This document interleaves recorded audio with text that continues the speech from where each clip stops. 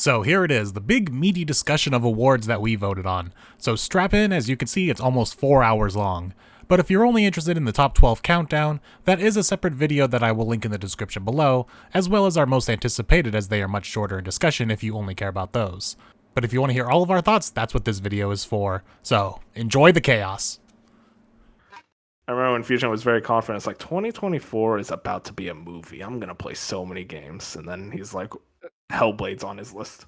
You don't know that yet. You don't know that. I know for a fact it is because you told me. No, that could have been a lie. Why would you lie? Get ready to see Silent Hill remake. Oh, I've lied about what's on my list for sure. Mostly the bench to keep him on his toes. I just think it's funny. We'll get to it in the fucking video, whatever. I'll get to it when I see Hellblade and Fusion's name next to it. Welcome to the second annual Slice of Gaming's award shows, namely called the Soggies. As I called that just a joke off a one-off joke, and it just kind of stuck. I don't know how it stuck to the Soggies, but it did. But we are here for the award show. Almost everyone's here. We got a full house here tonight. Do we want to go through everyone, or we just want to get right to it? Well, let's introduce everyone. Okay, we'll just go down the list. I'm your host for the Evening Moon. We have Beefhammer. Enjoy. We have the Wolf. Yo. We got Dark. Hey, how's it going? Got Bench. Hello. Fusion. What's up? Bop. Howdy. And Jet. Haven't talked to you guys since last year. Oh, That's a good one, dude. That's a good one. we were talking before the podcast. The joke doesn't even work, Jet. The audience doesn't know that. Yeah. Well, now they do. The only time we talk to each other is on the podcast. But anyway, 2024 was a full year, full of filler, I think some might call it. But there were a lot of games that we played, and we decided to rank them all and decided to now yell at each other for our decisions. And that's what this is all about. We've got in categories here. I'm probably listing it right here on the video, but we got multiple categories. We got Game of the Year. So we're going to go through all that. How the voting system works. We changed it up a little bit if you watched us last year. How it worked was everyone was able to vote for up to 3 for points in a ranked choice voting system. And that's pretty much how it worked, is you got more points based on second and third choices, which did elevate some candidates to winners because of that, because they got a bunch of second and third choice votes. So it shifted up the narrative quite a bit. So it'll be interesting to see how that played out. And I think that is about it. And I already have the recording of Wolf's giving our plug, so I can just use that. I'll play it right now. You can find us YouTube, Spotify, Apple Podcasts, wherever podcasts are found. Like the podcast, follow us on Twitter. That is fucked. The power of editing. But Actually, he literally was like, I'm using your past self. Okay. At least it's not like an AI wolf. Can you do an AI wolf, actually? I want to hear that now. There's probably a podcast to go through. But yeah, we're gonna try to make this speedier, because I think we were at like 3 hours last year, and we're gonna try not to do that again. It all depends on how much we want to argue. But 4 hours. But we got all of our categories here. We got narrative, ongoing, score, remake, multiplayer, indie, game direction, early access, DLC, character, backlog, art direction, reveal trailer, song, VR, male performance, female performance, and antagonist. So I didn't really have one to start with. Does anyone have any suggestions? I need to do ongoing first, just to get it out of the way, because I know these motherfuckers ain't play shit. Exactly. As I said, think me and Bob might we're be the cutting only this ones. next year. We're definitely cutting this category next year. So yeah, let's just get this started. So, best ongoing. Ooh, I like these. So we got Fortnite. Okay. Yay. I guess. We also have Helldivers 2. Yay. And we also have Marvel's Snap, our mobile game of representation. Of course. Overwatch 2. Oh, well, I know who wrote that. No, you don't actually. And Walkabout Mini Golf. Oh, well, there. Now you do. Oh, so there's 5. And your winner for best ongoing is... Yeah! Fortnite. This is Yeah! how uninvested I am, by the way. I didn't One miss last anything when year, I saw that. No, it was... And Wow. literally the only thing people voted on was Fortnite, so I just threw up 2 other games here for our runners-up. That's very funny. Wait, what about my... I voted Helldivers. Did that not get on there? No, because I only got 1. So it was tied with everything else, so I didn't throw it on there because it was a 2024 game. I thought I thought one gets 3 points, like whatever you put it. I thought that was a Yeah. category that only had one nomination. Everyone had one vote except for Fortnite. So everything was tied. Okay. I didn't put anything, to be So honest. I voted. For half of you Fortnite. didn't even put anything, so that's the other problem. Well, what do you want? I'll talk Was- about Fortnite very briefly Because because it was my best ongoing game of the year. In the last month or so, it's honestly what bumped it up because me and a bunch of roommates just really got into Fortnite and put like 20 to 30 hours in like 2 weeks with the new launch of Chapter 6, and we've just been having a blast playing ranked, zero build, the OG. Just it's a game with a lot of content, and it's very fun to just keep coming back to with a group of friends. my thing about Fortnite is that it's like we could just give it the award every year.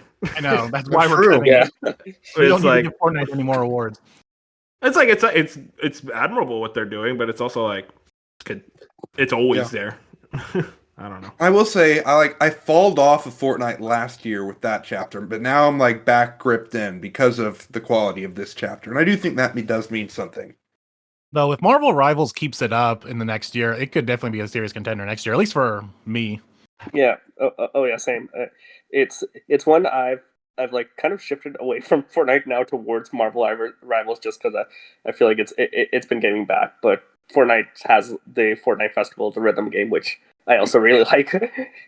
All I'll say about Fortnite is we should have recorded Fusion playing Fortnite when he played with us that one time because bro was miserable. He hated it. It's also very funny that you guys, or I guess Jat mentioned the festival and the rhythm game and other stuff, but not Rocket Racing. So it just goes to show Rocket League really did die for nothing. R.I.P. Rocket League's League. still out there doing No, its it's thing. dead. Isn't it out? Like you could just play Rocket League? Like what's the deal with that? They just made it where it's like you can't play it anymore? No, they pretty much like moved the development because Epic owns Psyonix and they pretty much like moved the development to Rocket Racing, or at least they did, and it like stopped the development of Rocket League, and they took away a lot of things and changed a lot of things to make it more compatible with Rocket Racing and trying to get people to go to Rocket Racing, and it just kind of like killed the player base. It's still alive, but like it's dead in my eyes. God bless. In my eyes. But also, real quick, I do want to shout out the second place winner by Technicality Walkabout Mini Golf, because this is genuinely a really good candidate for best ongoing game. It's a VR title, which is why probably most of you have not heard of it. But it came out. Wait, what? I say keep going, but I'll back you up on this actually. Okay. This game came out in September of 2020. So it's a 4-year-old game, and it only launched with 8 courses. But since then, they have added, let's see, what is that? 7, 14, 21, and they're still going. So they've added 21 courses. They've had collaborations with Jim Henson's Labyrinth, Myst, Wallace and Gromit, Meow Wolf. They had like Jules Verne little like collabs, and they've had all these like very intricate and like very detailed maps that are just genuinely like great mini golf maps, and like it being in VR, it really does like transport you to like a different world. So it's pretty incredible that that game's like 4 years old and they are still like, they just pumped out a new course, and every time I go and log on to that game, like there's a new course to play. And I'm just really happy that they're still like keeping up with it. And yeah, I'll just back him up real quick. I also played that this year because I got VR. I put way too many hours into it for a mini golf game. It's really fun, and it's so much fun just because of how quickly you can get through a round. So yeah, that's one I'd recommend. So it does deserve the second place there. Cool. I made a good choice. Good. I just want to shout out Helldivers 2 in terms of the ongoing support. They've continuously been rolling out updates. There was a stint where they kind of nerfed a lot of stuff and kind of broke a lot of things that made things really fun about that game. But they went back on it because of community feedback, and they are consistently updating the game, free updates, and they release battle passes. In terms of ongoing support, like that was my vote because I just think they're kind of nailing it. All right. So we do have a suggestion for the next category. Best backlog? Best backlog. We want to get in the backlog already? Yeah, Before we yeah. get to the new games, let's get to the old games. Yeah, let's. I would say like build up to Okay, that works. Yeah, Like a ongoing the years, backlog, like- both old games. Let's do it. Yeah. All right. One of the longer videos because literally everyone had a different game. Wow. Best I mean, backlog. That's the way it works. We have Bioshock Infinite.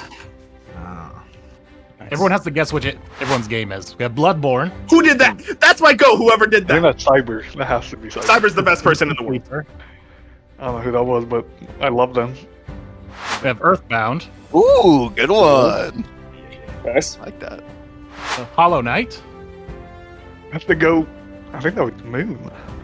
And we have Persona Hopefully. 5 Royal. Interesting. Yeah. Interesting. What? Why do you say Title that? Goose Game. That's okay. That's like beef. We got a dice watcher over Venba. there. Nice. Imba, this is the best backlog game. And Choice. Walkabout That's Mini what are you talking Damn, who picked that one? Gee, I wonder. I really think. And Yakuza 0. Oh, good one. Good one. Oh, very good choice. Your backlog must have sucked if And Imba was who's number one. the And your winner for Best Backlog is the video game industry. Nice. Yeah, Man, you true. should have just chosen your choice. Yeah. Yo, I was hoping Persona would win twice. Twice in this August, but that's okay. Wait, so okay. Let's figure this out. Bloodborne was definitely Cyber. Moon, you have the results, right? Yeah. Yeah, what's Bloodborne, your- was Cyber. Yeah, that's not surprising. Cyber's the go for that. You know, he's always been my favorite. Shout out Cyber. Yeah. And Moon, if you want to just list them all off, and then we can kind of briefly Okay, talk about yeah. each of our games. Backlog. Scroll over. I hate the way this spreadsheet's laid Hey, out. I really want to know who put Vimba. I really do.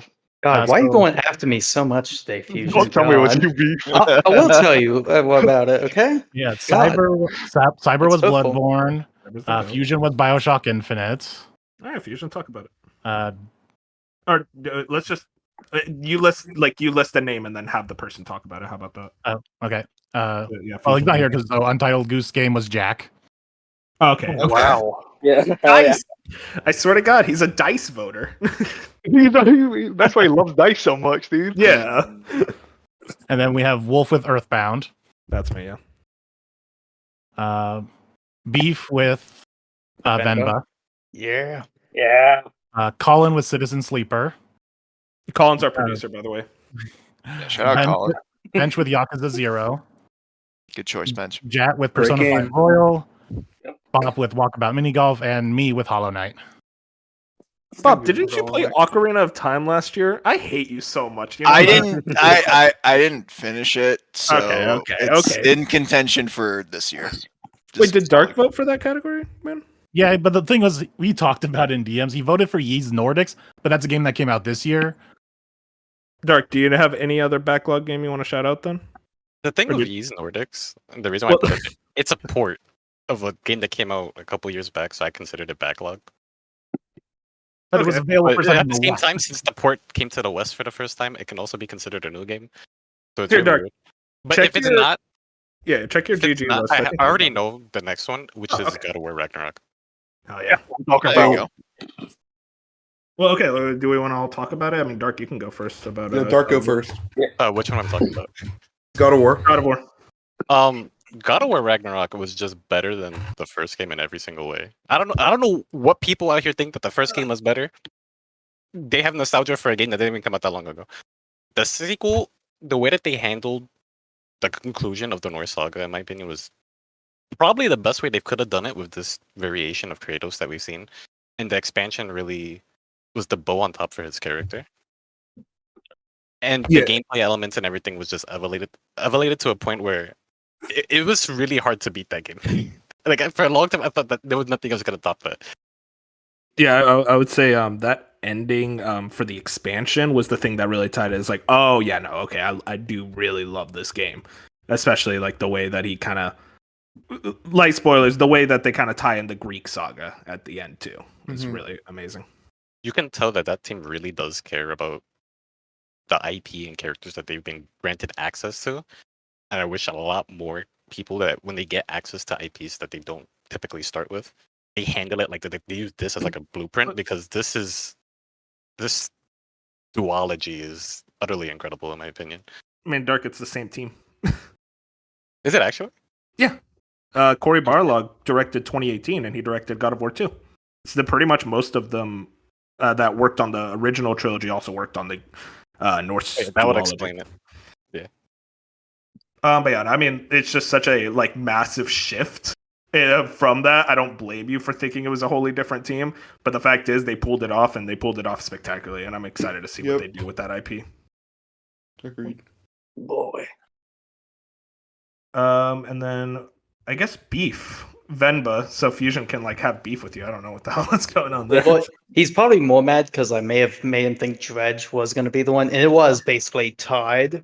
But to make someone else happy, Chad, who actually recommended me Venba, because Yeah. I had it was on Game Pass. I downloaded it last year, but I've been on this rodeo of the 2-hour basically narrative game with like light gameplay. And I was like, I'm not going to actually enjoy this. So I never actually started it, but I eventually did this year because I just had the time. And I got to be honest, this one is way better than I expected. And to the point, I was basically almost about to cry at the end.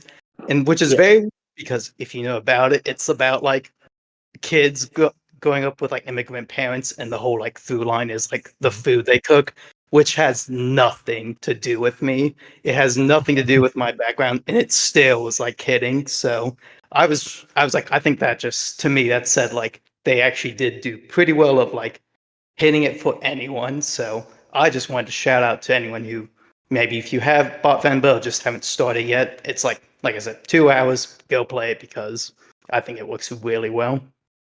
It genuinely looks like a very emotional game, like one of those like by the end you're like crying. And that was the other thing is I also was like, oh, didn't even think it would be emotional. I just thought, oh, it's just like it's a chill cooking sim. I didn't think the story was going to be as like good as it ended up being. Oh yeah.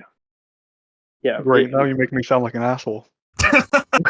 You just wanted Dredge, which is also very good. Again, also last year I think, and also should be go play, but that's more if you like a game than narrative. That's probably the second runner up. And then Jat, you played Persona. How about you? Go. Oh my gosh. So yeah, 2024 has been quite a journey for me with starting with one Persona game and then going one after the other. But yeah, Persona 5 Royal. Oh my gosh, that game.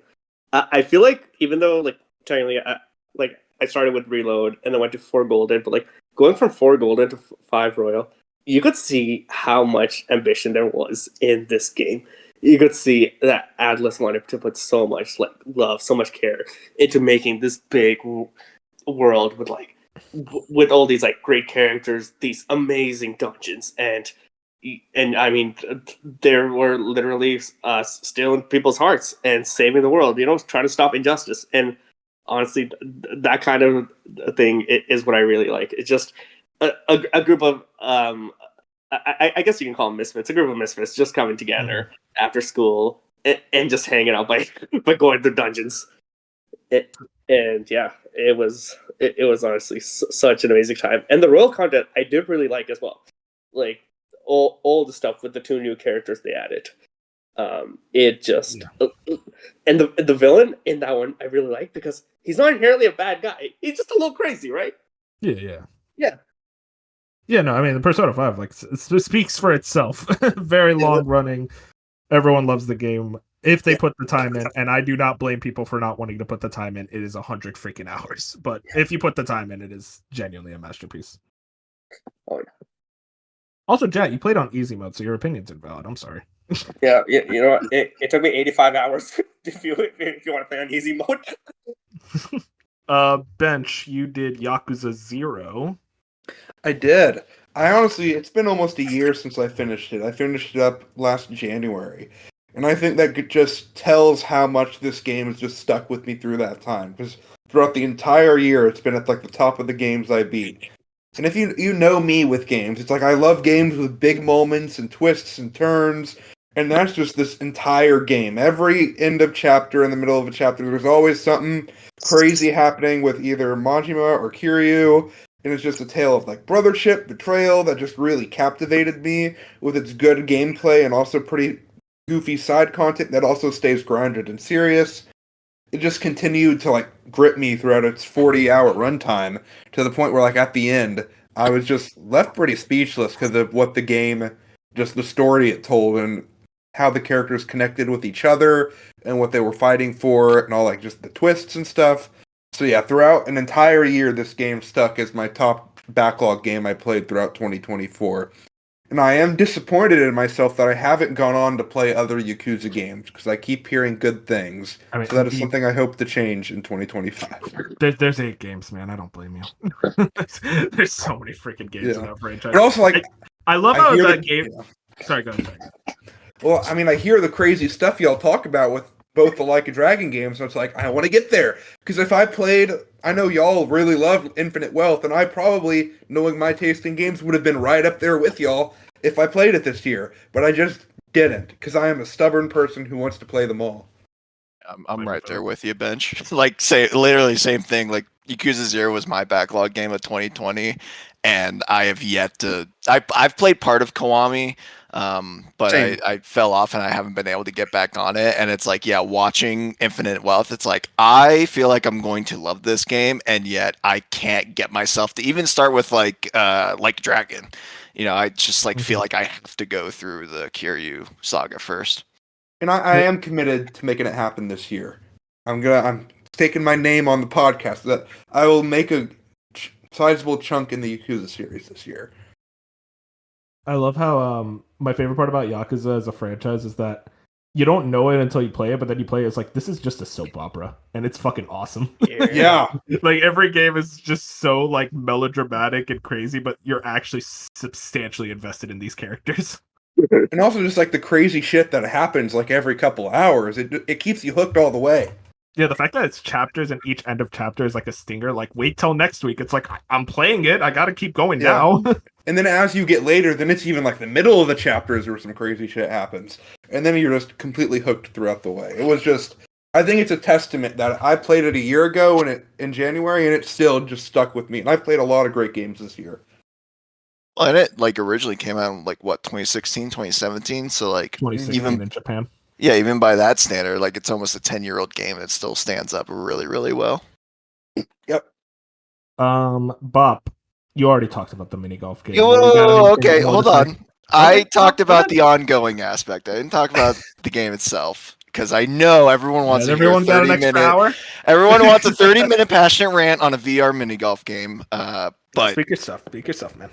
But genuinely, because I did as one half of the VR correspondent duo here between me and Beef, I did get my VR headset at the beginning of last year, and when I was looking at recommendations of what to play first, a lot of people recommended Walkabout Mini Golf, and as someone who golfs a lot in their own free time, I was like, oh, okay, this would be right up my alley. And I kind of went into it like I like arcade golf games, so like I was willing to have an open mind about this, but I'm like, it's probably not gonna be like, the tracking is gonna be like okay, or I'm gonna have to make some like compromises somewhere. And I went to play for the first time and was like, oh my god, first off, like the mechanics are insane. Like you really do like the aiming really matters. Like even a slight like bend in the wrist or like aiming wise, like you could really like it's a legitimate margin of error that you would see on a golf course. And then just because it's VR, it's like you get transported into space and it's like I feel like I am in space. This is incredible. Like I get a fear of heights looking down on this cliff.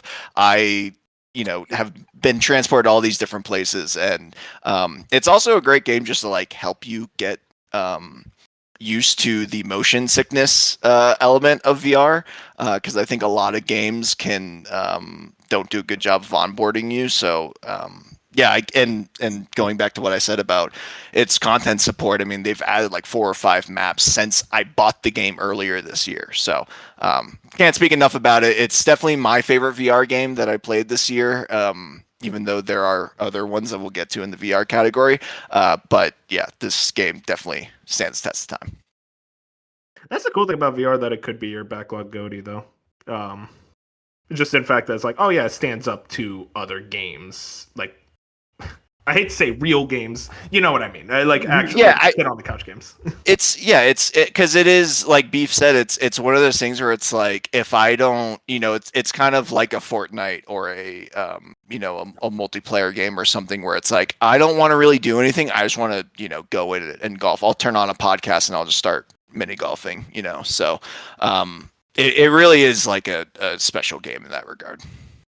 that turn on a podcast and just golf. It reminds me of the runner-up for Backlog Goatee Power Wash Simulator. It's like just throw on a podcast and just power wash, man. There's something in these games. They do something. That actually sounds really nice. Just doing a podcast with it's VR mini golf. That sounds awesome. Moon, you were Hollow Knight, correct? Yeah, Hollow Knight. I'm surprised you were as into it as you were, though. That's exciting. Spread the good word of this game for the sequel. Like Metroidvanias is like so hit or miss for me. It's like I either get really into them or they just lose me in the first hour, kind of like Nine Souls did. And but yeah, I enjoyed Hollow Knight even through the stressful boss fights. There were a couple It's so funny like how the pendulum swung between I did this boss on the first try and it took me 2 hours to beat this boss. Like there was no middle ground. But I love the combat, the exploration worked rather well, and now it's gonna be like my standard for any Metroidvania, at least when it comes to like mapping a Metroidvania. So like Prince of Persia: The Lost Crown and Hollow Knight are now gonna be like my gold standards for those kind of games going forward. But yeah, I enjoyed it a lot. And where's Silksong? No, brother, that's what I've been asking. You shouldn't have played it yet. It doesn't exist. I thought by you playing it, Silksong might have came out right after, but nope, you didn't have the power. I had to delay it. I have that power. Has Bob played it? Maybe he's the one with the power. I've played Hollow Knight. Oh, okay. I always forget you have. You never talk about the thing about Hollow Knight fans is all they do is talk about He doesn't like it. No, I'm more in the Ori camp when it comes to like Metroidvanias. So like two legends can't coexist. No, they can. That's why it's like I don't hate Hollow Knight or I don't like, but I do prefer how Ori approaches it more than Hollow Knight, and that has nothing against Hollow Knight. It's still a great game, but that's why I'm also like not gonna talk shit on Hollow Knight because it still stands up plenty on its own. It's got great combat too. Ori too. And then wait, hang on, let me make sure. Oh, Fusion. You got it. With BioShock Infinite, which actually I'm not surprised about. You're not surprised, or you were surprised? No, I'm not surprised that you were. I remember when you beat it, you were like, "Guys, whoa." BioShock Infinite is really good. I will say, as funny as it is, this was the hardest category for me. We should really show the rest of the year for me when we get to those categories, but it's because I played really good games. Like, I'm just gonna shout out Celeste was up there and Inside. Nice. My big three were Inside, Celeste, and then BioShock Infinite. And but kind of Doom like Jack. And what did you say? Doom at number 4. Oh yeah, Doom was up there as well. Those are like my 4 big games that I was like, these are my backlog games I really, really love. Nice. But kind of like Jack did with the Atlas games, I went back this year and did all the BioShocks and the DLCs. I did all 3 of them, and I was like, by the time I got to the end of the journey with Infinite, it just felt like it all came together in a perfect package that I really adored. And like, I love Booker as a character. I love Elizabeth. I love everything they did with BioShock Infinite and how it was so much different than Rapture in that first and second game, where it's like it just feels completely new colors. The story's super religious, which I really like the in-depth religious pieces they go with it. At the end of the day, I just think BioShock Infinite is like a very highly rated game, like when I look at it in my own eyes. So like it's gonna be in a top 25 favorite games of all time list. I was like, if it's that high, it's gonna be my backlog game of the year. I just think it's 12 years old at this point, and the fact that we were talking about Yakuza being 10 years old and that's still holding up, I think BioShock Infinite holds up very well today and today's standards, especially for shooters. So like, I don't know, I just really love that game. Yeah, dude, that's awesome. I mean, it's a very high quality game from all I hear, and was it like an 89 on Metacritic? It's like really highly rated. I thought it was in the 90s. I might be wrong. I mean, I could check it out real quick. It is interesting though that there was a weird narrative shift. I don't want to say weird, but a lot of like kind of revisionist of like, oh, BioShock Infinite wasn't good, and like a lot of like people saying that. So it is good to hear like someone like you going back to it and going like, no, actually, it is still a banger. No, as someone who played it at launch, there was definitely this divided camp kind of Oh yeah, I don't want to say as strict as like Last of Us 2 divide, but there was definitely a two-sided camp of this is amazing or this is the worst thing ever. And it's nice to see that as the years have gone on, those camps have dwindled down and everyone's like, yeah, this is a good game. Yeah, fair. Yeah, and I was right. It was 94. You were right, for sure.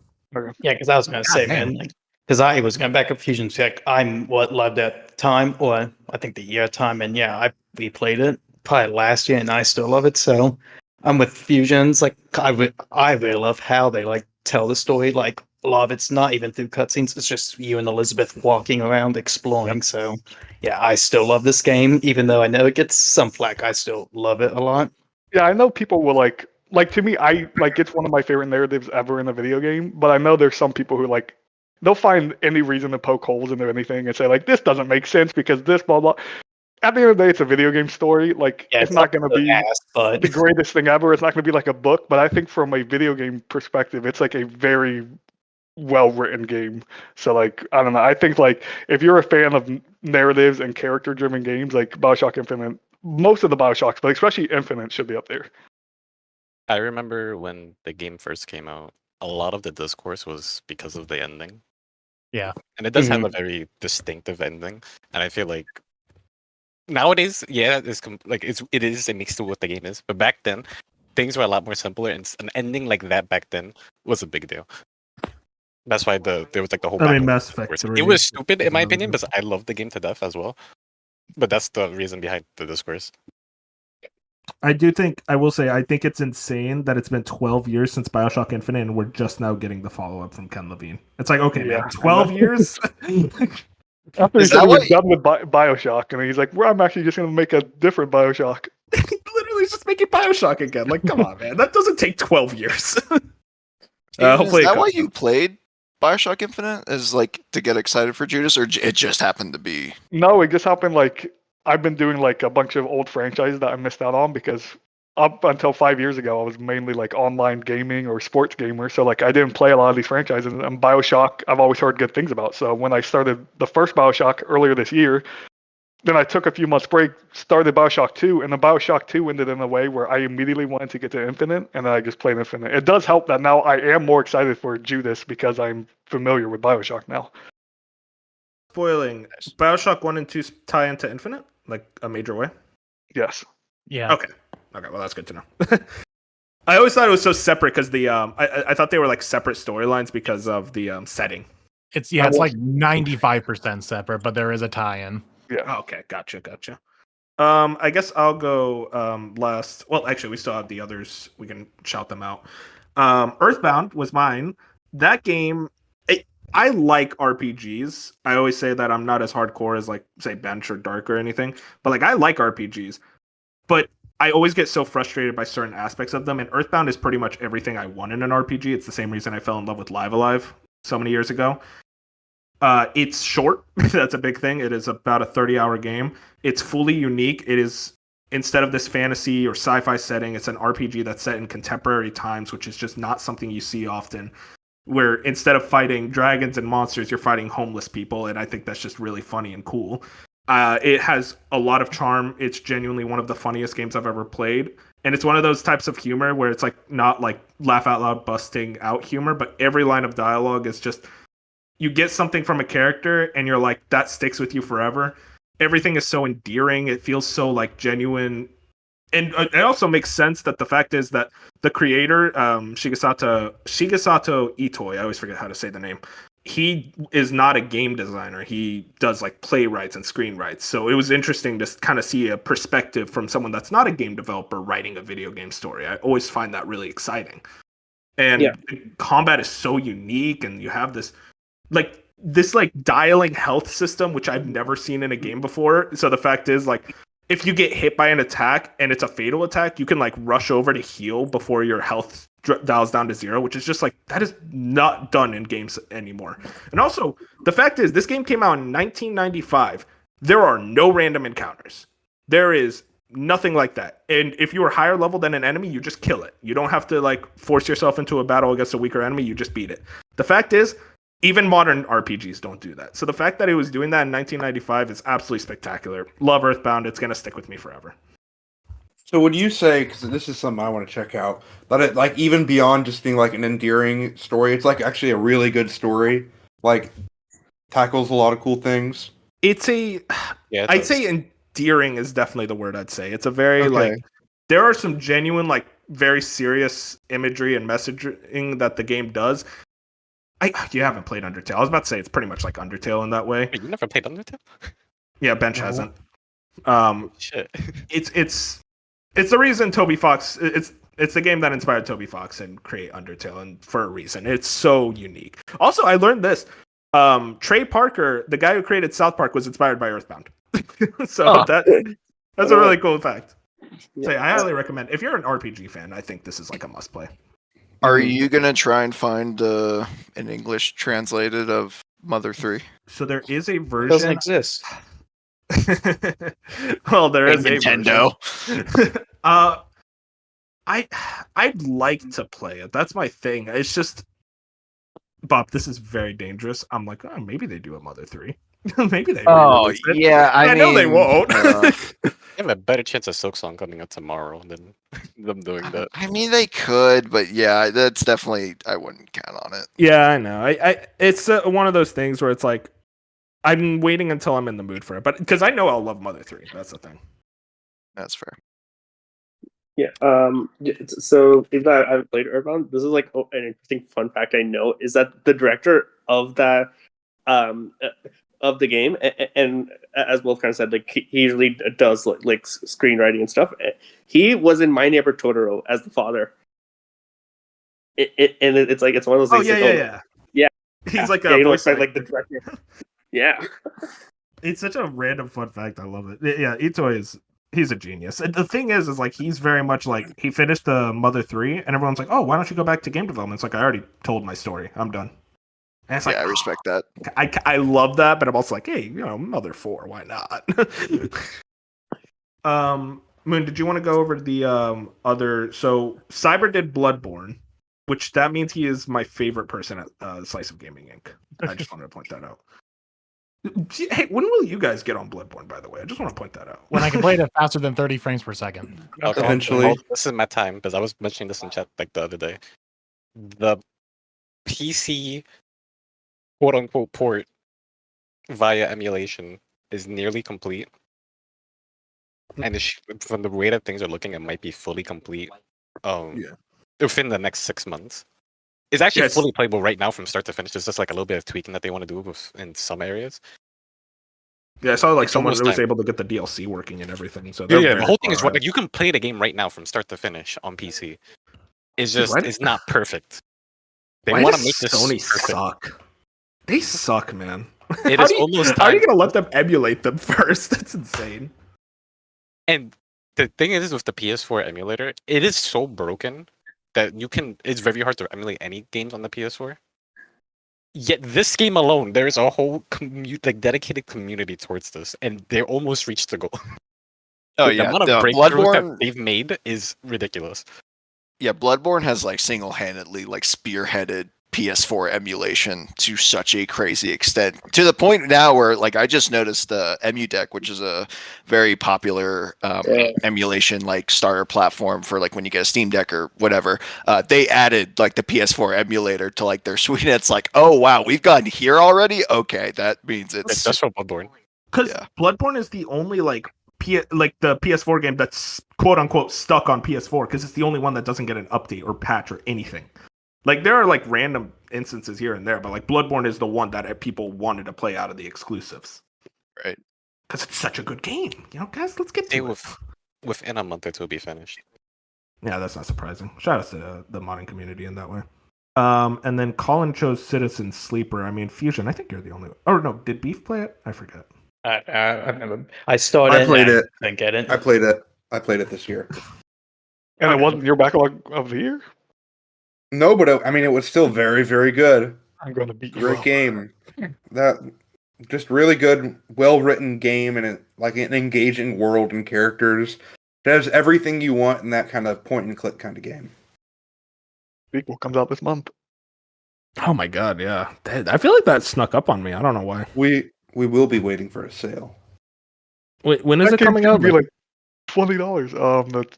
30, no, the I think 28th. it's also on Game Pass, isn't it? Oh, is it on Game Pass? I think It might. the first one was. The first one was. I forget if this one is, but it comes out the 28th, I want to say, of this month.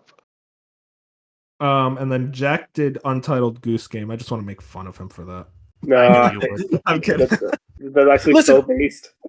It's a good game, but like I always, whenever I look at that game, it's like this is a great game, but also this should not have won dice. All right, I'm still mad about that. Yeah, it's definitely. I mean, it reminds me a lot of like, maybe not like to the same exact extent, but like, thank goodness you're here, where it's like it's a very specific type of humor, and you get out of it what you put in, because of just like all the ragdoll animations and the physics and the AI and stuff. And so it's like it's definitely like it was a very refreshing game to come out when it did.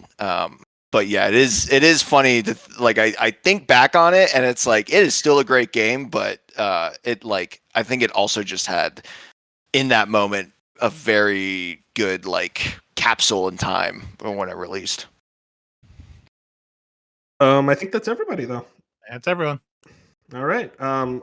What category you guys want to hit? Now, I think I like the idea of like kind of going with the I don't want to say older game, but like before we get into the big stuff, kind of the early access. Yeah, I was thinking like early access and DLC, like not the full game. VR. Yeah, that type of stuff. VR. Yeah, All right. Let's indie as well. Yeah. Oh, you want to knock out VR? We can knock out VR. That should be. Yeah, good. VR is fine. I know we ought to talk about it, so yeah. Yep. Best VR AR is Batman Arkham Shadow, Into Black. I forgot to write down the dollars. Pikmin VR, Okay. Wait, what? Taskmaster VR, Of course. and a ballot that just says whatever Bob votes for. Nice. Yep, I It's give good you that. Photoshop. And your winner is Batman Arkham Shadow. Pikmin robbed. Yeah, I know, now all of a sudden Wolf's gonna be a critic in this category. I need to know about that Pikmin VR. Okay. Was so my vote counted? Was my vote counted? Yes, you boosted Bob's votes up. So by it's one. just my votes twice. Yeah, that list is just Bob's. That's list. funny. Okay, so let me had explain one. the. Yeah, Oh, it was sorry. only Arkham Shadow. What do you want? I didn't. Go ahead. I just wanted to really talk about Pikmin VR for a second. Yeah. That's not a thing. Damn. I literally put on the ballot is like put Pikmin into VR, then we'll talk. That's literally what I put. And Moon DM'd me. It's like, Wolf, I'm trying to find this Pikmin VR thing. I don't see anything about it. It's like, Moon, it was a joke. So funny. No, 'cause I thought it sounds was a dope. joke, but then I typed it in because I wanted to find an image. But then there's like this guy on YouTube who apparently made some like fan-made Pikmin VR game thing. Wait, hang on. I gotta watch this.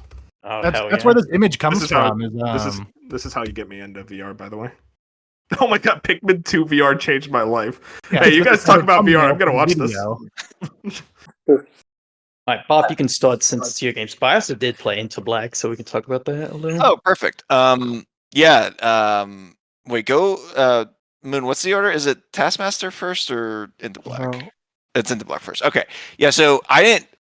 Beef, maybe you can help me out here because I didn't beat Into Black, but I Well, played. me neither. Okay, yeah, I was gonna say because it is a little bit longer on the VR side, Yeah. but it is a very Mhm. cool concept. It reminds me a lot of No Man's Sky, and of course, I am partial to sci-fi as it is.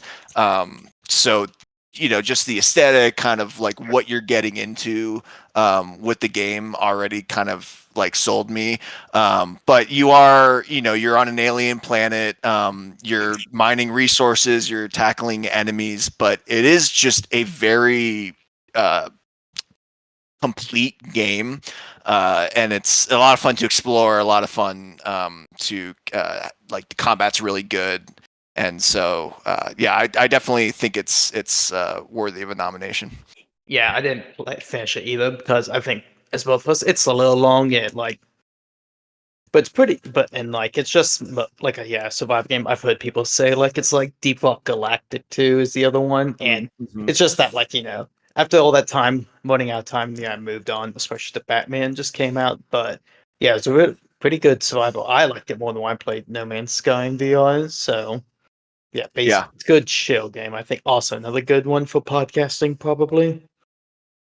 I don't know how chill it is when you get like in those huge swarms, but listen, I didn't find the combat that bad, but no, I not to say like I just wouldn't say that chill. chaotic, Like you yeah. do have to, yeah, it's a little chaotic, but it is fun. Yeah, and then going into number 2, Taskmaster VR. So Taskmaster, I've never heard of Taskmaster, but is a British comedy show where they basically like put you in these situations and you have to finish these tasks in like unique and ridiculous ways. Shout out Jack. I'm sure if he was on tonight, he would help me out with the actual show itself. But essentially, the VR game is the show, but you are the contestant and you have to complete all these like ridiculous tasks. So it's very funny. It's a very what you kind of like what we said with Untitled Goose Game. It's however much you put into it, you get out of it. It's got a very like niche brand of humor, but I think just being in VR and putting yourself in the scene of a game show, I think is just a really fun idea.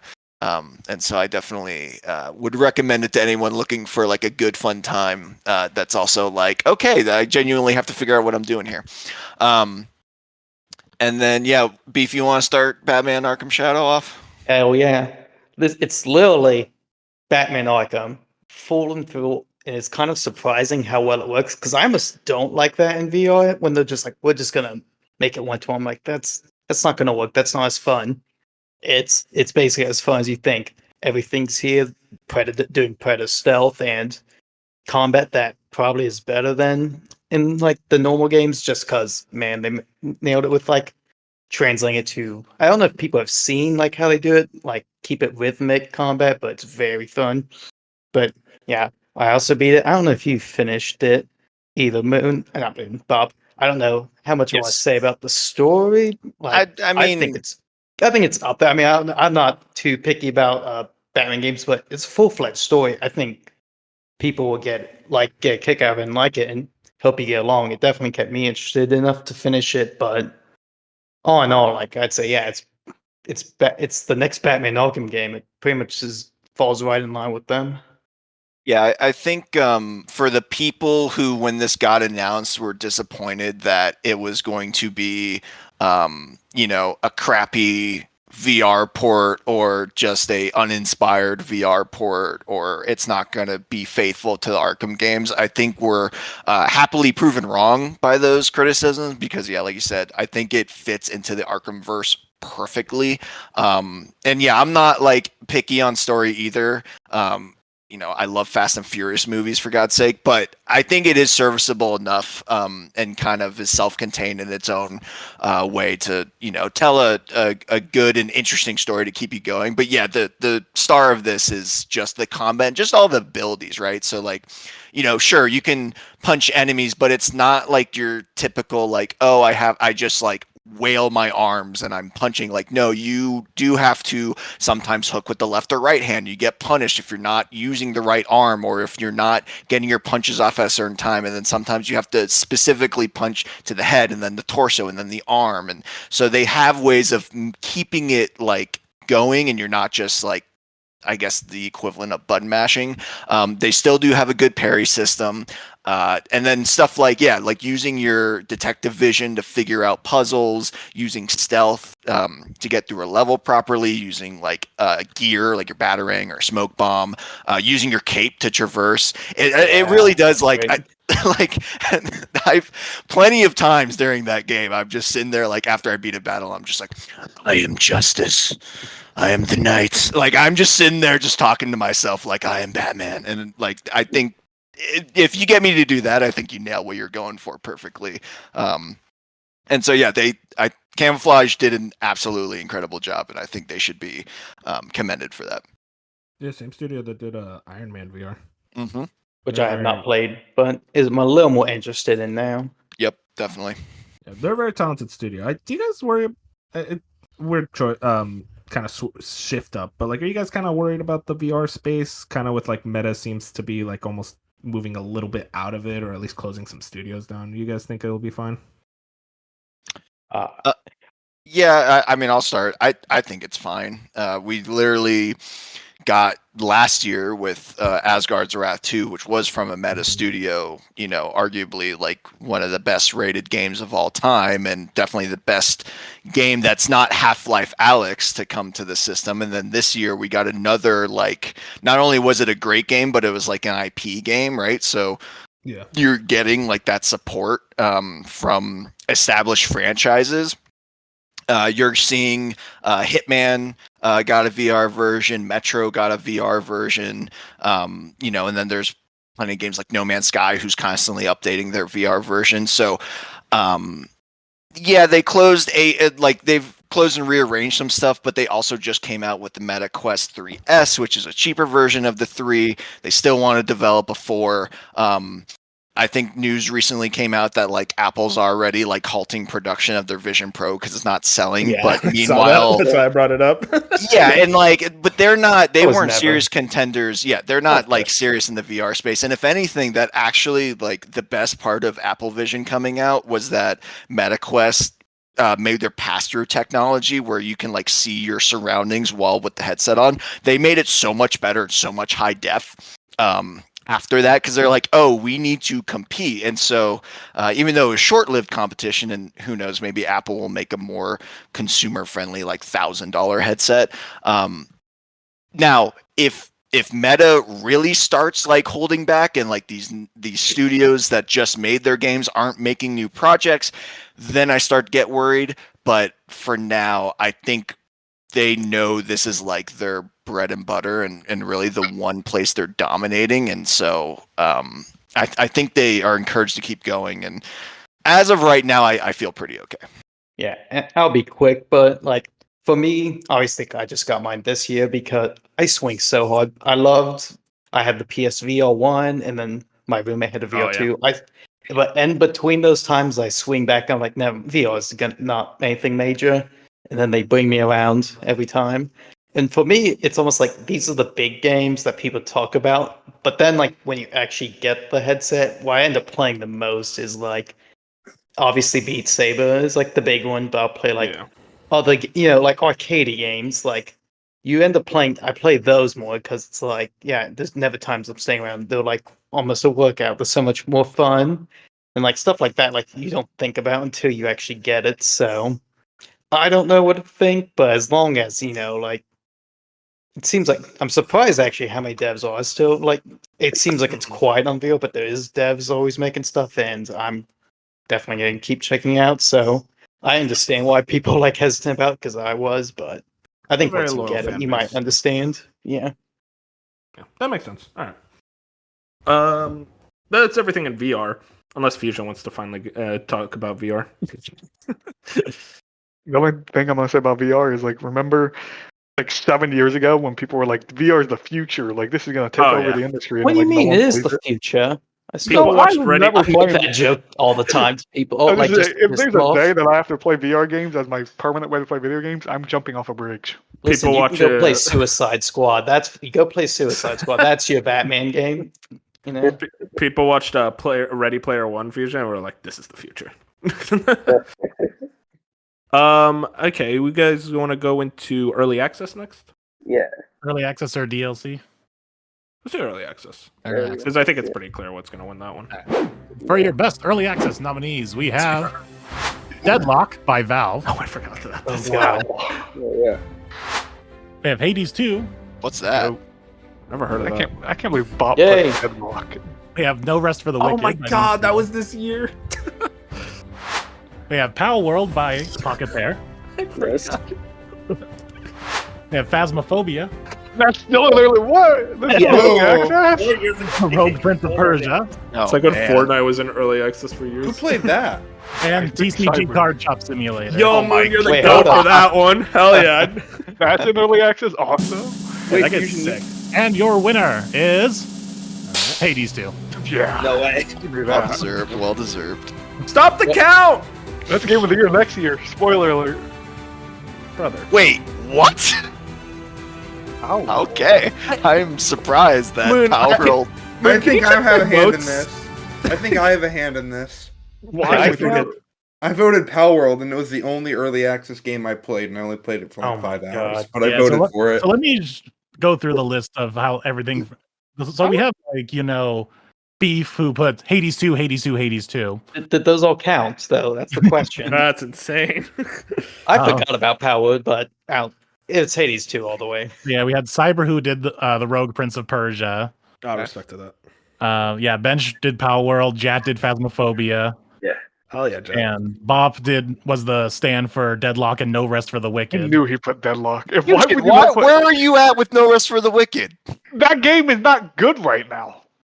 Whoa. It's not good right now, Bop, and you know it. We Whoa. went on this podcast But 8 it's months still- ago, but and we it's talked still about the worth state a of the game it's vote. in. No, it's It's not. still worth the okay. All right. It ain't. It ain't. And you have to be a good early access game to be voted on. That game in its current state is not a great game. It is That's just fair. We're doing the Hall of Fame, not Hall of Very Good argument. I can Exactly. respect that. I can respect that.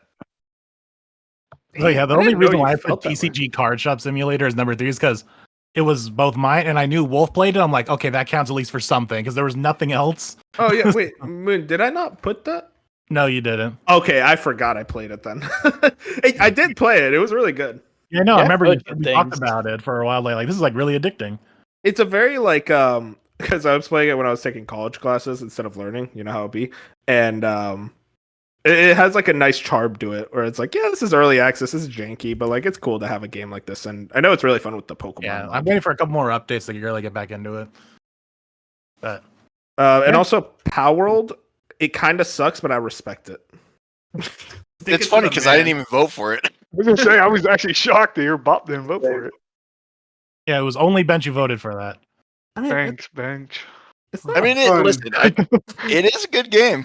Yeah, I don't listen, Bob. You know I guess it. Come on, you know It's not. actually not bad. No, I Yeah, agree. It is like it sure okay. It's kind of in the same. Okay, this is going to be a crazy ricochet shot, but in the same way that like Marvel Rivals feels like Overwatch and like it's taking a lot from it, but it's obviously its own separate thing and doing its own separate thing. Power World very much is like that with Pokemon, where like it is taking a lot from it, but it is still trying to do its own thing and everything else. So I get what you mean. I'm glad it exists. I like the idea of like more companies doing that Pokemon formula. I just think it's like the game barely works. It feels like whenever that's not I'm true playing though. That's not just not true.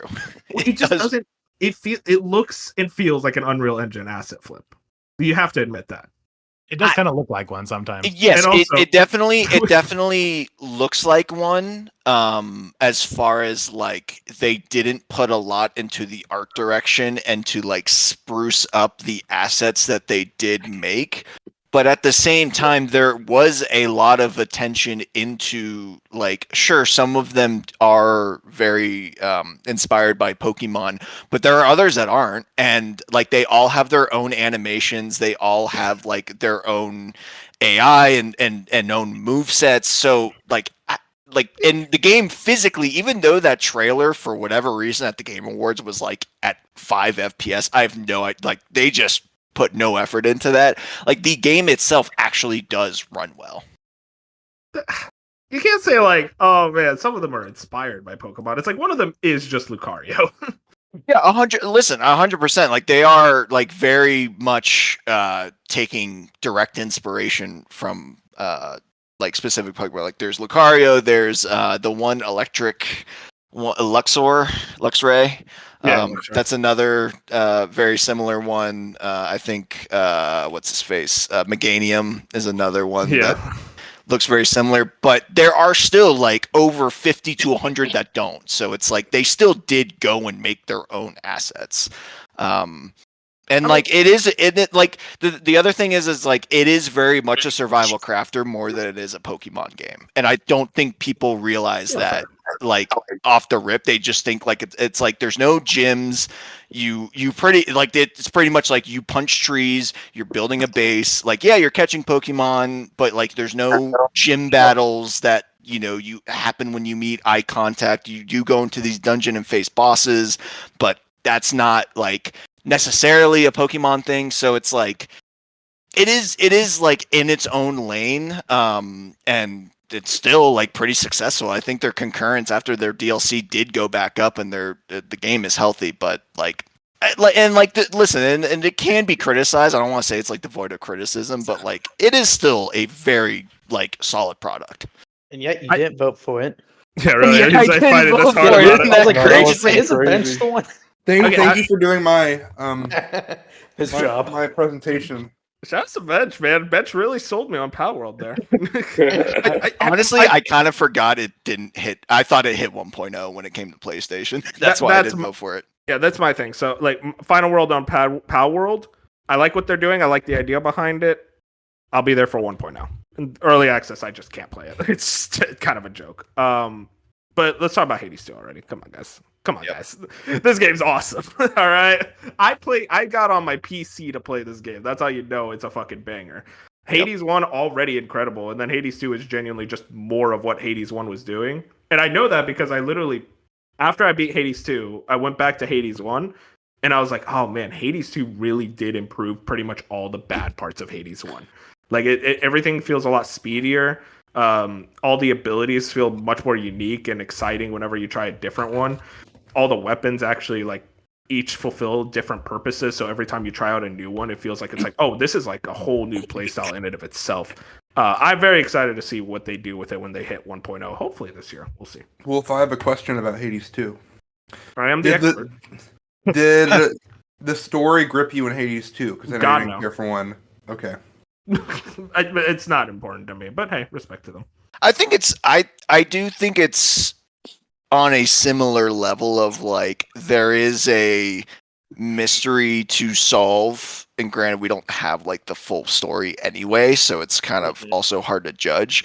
But like in the same way that we were talking about Arkham Shadow, where it's like, yeah, it's not anything riveting, but it's enough to make you keep doing the runs like over and over and like getting to the bosses and solving it. It's enough to keep you going, and I think it's serviceable in that way.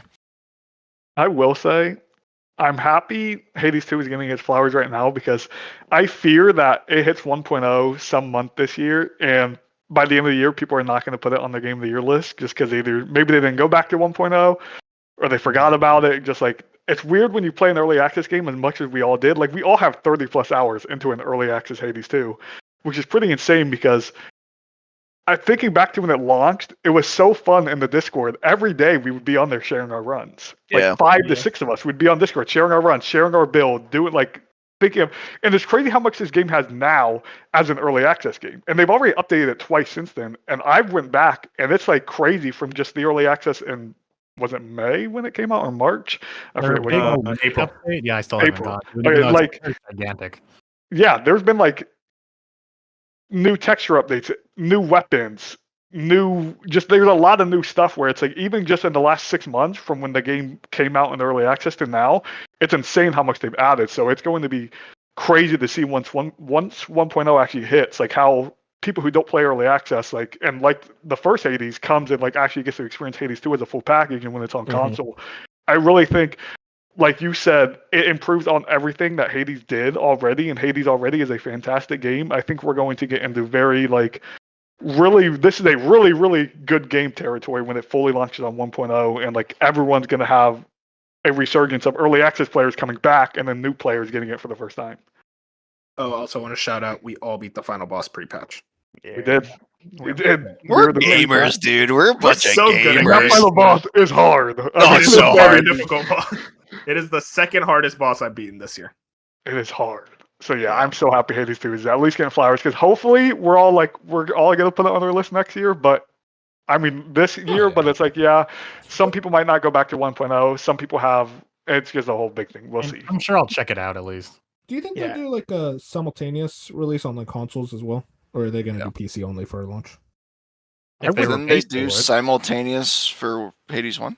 No, they didn't do simultaneous. No, It came out on 1.0 on Switch, PC first. didn't it? It was on Yeah, PC that's what it for a was. long Yeah. time. Yeah, it came out on Switch 1.0. I think. I would think they would do everything at once, but I wouldn't also be shocked if it was 1.0 and then like console was like 2 months later still. Yeah. I still think console will be this year. I would assume. I'd The like to console believe works. that. All right. Well, I think that's All it right. for early access. And that will Shout do out Deadlock. DLC, and that should be the wrap Oh, up of all the... shout outs to Deadlock, by the way. Valve released a Shout game out and to then Deadlock. technically didn't Did release they it. release it though? They didn't say they did. Oh, that was They've just been quiet on it. I remember getting news for that every week, and whenever I made the doc, I'm like, I don't want to talk about this. I don't care enough. But Deadlock, great game. Shout out Spot. I think it'll get more popularity if Valve releases it for consoles. It would be harder. It's a harder game for controller than mouse and keyboard, but like I think it's doable. I think it'll get more popularity when they release It's it. definitely doable because I tried. True. I did do the mapping. There was like this a tutorial to do mapping on a controller, and I tried that. It's not terrible. It's definitely doable. Yeah. Yeah, I mean, League can be played with controller, right? Or am I wrong? you're wrong. know. It That I cannot. don't know. Oh, okay, well, I'm wrong. Sorry, guys. Best All right. DLC. I'll save you by going in best DLC. Thank you. So your nominees for best DLC, we have Elden Ring: Shadow of the Hey. Earth. Shout outs. And that's Voting it. Contender. We have Final Fantasy XIV: Dawn Trail, If I lose How this. that came out. and Final Fantasy XVI: Oh, The yeah. Rising Tide. Ooh. Don't tell me he just put all the Final Fantasies on there. We have Persona 3 Episode I Guess. Oh, I lose this Yay. category. Never mind. Yeah. We have Starfield: Shattered Space, Hooray. and we have Vampire Survivors: Oh, Ode to dude, Oh, I wanna check wow. this out. Oh. Hey. Interesting. And your winner for best DLC are Shadow Oh of my the god. Earth. I was fully expecting it to Your be episode, moment, I bro. guess I'll be honest. That'd be s- Oh, don't. Well, it's fine. oh, let's go. Second place. Hey, it looks like it was close. Oh, Bitch, where the hell is Dawn Trail? Final Yeah, Fantasy I'm 16 in the bronze. Wait, so I'm who's still voting for yapping Dawn about Trail? me. It was my Okay, number wait, one. wait. But I also You, but what about Rising Tide? it was You my put him number as well. Oh, okay. So then someone else must have had it. Yeah. Yes, So what love happened? So what happened was Jack messaged me later and said, "Put Final Fantasy 16 as my number one." He forgot he played it. So that Dude, bumped they it must up have to been really number passionate 3. about Oh it. my god. All right, let Bench talk about Rising Tide and Dawn Trail. I'll first touch on Dawn Trail. Dawn Trail Okay, has well, been very. finish your food first. No, it's done. I finished Dawn Trail back in June, and it was very divisive in that kind of community, and a lot of people weren't big fans of it, and I was. It was a thing. It really hammered into like grief and how you remember the dead, and honestly, that's something I liked in conception. Like I liked listening to that story, and it isn't something that really hit me until I witnessed that firsthand a couple months later, which really did cement it as one of the best things I played this year. On top of just having the best zones throughout the entire game, which is very impressive. The graphics update was great. My job got some cool updates. So overall, and I still go back to it. And then 7.1 came out a couple weeks ago, and I went back to it. I mean, it's just even better than based on Trilla. So and that dungeon was great. So it's just continuing to improve over time. Isn't there like a follower companion for that DLC that's like really annoying? I heard. Oh yeah, like the main character they focus on in the DLC is Wooklamont, and a lot of people don't like her because she can be overbearing, and it's kind of the story's kind of focused on her when the last two expansions have been focused on you, and so a lot of people didn't like being the big hero, but after like saving the universe at the edge of the universe, and they kind of took a step back and focused on more of like a story of you who's like kind of made a name for yourself. You're like the hero that saved the world, kind of mentoring this future leader, which I thought was cool because while you're not the main character, a lot of your past things make you like respectable with honor and how you've conducted yourself, and you're kind of imparting those teachings you've made across the entire game into someone who will be the future ruler of a nation. And I thought that was very cool, and a lot of people, I guess, didn't. So, but I really enjoyed it. And for the Rising Tide, I really liked it. It's definitely the better of the two DLCs. I think that's the new combat with Leviathan, and then the hidden combat, spoiler alert, like the Ultima stuff, is very cool. And I think the story it tells is also pretty good. But I do think the final boss is a bit of a letdown in the Rising Tide. While it's a cool icon fight in scope and scale, a part of the fight is just very annoying and hard to do. That bad game design hard to do. So that was a little disappointing. But I also think it was just a fun final like hurrah to those characters in that world that I really enjoyed throughout 16. Is it better or worse than the first DLC, you'd say? Better for sure. Okay. It's also just way bigger in scope than the first DLC. The first DLC you can beat in an hour or two, and this is like 6 hours. Because it also adds a whole new area that you can explore that's really pretty and honestly technically impressive. Is it like required reading for anyone who really enjoyed 16, where it's like, hey, go and play this is a required part of it? Not really, but I mean, if you liked 16 a lot, I'd recommend going back to it because it's still just keeping that quality. All right. And then episode, I guess I assume this was Moon and Jet trying to steal Erdtree from me. What the hell are you talking about? Yeah, Beef. Well, no, I assumed Moon and Jat, and then who else? Okay. Beef. I didn't this say is my you favorite. didn't. The DLC for my favorite game of all time. No, that I no. also I put third. Oh, okay. I will say, Beef, I did want to ask you specifically, do you think it's a little weird that like they sold this part of the DLC, which was part of FES, Yes. like for the remake? Yeah. I always thought that was weird. I was almost like, because I guess so I'll explain a little my feelings on, I guess, and it is kind of from what I'm hearing about Tide, kind of similar. It's like a lot about, without spoiling, like following up from Persona 3, like, I mean, like every Persona game, it's like kind of like you go through some shit. So it's like, I think the best review ever, Michael Hyams from IGN, he's like, it's about like healing and like how you kind of recover from like everything that they've gone through.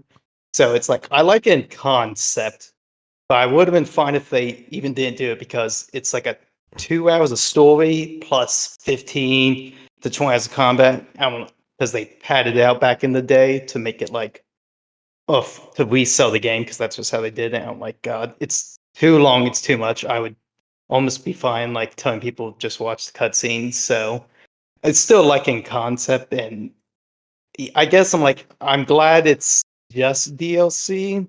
I forget how much the expansion pass costs, but yeah, it's like $20, right? Not really worth it. And again, it's so it almost feels like now it's like it's not as egregious as back in the day of like super padded out because they can sell it as this attachment, but it's like, yeah, I don't think I would like. I got it for free at Game Pass. I'm sure like plenty of other people did like as the perk, but if you had to pay, I wouldn't have no issue if you think it's like egregious. But yeah, and like I said, that's what my feelings on it. Like I said, I like the story, but like it's just there's so much around it that like it almost feels like there's not enough story progression.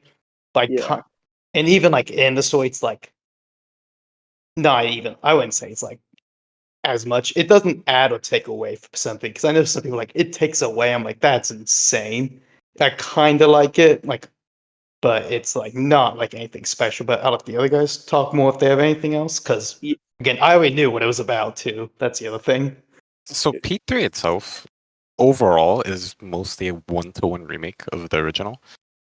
But when it comes to the DLC, I was really hoping that they wouldn't do that because the amount of padding, like you mentioned, is utterly egregious. Yeah. Unfortunately, they kept the one-to-one aspect ratio of it like the entire way through. And the thing that sucks is like they could have modified this to make it a lot better than what it was, but they just stood true to the original, which I give them respect for. But at the same time, they could have shortened it. There's no reason for it to be as long as it is. No, I agree, and as you'll know about me, the reason I play the Persona games, like, combat is usually secondary for me. Primary is like the social stuff and everything. And after beating the game, I thought, okay, I'll check out the DLC. And while I do like, I guess it's like minor spoiler-ish. There's like a new character that comes into the party and has some like pretty cool mechanics and everything. And while the combat is kind of fun, I am like still missing those other social aspects that I like doing outside of it. But I totally get what the point of this DLC was. Is that it's just for the people who enjoy like continuously grinding more and more and want more levels of Tartarus basically, versus like more story. But yeah, it was. We got some Tartarus haters here. Nah, Tartarus is great. But I love Tartarus.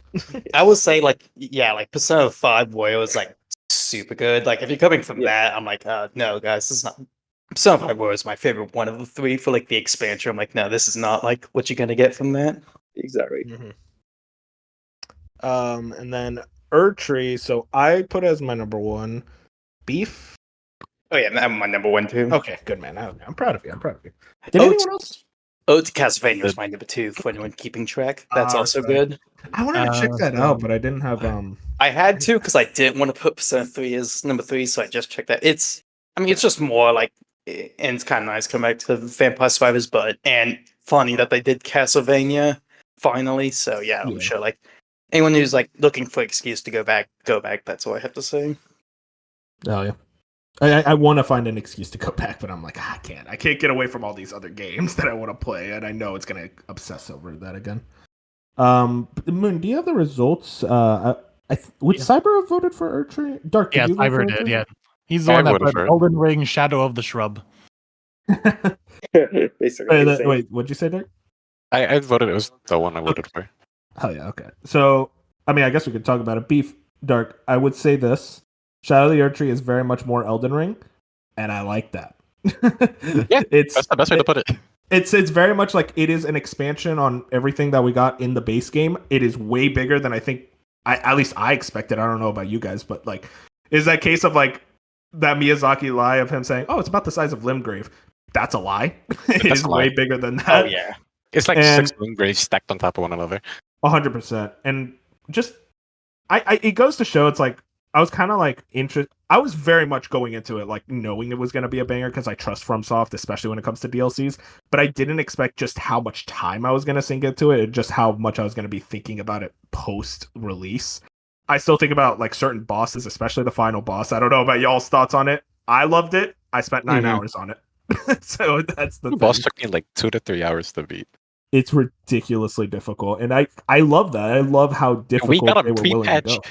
Pre-patch, we handled it. Yo, shout outs to us, pre-patch beaters, man. We're the best. But no, I mean genuinely, like it's hard to complain about more Elden Ring. Do you get what do you guys stand on the difficulty debate in terms of the DLC? Did you think it was too hard? I kind of just went in, I was like, yeah, this is pretty much the difficulty I expect from a FromSoft DLC. So given that you can't even access the DLC till basically 90% of the way done of the game, the base game. It being as hard as it wasn't an issue for me, especially since it has like its own leveling system. Yeah. So yeah, that's my take on it. The Shadow Tree fragments, which I think that's awesome. A way of basically saying like, yeah, you're gonna be pretty much max level going into this. So we wanted to create a new progression system because the game wants you to explore. That's what base Elden Ring's about, and they wanted to make sure to keep that feeling going into Shadow of the Erdtree.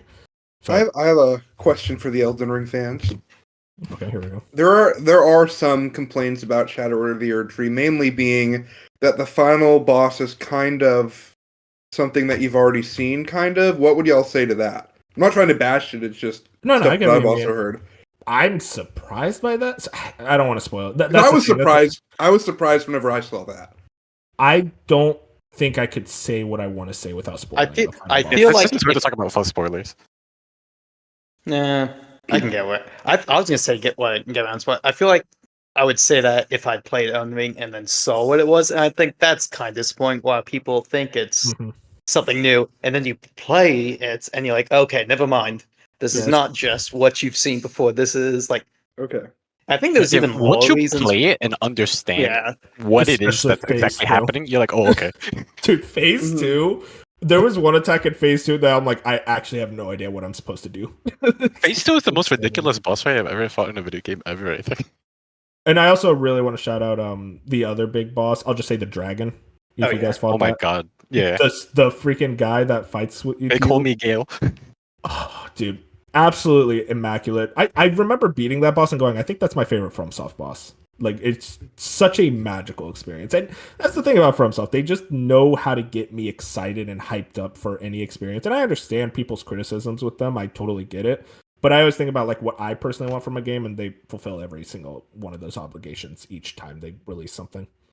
Yeah, I really need to replay Elden Ring and get to this DLC because I mean, it feels like something I need to play in my gaming years. It's a magical experience. But yeah, okay, real quick, who voted Shattered Space? I just need to know. You think voted Shattered Space? You want me to read the note that they left? Yeah, go for it. All right. I'm gonna get so much hate for this, but the only DLC I played this year was Shattered Space, so therefore it is my answer. Cyber. I just feel like we it really out. shouldn't, Bob? judge this person too much for how they voted. I just, sometimes you just don't get the DLC some years, I just think that sometimes we have to have a discussion about Bob's ability to vote on these things. I really do. Like, I think that's fair. Because variety, I don't think anyone can doubt that. Did you like Shattered Space? No. Just don't leave it blank. He said that so confidently. I was gonna say, yeah. What? I played it. Right? Like, It goes back to what Did you me leave and the Fusion were DLC talking about with No Rest for the Wicked. Where Yeah, it's I like, left DLC blank. Okay. it's like it's either the Hall of Fame or the Hall of Very Good. And I'm like, well, I played it. It should get something. It's not a Hall of Very Good either. It's the Hall Yeah, of Bad. also true. It's borderline bad, but that they did something. It was content. God bless you, Bob. I would never change you. We are far from the Dragonborn days, let me say. No, we sure are. Yeah. What a DLC. Can we I talk even about still that? like Starfield. Yeah, I got bored after like an hour. That's the thing, is that even people who liked Starfield, I know Because people that it's- would be like, "Oh, it's more Starfield." It's like, no, this is not Starfield. This is Yeah. bad. Was Yeah. yeah. Yeah, If you that's wanna the see a- actual weird part. If you want to see a scathing review, look up Mr. Matty Plays my God, opinions that was on so Shattered bad. Space, because that man tried to defend Starfield so hard, which to an extent I'm with him on, but there's no defending this DLC in my opinion. Exactly. Do you think they go ahead and do another yearly DLC, or do they move on? I was under the impression that was the last one, but it sounds like it wasn't. When they were like selling the season pass, they said future expansions, plural. Yeah, I but just- things change. I hope things change because They should change.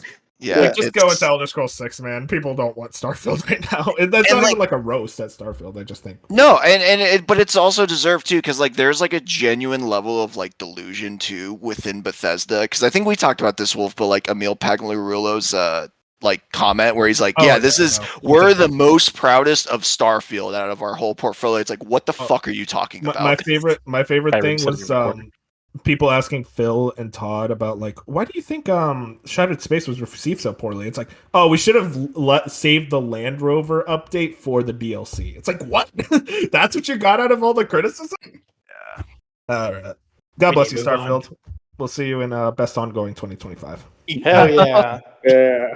Now I have an idea. Oh, please don't. All right, so How about Reveal Moon? reveal trailer. Yeah. Yeah, I'm good with Okay. that. We're gonna look towards the future. exactly. So, your best reveal / trailer, we have Doom: The Dark Ages, Oh god, I Nice. forgot. Oh, that's so I'm good. sorry, Wolf. Edition 33. What do you mean? I'm sorry, Beat. Oh, I this didn't is put one. Doom. That's in all six. We got Intergalactic: The Heretic Prophet, Shadows Fusion. Yeah, it wasn't me. Pirate Yakuza in Hawaii, Oh, you Nice. put this no beef. Life is Hell yeah. Strange Oh, Yeah. trailer. Oh, That yeah. was a good reveal. Yeah. We Yep. got the Metal Gear Solid Snake Let's Eater. go! Let's go! We got Nintendo Music. Oh, wow. Yo. That's crazy. That's real as fuck. Untitled Okami sequel, That's Jack. Yeah, where do we put that? and The Witcher 4. Wait, Colin. Where's my And your vote? winner for best reveal. Not enough votes. Oh, he's Oh, playing really? the Wow. Oh. I do. Oh, like he that. just wanted to put in the. I just wanted to put it in. Where'd mine one go? My trailer wasn't there. That's okay. crazy. trailer. Wait, Bench, what did you vote real quick? But also, wait, hold on. What are the results? Because I don't think Moon's actually said them. Oh, I wait, what? voted. Oh, yeah. So we had Intergalactic as 1, Expedition 33 as 2, and Doom as number 3. Let's go Doom. My number one vote was the launch, the state of play trailer for Final Fantasy VII Rebirth. It's always Final Fantasy. Dang, Bench. it must have Great got trailer. Did it Great have? trailer. Well, I think I I just ran out also. of spaces and cut that one. Isn't this reveal though? It said best was. I was told it was best trailer.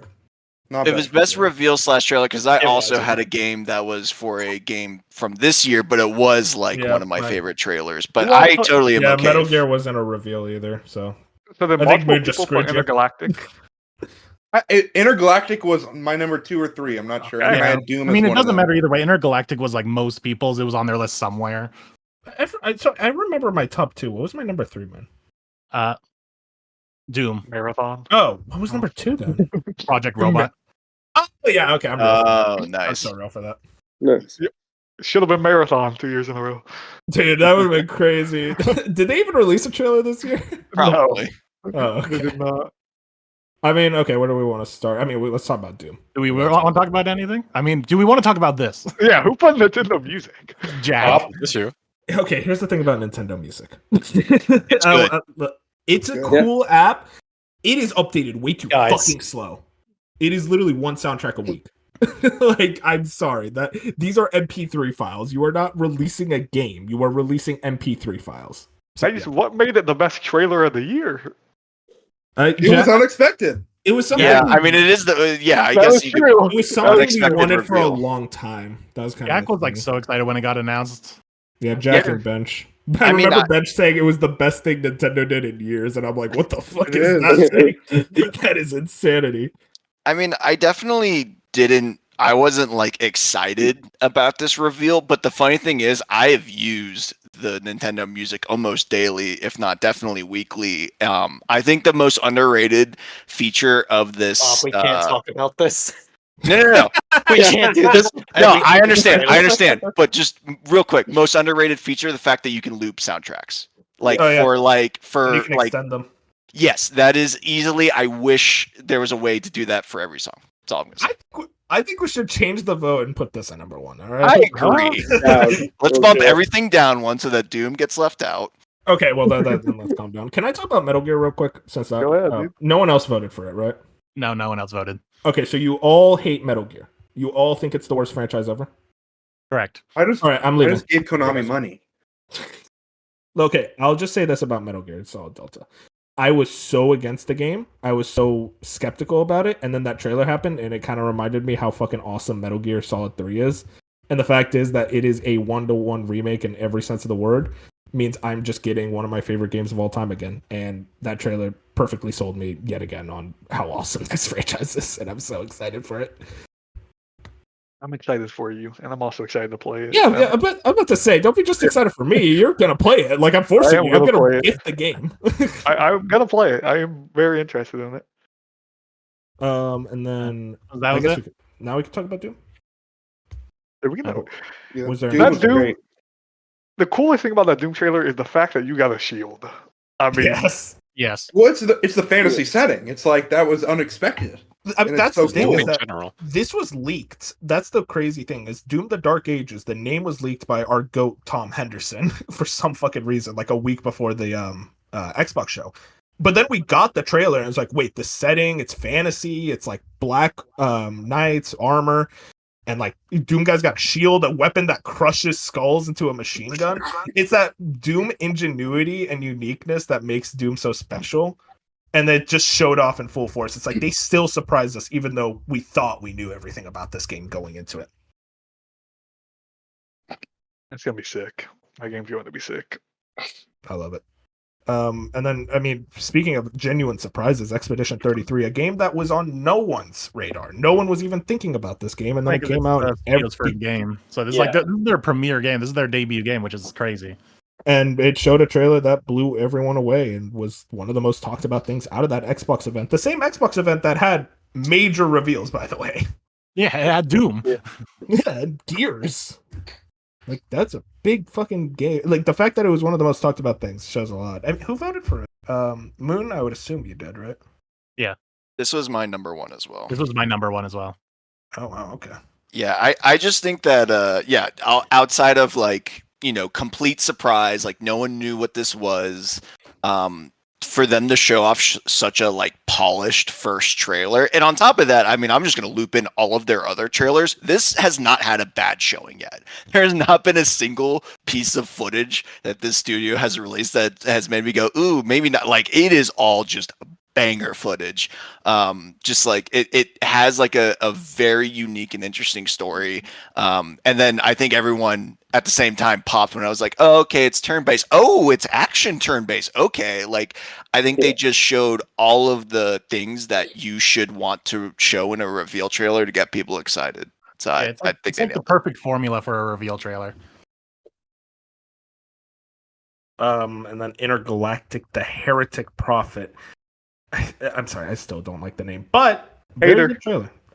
Listen, I'm not the only one. That's all I'll say. But Fusion, this is your stage. Go on and talk about your excitement.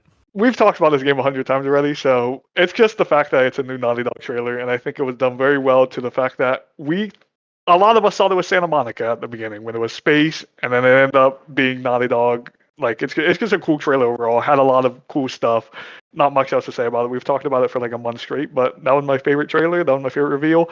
Witcher would have been my second one. I'm not gonna lie, I didn't put a second one, but Witcher probably would have been the other one.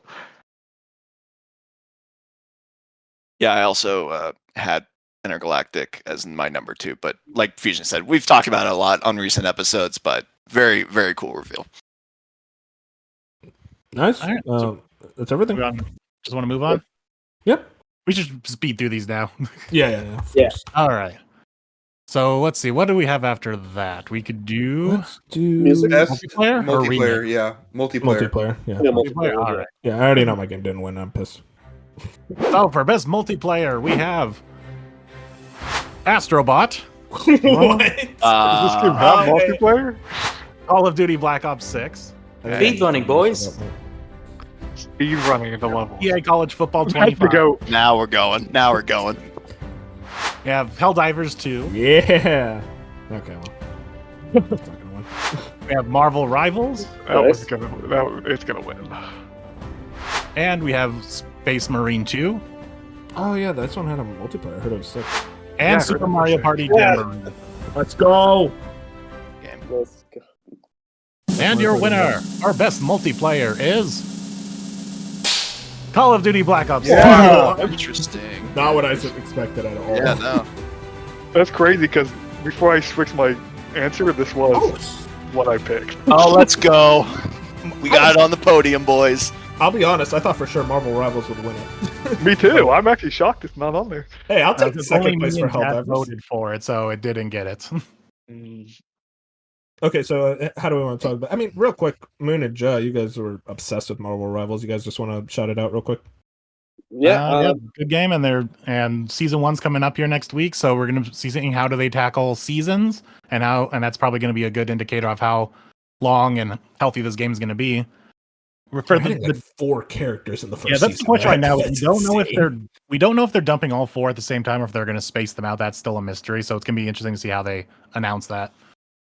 yeah, exactly. And I mean, I'm hoping that those characters are good, and I think what their goal is like, because the Marvel movies are also coming out, so they want to try to promote them at the same time. So the Fantastic Four, I feel like they're gonna try to have it a little bit closer to the movies, maybe, or have like the suits at least as DLC when the movie comes out. They're gonna have the suits as DLC. They're gonna that's the weird thing right now is with Fantastic Four is like, why are they doing those characters right now in January when the movie comes out in July? Exactly. Yeah. Oh man. Shout out to that game has like 1,000 updates a second. It feels like it took over in a way I was not expecting, but hey, shout out to it. And then Bop and Fusion and Beef. I know what game you guys voted for. Bop, Fusion, and Beef. Oh yeah, okay. I had to think about it for a second. You Well, were no, like, I thought we were what still which doing one? nominations because I did want to shout out Mario Party Jamboree real quick. Yeah. Mario Party. That is the best Mario Party. That's a good game.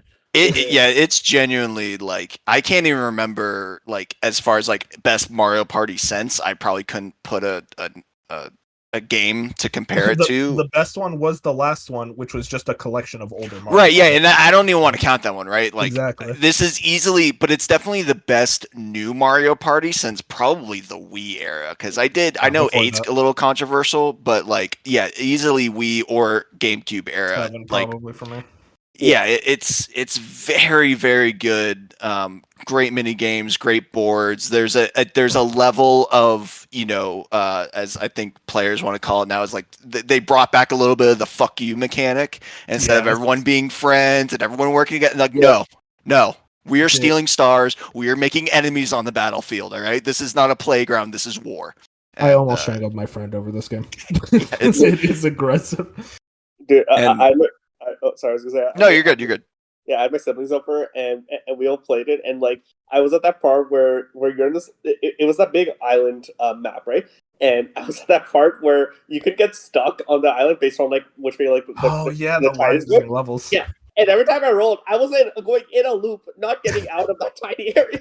Oh my god, I hate that freaking map just because of that. But also, the fact is, there's boards. There's like actually a good amount of them this time compared to what was it? Super Mario Party had like 4, and it's like, okay, this is just a joke. Yeah, there's good variety. And then what else was up for nominations? So let me tell you about Astrobot. Oh yeah, the speedrunning.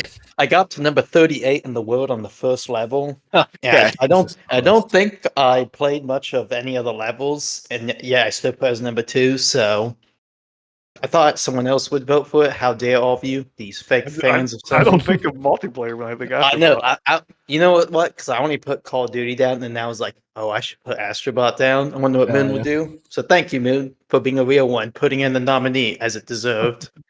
It's so funny because it's like those speedrun levels, I thought I would be way more obsessed with winning the scores. Like the second one I was like really hardcore about with the ice level.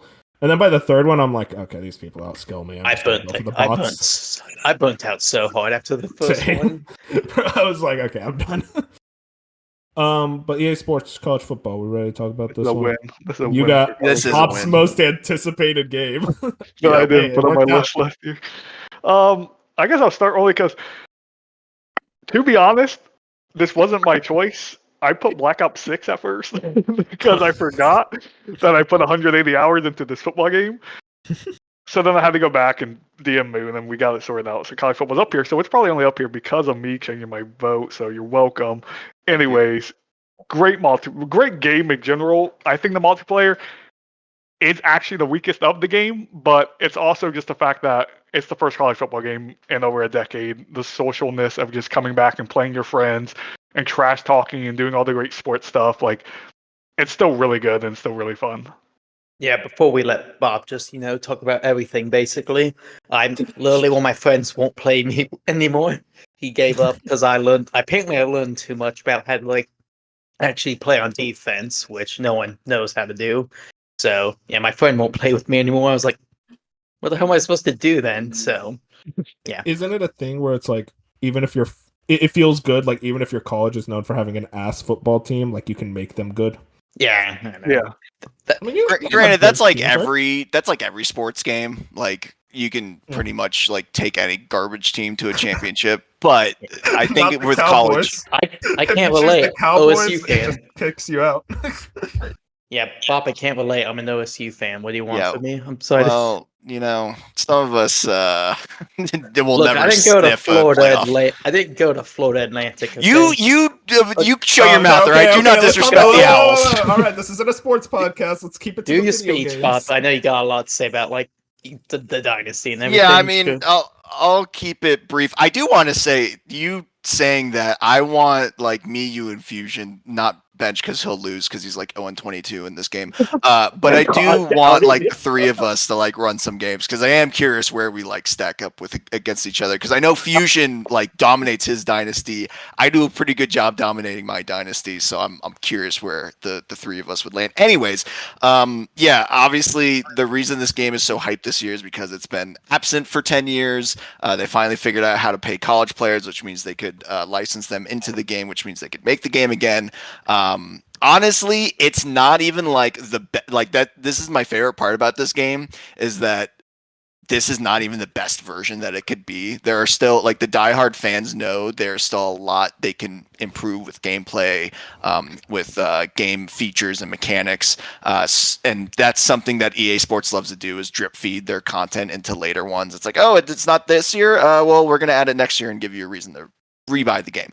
That being said, there is truly nothing like playing an online dynasty with your friends and taking some no-name team you have never heard of. Now you know their fight song. Now you know the name of their student section. Now you have grown such an attachment to a real school with a fake like football game that it grows bonds and it makes me appreciate the sport so much. And there is really something like, it is kind of like an RPG in the sense that it's like you're building out a skill tree for your coach to build your team, to make the best possible team, to win the playoff and win the championship and everything. So it really is like the best modern version of like what a sports RPG can be, and the fact that you can play it with your friends and you can all participate in the same ecosystem, same universe.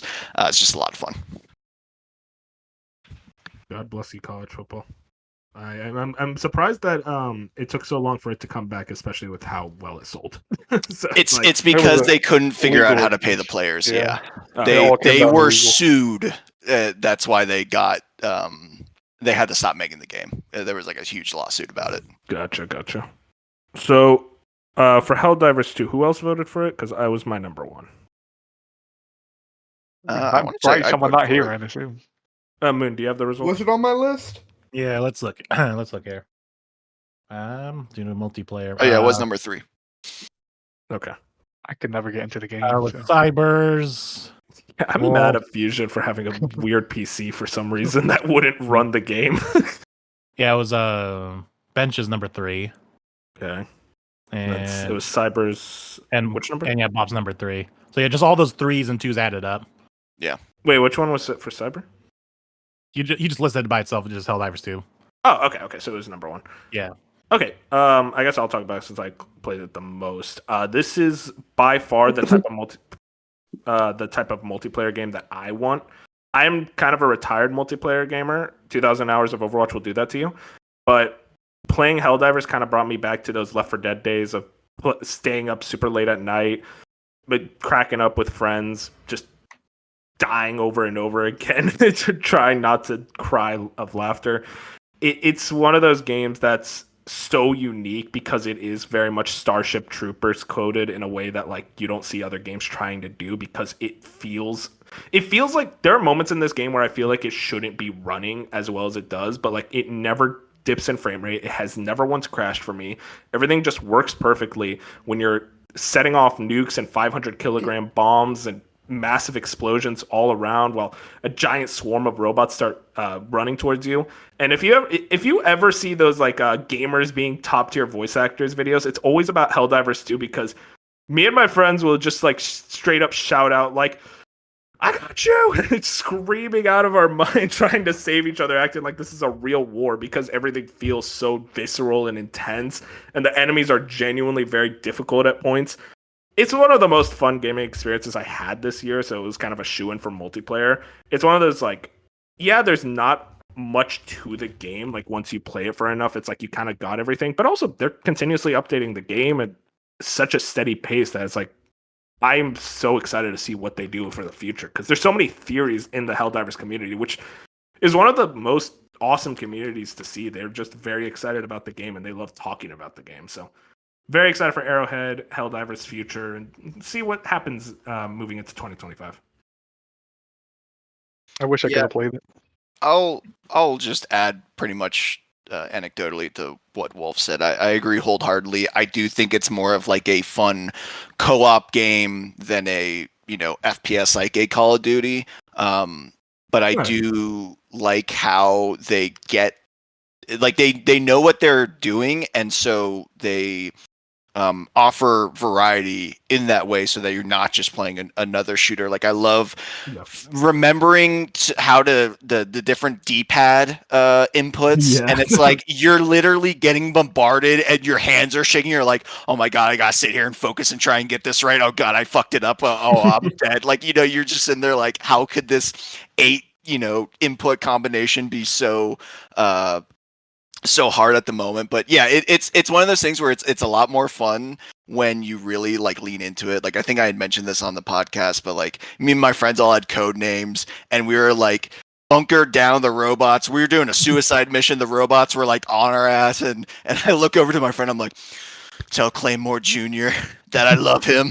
Send my wife my best. I'm sorry I couldn't make it home, honey. And then like a sandstorm came in, and we ended up getting out of there. And I'm like, I get to see my baby. Just the game facilitates those moments. That's what makes it so 100%. special.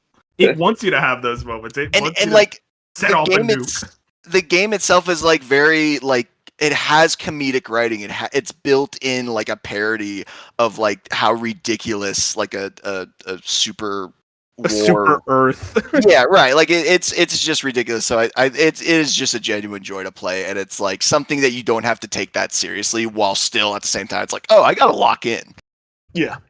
No. So and just one last thing. It's like all these PvE games, like they always try to be Left 4 Dead. I mean, go into an SGF or a TGA, it's like, oh, this game's just going to try to be Left 4 Dead again.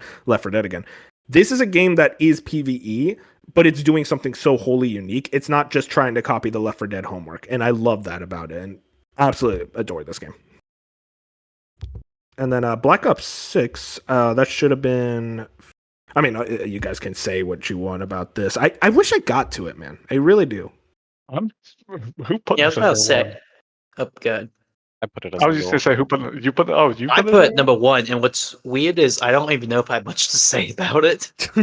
It's like now I'm like, what do I have to say about it? It's Really, the like first what makes Call of Duty game. That what we've makes this gotten in Call of years. Duty so special compared to other The Call game of is Duties? complete. Okay, that's fair. yeah, that's a A fully good. finished game.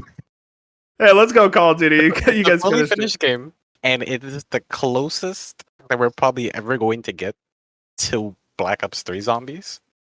Because I don't think we're ever getting back to those glory days. But this is probably the closest we're ever going to get to that. And it brought back a lot of the community.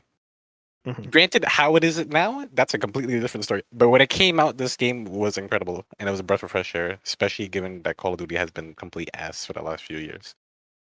I was gonna say, I think it is the best Call of Duty in probably the last 5 years.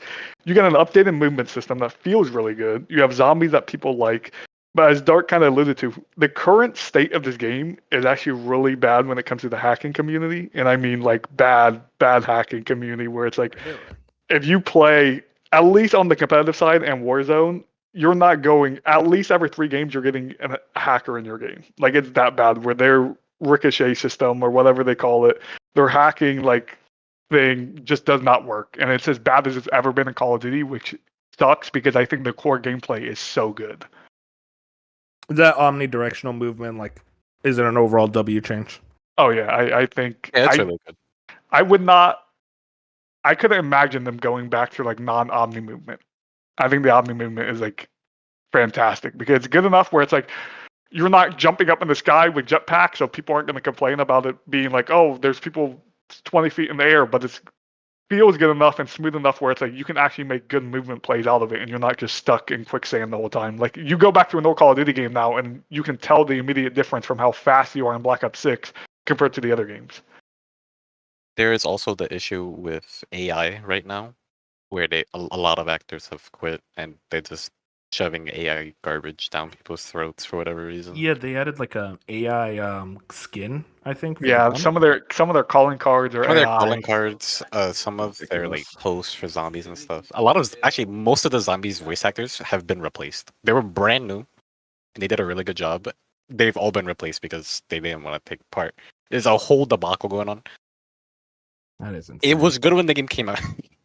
So yeah, like a Soggy's multiplayer game of the year, and I think we complained about it more than talk about the highlights.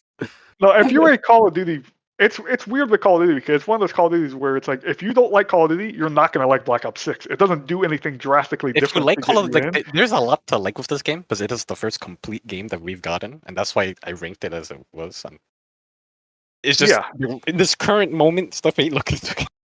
Yeah, there's definitely a lot of like issues with the game right now, but still at its core, if you're a Call of Duty fan or you were at a time a Call of Duty fan and you want to jump back into Call of Duty, Black Ops 6 is the perfect time to jump back into Call of Duty. Yeah, I've heard so What got many me? people. Yeah, it's so many people didn't play since like Black Ops 2, and then this is like their first one since then. And yeah, and I mean for me, like I also jumped into this like right after like I played MW3 earlier this year, like a couple months before this one hit, and yeah, it's just a fun game to like basically just go like monkey brain. Like you don't have to think about anything. You just go into a multiplayer match. Yeah, it's a lot of fun. Yeah.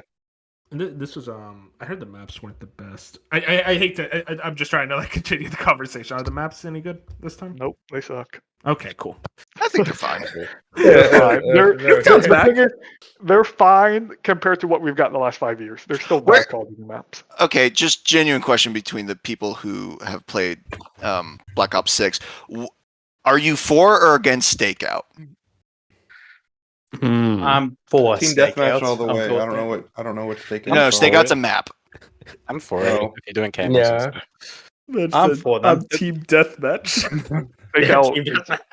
I'm never gonna play Stakeout. Yeah, I personally hate it, and I know a lot of people like love it for how chaotic it is, and I'm like, this I don't is like just Call of Duty not like fun. that. Yeah, it's like praise the movement system, but that's why I miss the old maps in Call of Duty so much, because they allowed moment to moment gameplay, but you would also have individual time between those gunfights where you could take a breather. And I feel like every map in this game, Stakeout or not, is non-stop sprinting. I mean, you're non-stop sprinting getting the gunfights. And like, I can't imagine the Stakeout map where it's just the hall. I'm like, why are we playing this? It's just like the little hallway. I've died more times than I can count to dolphin dive combat knives. shotgun or no, it's literally it is ADHD the map, and it drives me insane. The best map is the hotel. The best map is the hotel by far. Are there any maps that are as good as Piccadilly though? Oh, All of them. Nothing's as bad as that map. All of them. I would even take Stakeout over fucking Piccadilly. Nothing's as bad as Piccadilly. that map, dude. I remember playing that mission in the campaign and like, oh, I can't wait for the multiplayer version of this. And it's like, what did you do? That's the worst. But I think that's everything we wanted to say. Shout out to Call of Duty. All right, and I think that is it for all the back The ends. loser categories. Now Yeah. good ones. We still got best We ending. do remake. That's Best also ending? Yeah, or remake. It is Remake. crazy. This dude keeps saying best indie like it doesn't matter.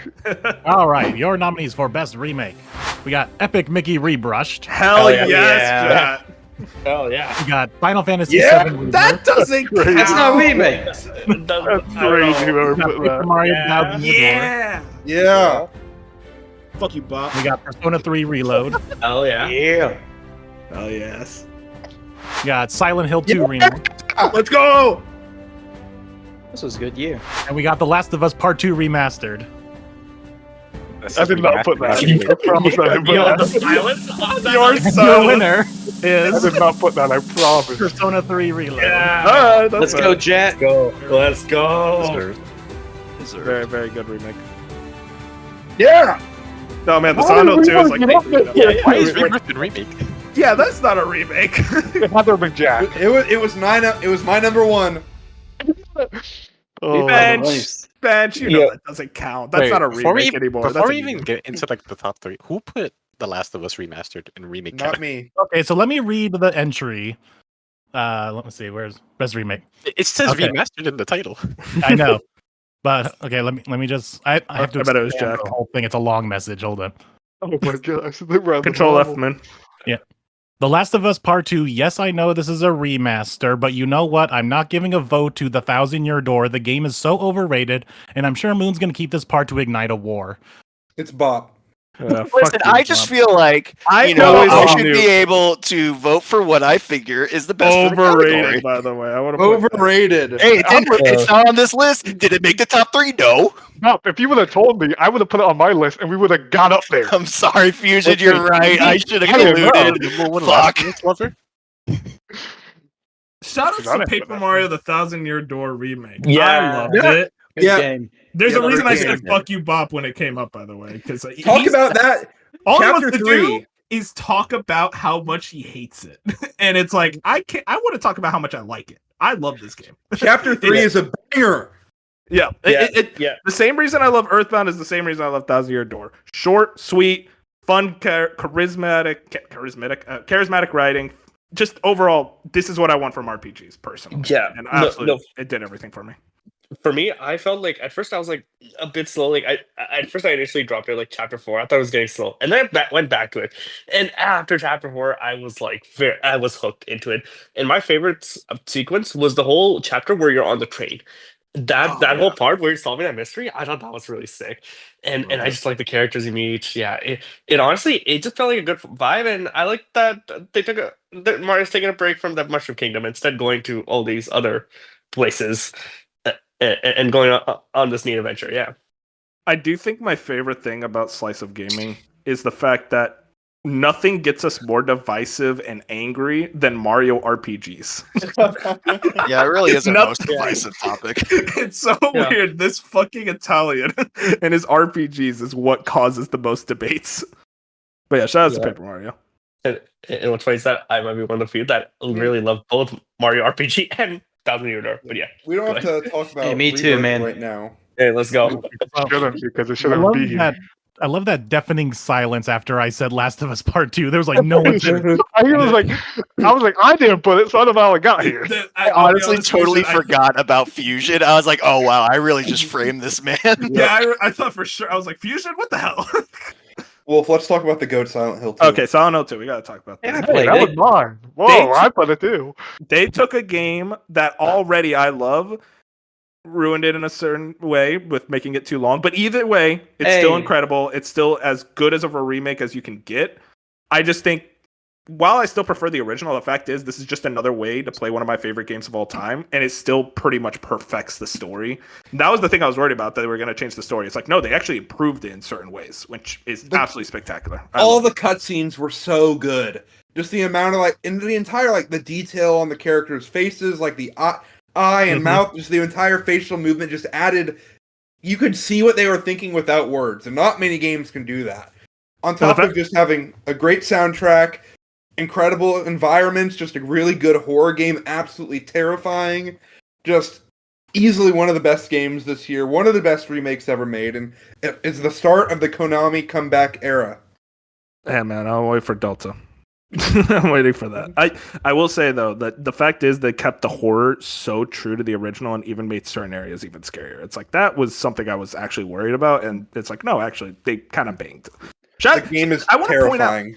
I want to point out, not Fusion and Bench. I'll shout out Fusion and Bench because they were the ones that were steadfast. It's like, this game actually looks good. Everyone else thought it looked terrible for the longest time. And then the game was starting to come out and it was like, wait, no, they actually nailed it. So, yeah. And Fusion, you got anything you want to say? Yeah, this was again, like you said, I was kind of into it from the first time they showed it, and it was just if you put at this point, I don't think a horror remake has really missed. Like I know we have, I guess Alone in the Dark came out this year, and people are like, yeah, but a big budget horror remake at this point, they've all really hit at a point where it's kind of hard to mess them up at this point. So I feel like Resident Evil 3. I still really like that game, but I know people. Yeah, that's not a bad game. Yeah, I wouldn't call it bad, but I know people have their issues with it. It's a bad game. It's pretty That's what it is. Yeah, but it's it feels like you have success on going back on these old horror games. Instead of making new horror games, everyone's just going back and remaking the old ones, which is cool because I missed a lot of that genre. So things like Silent Hill 2 Remake has made my love for the horror genre to just skyrocket, where it's I'm always excited for the next remake of a game in that horror genre. I think Silent Hill 2, it runs great on PC. I've heard it runs well on console. So from a technical standpoint, it's awesome. I think the acting is great. I think the story is great. The combat, not my favorite, but I know they're not going for that. But at some points, I just wish they even scaled back combat a little bit and there was even less of it, because sometimes I was just a little annoyed about the combat because it wasn't fun to play to me. But I always wanted to get the next narrative push where it's I want to get to the next point, so I'm going to go through the combat anyways. And I wish enemy variety. I wish they would have. I understand if they changed the enemy variety, we're going into narrative stuff, but they can't.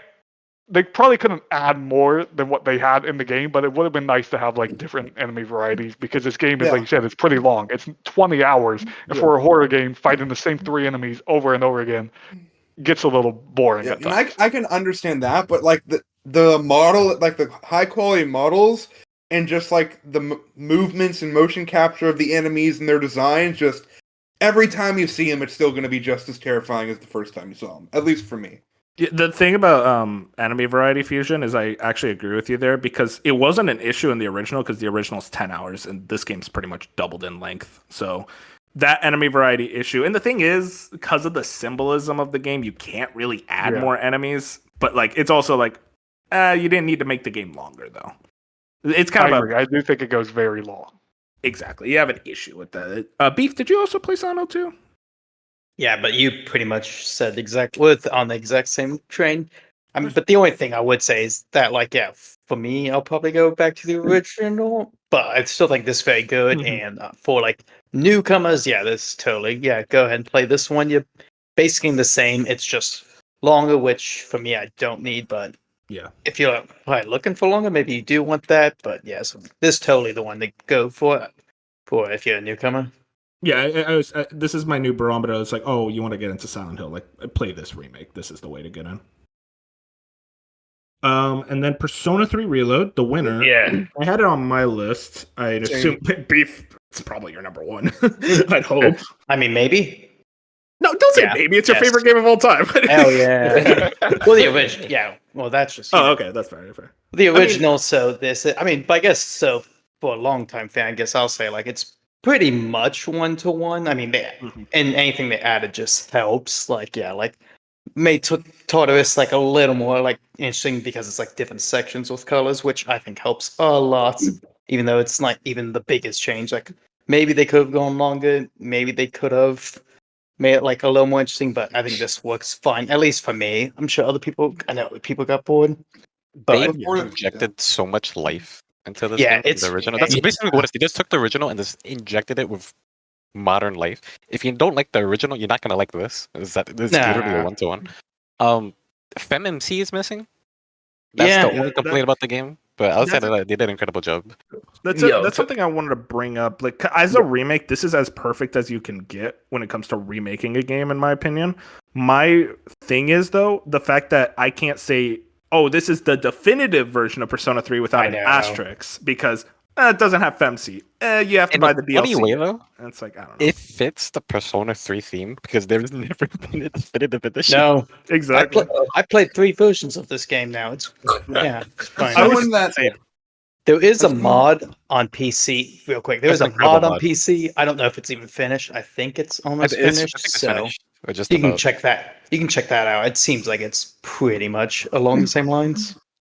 I'd say I enjoyed my time with Persona 3. While I definitely had more gripes going in, it's something that as time has passed on, I've grown to appreciate Persona 3 better, even if it isn't exactly my favorite Persona. It's definitely still a really good game, even if I have some small gripes. But I mean, if you would have told me this year I would have liked Persona 3 more than a new Atlas game in Metaphor, I wouldn't have believed you. And it's like that. Bench, I think you don't like Atlas. I might get to No, he doesn't. He doesn't. I genuinely like you like Persona 5 and then hate everything else. It's like I don't think you like them anymore. Before this year started, I was not at all an Atlas fan, and Bench was, and then the year ended. I'm the Atlas fan. Bench is not. You know, I really like Persona 4. I just never beat it because I sold my Xbox. I'm trying to think. I don't know if this hated it. Continue, Beef. I'm sorry. I don't know if there's too much more to say about like it is a remake because its style's great and like definition of what a remake is, to be honest. Yeah, I really like the music too. It's not. I was a little surprised. It's not. I was a little surprised. It's not like basically the same soundtrack, but like redone. It's mostly new stuff, and actually, I missed some songs, but for the most part, I'm like, oh, never mind. It works really well with the new music. But yeah, I'm sure the final. Hopefully, I think we'll talk about the actual game later as not a remake. Yeah, Persona 6 has me so excited because if it has even an ounce of the animation style and the vibrancy of the colors that this game had, the game is gorgeous. Persona 6 just needs to look as good as Persona 3 Reload, and I'm okay with that. Yeah. Yeah, shout out to Persona 3 Reload. I mean, that's good. Min, did you have any thoughts on it? Or no, you guys pretty much covered everything, though. Before we move on, I will defend why Rebirth is here is because it's literally the only other game that was mentioned on anyone's list. It was all Persona 3 and Silent Hill, and then we have like some stragglers of Paper Mario and Last of Us, and that was it. And because Final Fantasy was Bench's number 1, it automatically got all those points, so it made it to number 3. Damn, but it was literally just all Persona and Silent Hill. It's just crazy because little backstory is Vince literally says in the Discord, it's not a remake. Oh, but I still voted for it. I need it I on my know. list. Yeah, you know how hard I had to fight. Oh, it's not it's actually a sequel. It's like, oh my god. I mean, yeah, but also it's going You in have that to play remake category. You have to play the original Silent Hill too. It's about adds up where I think it should be if they were rating these games. So. All right. So moving on. So now we're into all the 2024 stuff now. We have narrative, score, indie, game direction, character, art direction, song, male performance, female performance, and antagonist. Score. Let's do character. Or yeah. Wait, I mean, Moon, you take the pick, actually. Yeah. I feel like we've been picking a lot. I want you to That's pick. true. Okay. Just because it's bothering me in the order that these videos are in, I'm going to do narrative to get it out of the way. Yeah. All right. Also, That's me with narratives, baby. Zinger. Right. Okay, continue. So I just want to say, I said this in the chat. I don't know how many people saw, but narrative has the most nominees out of everyone because everyone had a literal different answer. So what happened is the winners came down to what came to your second and third places, and those points added up. If I see Hellblade's logo there, So you're gonna have let's an get issue. ready for some spicy takes. Okay, here we go. Yeah, Your let's do it. nominees for best narrative are 1000X Resist, Nice. Dragon Age: The Veilguard, A lot of passion for that one. Emio the Smiling Man, Family Nice. Who could that be? I wonder. Indiana Jones and the Great Circle, Ooh, Nice. Like a Dragon: Infinite Wealth, let's go. I'm actually shocked I didn't have more than one. Metaphor Refantasio, Yeah. Oh my god. I hate Atlas. Silent Hill 2, Yeah. God, I only played 2 good narratives this year. Legend of Zelda: Echoes of Wisdom, For narrative? Oh, shout out to that's Jack. That's Jack. and Trails Through Daybreak. Yeah, who could it be? That didn't come out this year, but Yeah. it's a Well, localization. Did I And vote your for winner for best narrative is Indiana Jones and the Really? Whoa. Yeah, that's based. I respect it. That is based. Yeah, I yes, put that's down based. there not thinking. Anyone would, okay. Wait, Moon, what was my number one? Your number one? Bro Trails, said, bro. "What is my?" Were you high when you made your Trails. list? Oh no, it was Trails. It But was I Trails thought I Through had Daybreak. Rebirth. Did I have Rebirth as any of my list? In number 2, yeah. Okay. Yeah, a lot of like 2 of mine didn't get on there either. I think Wait, we had wait. to Christ, make- Yeah. Pretty much what happens is how my system works is number one picks always get priority. Right, Okay. yeah. No, that's fair. yeah. Okay. Wait, can I take a second or take a minute to talk about Emil because I'm not gonna have like very many chances for it because I really liked that game and you guys know me. I like those kind of like because I was a fan of the Ace Attorney games, so I like the detective visual novels. And then I got into the Famicom Detective Club games. I thought those were really fun, like point and clicks adventures, but those were from the early like 90s ish, I think 89, 90. And those were just one-to-one remakes. Emio was a brand new game made by like the same director after so many years, and they like made some quality of life changes from those games, and they made a really dark narrative. It was so dark, It's and about like a serial killer, right? yeah. Oh, Yeah, it's a it's- serial killer, and like without going too much, like you're going on this journey to find out about like who this serial killer is and all these other people that this person's known, and then once you like beat the game and you find through it for stuff, it feels like for me it feels like really satisfying to like on how it all came together.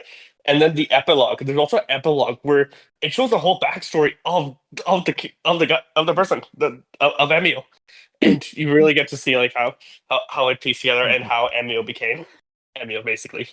That Yeah, epilogue, by the way, is the Yeah. darkest thing Nintendo has ever made. Probably Oh, ever. Yeah, it sounds It like is it's like insane, the epilogue. it feels like a lot of people kind of like I don't want to say put this game aside because it's like it's a visual novel, but like pretty much everything I hear about is like, hey, if you actually play this game, like you're gonna have a great time. It is a very engaging story. So Yeah.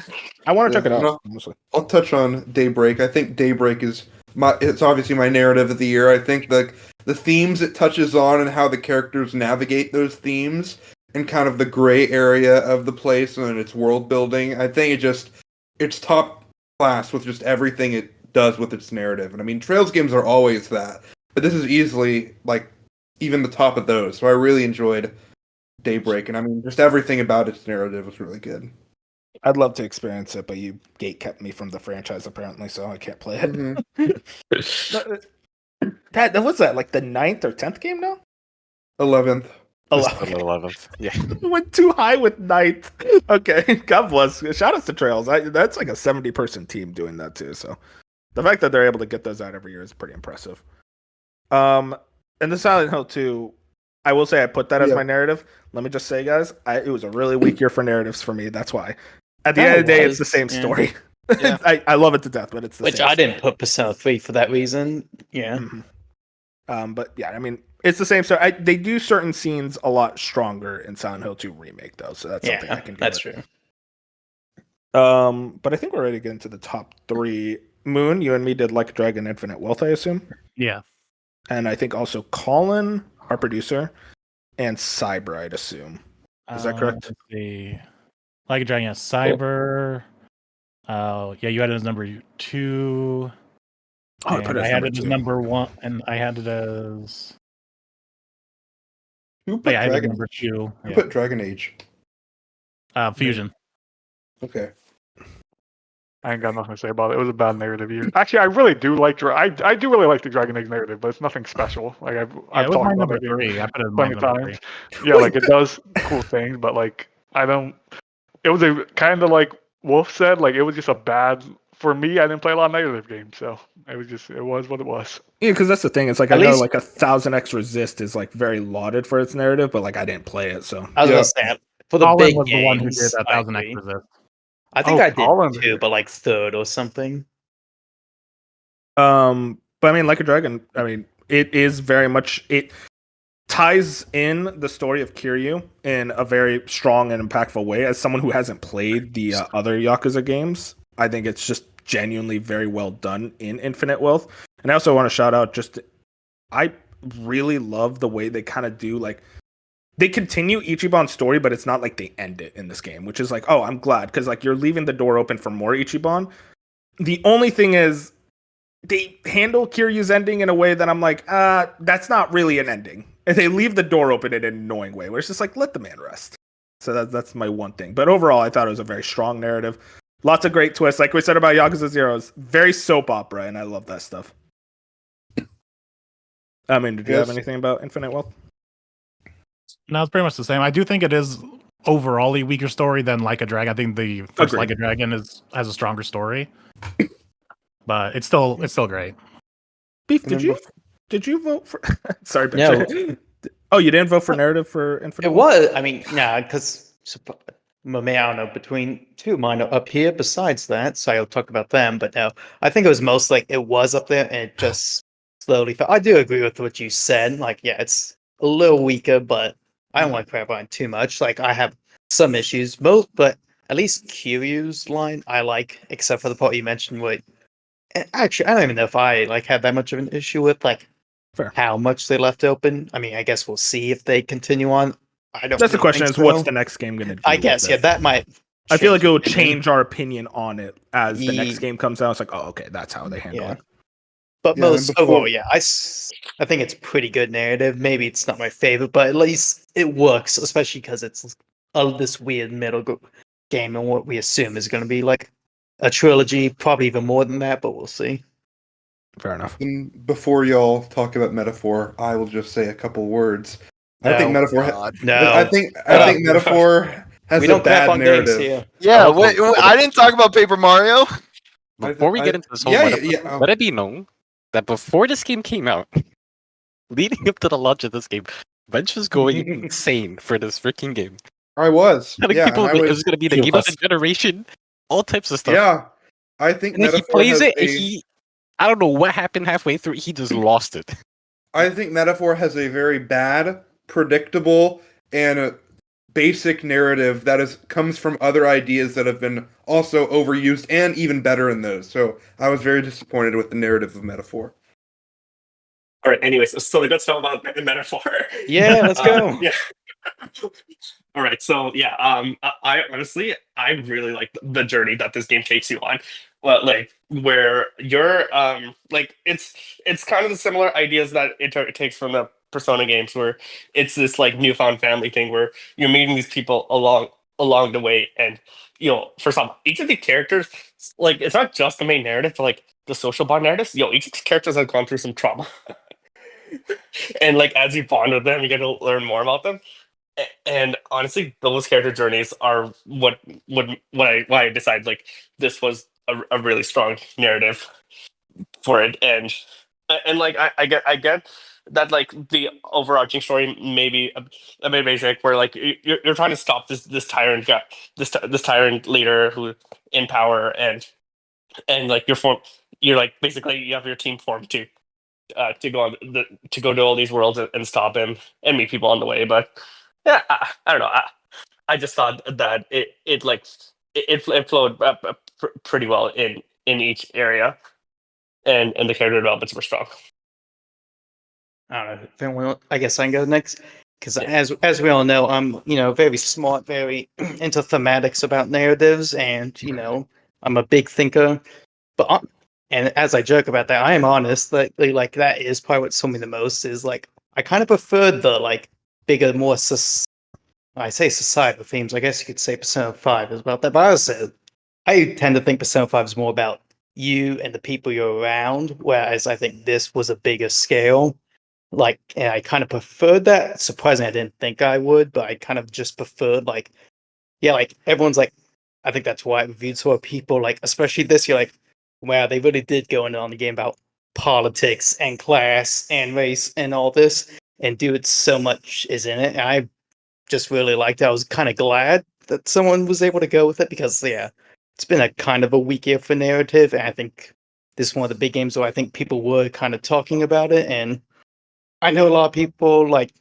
Well, I don't know. A lot of people actually, Bench the only one I know who doesn't like it. Sorry, Bench, but I know people like Gene Park wrote like a lot about it, and I still haven't read about it much because I don't read too many articles. But I kind of want to do that and see like pick in much because I haven't picked too much details out of the story. Just kind of been like think about for myself. Yeah, ultimately, I guess I'm the one that goes next, unless somebody else wants to go first. But yeah, ultimately, my thoughts on the narrative is that this was them taking a more darker approach in terms of story. And not just in the base narrative of the game itself, but in the cast that you have and how they handle community and stuff. Yeah, Bench, like he mentioned, this game does take a lot of inspiration from other media that has come out in the before. So has every other game in existence. Yeah. So I just don't think it's done in a good way that's better than the source material. I think it's significantly worse. Yeah. My train of thought. Well. I mean, sorry, just really quick before you continue, York. I mean, this time around, like instead of the main character being like transfer student, he's now a character that's like experiencing like racism.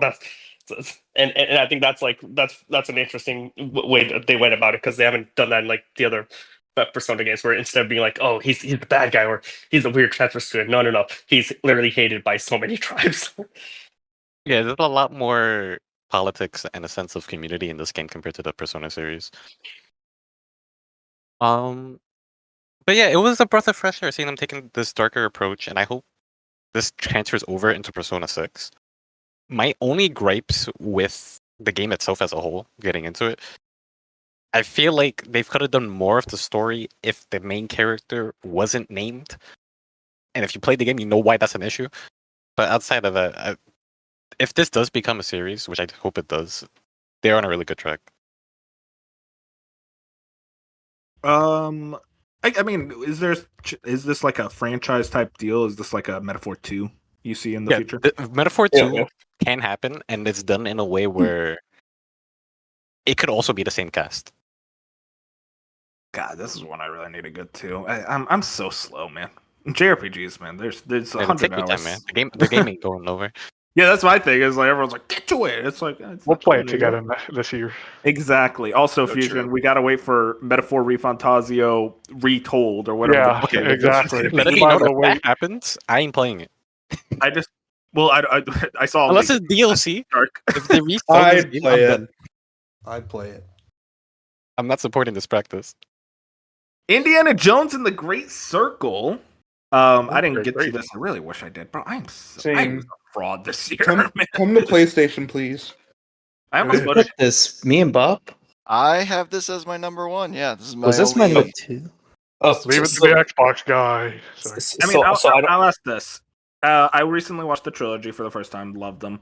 Is this the case where like this effectively could have been the fourth Indiana Jones movie? Yes. Yes, but even better, and that's why it is my number one. Like, I think it is so hard to replicate media that already exists with an actor that already exists. Like, it's not like I don't know, like a piece of media where you can like Superman, for instance, where it's like there's been 5 different Supermans. Like, Indiana Jones is Harrison Ford. And for them to come in and still, I mean, obviously he looks like Harrison Ford, but to have a different voice actor in Troy Baker come in and make it like a seamless transition and still take place, because it's not, I think it takes place between movies 2 and 3, if I remember correctly. Yeah. So it's not, so it's even harder than just like a sequel of the trilogy. It's literally in the middle of the trilogy that already happened, and it's so seamlessly put in that it feels like an extension of the movies between the writing, the themes of Indiana Jones and like what he's doing and what he's going after and his relationships and who he interacts with. That it's so well done. You could pass this off as like, I mean, it would be very hard, but if you edit this into a way to where this was able to be watched as like a 3-hour movie, people would genuinely believe that this perfectly fits within the narrative. And I think that is such a hard thing to do nowadays with like very established IP, and Machine Games did an incredible job. Not to mention the story itself, I think, was very entertaining, and how they are able to integrate like very historic, like I think that's what makes Indiana Jones great, is like they integrate historical events and ancient cultures and civilizations and add this level of supernatural occurrence that feels believable. And then in the time frame and like how they present like the antagonists and stuff, I think it's just all very well done. Yeah. I'll be upside down. I was gonna say I'll be quick because my only thing is basically what Wolf says. Like I watched all 5 movies before this, and that's the thing. It's like you wouldn't, if it wasn't for Crystal Skull and Dark Destiny. Some people like Dark Destiny. I didn't like it much. If it wasn't for those, where you're like, is it that hard to keep making a new one? And then this comes and it just feels right in place with the last one. You're like, no, and it should be hard with this. It's 15 hours long, and it has such better story and. Even to the point where it's like the ending comes and it's so I just saw the ending like not long ago. I'm still like, man, that helped that even elevate. Like even if you're not too much into the story and like, oh, it's just there in the background, the ending's like, oh, it really like takes it to like helping it fit in with kind of what Indiana Jones is about. So yeah, I just think basically, if you like Indiana Jones and are like skeptical about the narrative, because I was definitely going in. I had no idea anyone else would vote for this. It's basically perfectly in line with the first 3 movies. Yeah. So one interesting thing is that like even though I'm like pretty familiar with like who Indiana Jones is like as a character, I still yet to watch the movies, but I still want to play this game, and it still felt like a really good like a really good well put together narrative, because it's funny because I said this a bit of a metaphor where like you're like going around to all these different places. Indiana Jones, you're also going around to all these different places, but it all connects really nicely. And each area, there's like some sort of like story to be told. Like each area has its purpose, and then the characters, even some of the characters you meet along the way, also like they're there for a short time, but they serve their purpose. And I do really like that. I do really like those kinds of like small but like quality interactions, Respect. That's one of the big 2024 games I'd like to get to, because that sounds incredibly up my alley. I'll say I gave Indiana Jones my narrative because I'd realized I didn't give it to Noel. I gave it to Indiana Jones because the story was the thing that was keeping me interested in the game, because the gameplay is not for me at all. So the story is what kept me around, and that's why I had to give it to that. It definitely holds up as like, yeah, this is just another entry in Indiana Jones. It doesn't feel any different from the movies. By the way, watch those movies. They're awesome. Yeah, the original trilogy is very good. Last Crusade specifically, that's the best. All right. So now we have, what do we want next? Best soundtrack, best score. Do you want to do score and soundtrack? Or Finish song? it up. All right, we're going to do best score. So your nominees for best score are Astrobot, Bingo. Final Fantasy Yeah. VII, What's that? It was pretty Never good. heard of this game. Metaphor Refantazio, Banger. I like these album covers. Yeah, I love that. Never, Guys, can we get some indie love? Fusion, you're the only one who That's never. Persona 3 Reload, Yeah. Banger. Come on, where's my go? Stellar Blade, Yeah. That's your go. It's such a sick OST, man. You gotta listen to it. Legend of Zelda really Echoes of good. Wisdom, That's Shout Jack. out Jack. Yeah, I know, right? Yeah. We all know Zelda. Jack. and fan your among winner us. for best score is Metaphor Wow. Refantazio. Wow, respect. I mean, Binks, bro, you're having 2 years in a row of just I Final bet. Fantasy. Yeah, I did not like the soundtrack. Wow, Whoa. that's crazy. Wow. Who put us? Is this the Atlas Awards? Yeah, what the Oh, hell, man? that's Fusion, crazy. let's get out of here, man. Like, I don't Yeah, know how that- many more that- times we can that's- talk about these two specific games. Real Yeah, quick, I'm not gonna say much. Real quick, Stellar Blade soundtrack. Just put it on YouTube. Great. Listen to it. That's Yep, all I need great. to ask. I know, it's Listen, convincing I'll to say- play the game. So need to fucking Rebirth find good. it. is Rebirth is the best video game soundtrack of all time. Don't let anyone change your mind. I'm I don't shocked see it on Rebirth this wasn't in the list. top 3. Yeah, I mean, I'm sorry. Rebirth deserved a top 3, but it is a generally great soundtrack. Metaphor soundtrack is mid. Persona 3 is Okay, all great. right, we're not. You Hey, got your we're, piece we're in. building games up. By the way, I want to point that out. This is the Soggy I said Persona- celebration. Yeah, I these said are Persona 3 awards. was great. Beef. After you slipped in the other thing. Who put Astro? Even I I didn't don't know put what you're Astro. talking about. I do like- Fusion. I do No, I like didn't that put title Astro, song a lot. Oh, Fusion. Astrobot That's alright. was me and Astrobot was me and Colin, and then it was also shut up. in a couple 2s and 3s, so it added up to being number 3. Oh, wait. Okay. This is my number 2, I think. Yeah, Astrobot OST is just fun. Like that's kind of the best way I can say it. Like you look at certain level themes, and it's just like it's not a type of song that you would kind of throw on in the car and bang to. I don't know.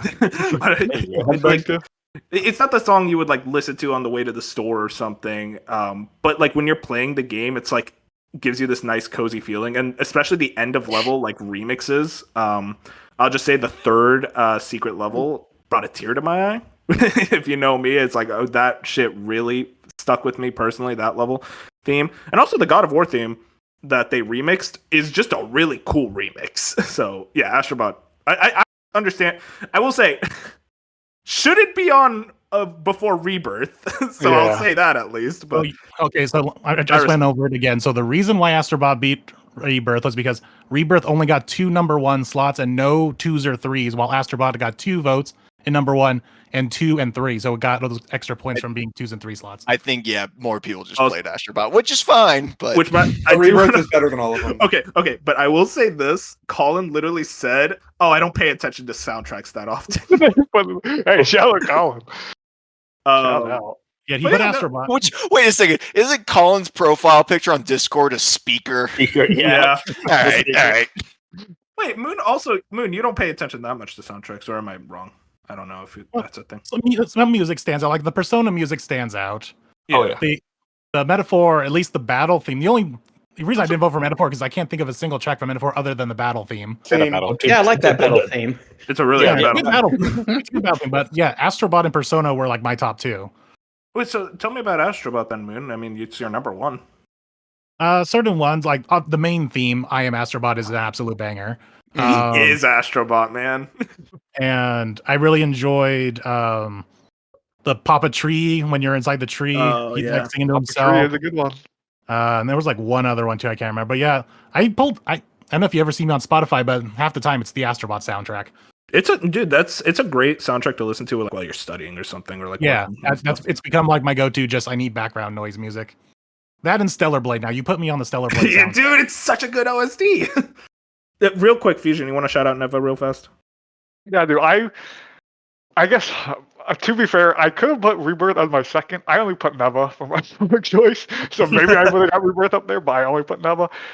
Rebirth was probably my favorite OST before I played Neva. Neva is just a very it's the piano OST that I love. Anything where you are going hard on the piano, I love all those type of like gives very Hollow Knight esque.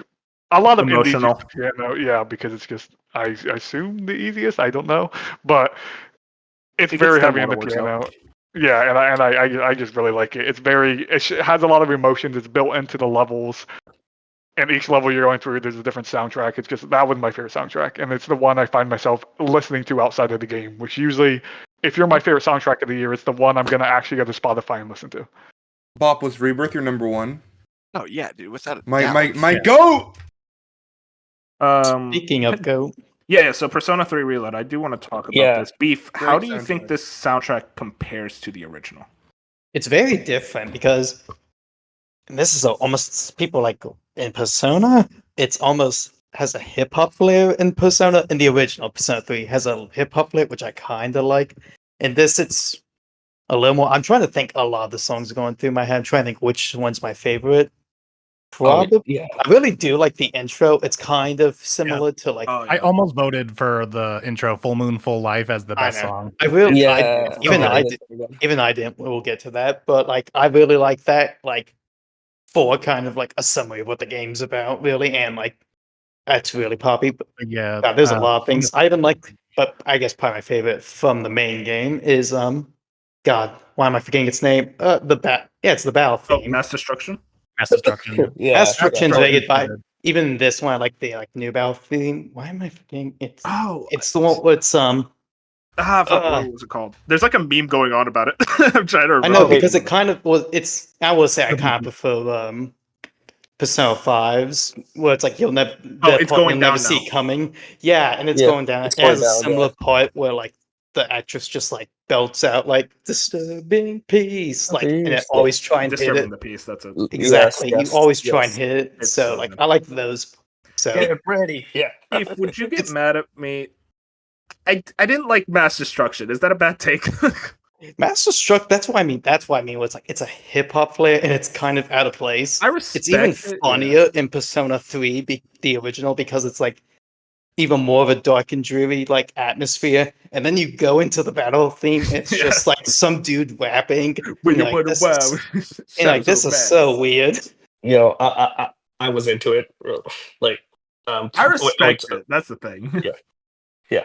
But yeah, very different than the original, but I still like it a lot. Respect? Yeah. And then Metaphor Fantasio. That's a fun name to say. That battle theme is just engraved in my memory. Yeah. Yeah, The oh, only yeah. thing I remember is the Yeah. battle theme. That's why I didn't vote for it. Yeah. That battle it theme was is so catchy.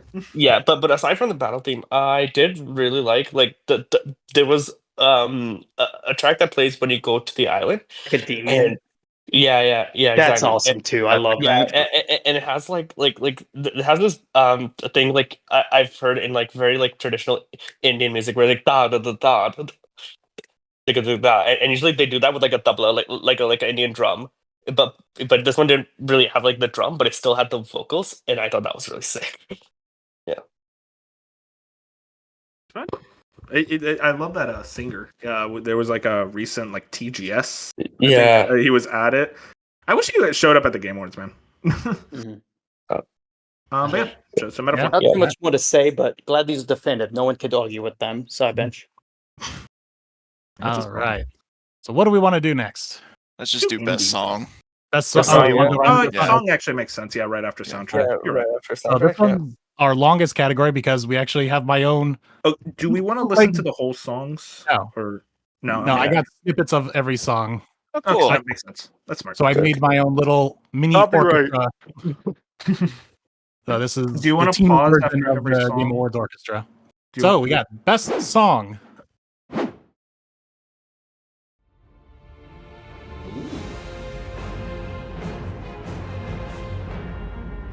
Aerith theme is really good.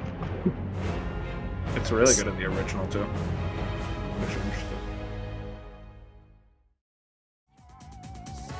Oh, I love this song. Yeah. Banger. Dude, Alright, I'm bopping.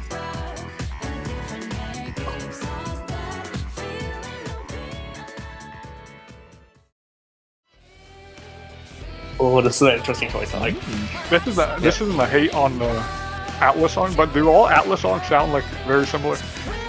Kind of. Depending on the game.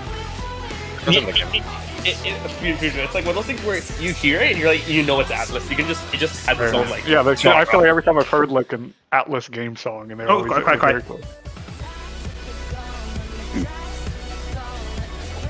Okay, actually, this is the I have to play Starblade now. Oh yeah, you do. Yeah, Wolf. Did you? My favorite's almost put definitely Ravens. my favorite's definitely the one in the tower against the giant thing with a lot of the faces.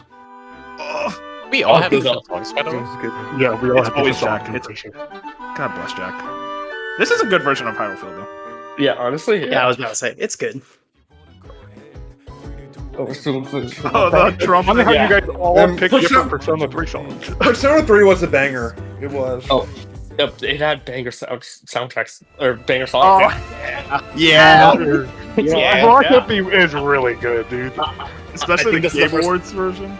Yeah, I think that's that the Game first Awards time version is Blackout- so good. This is the first time Blotto's come up on anything. That's true, yeah.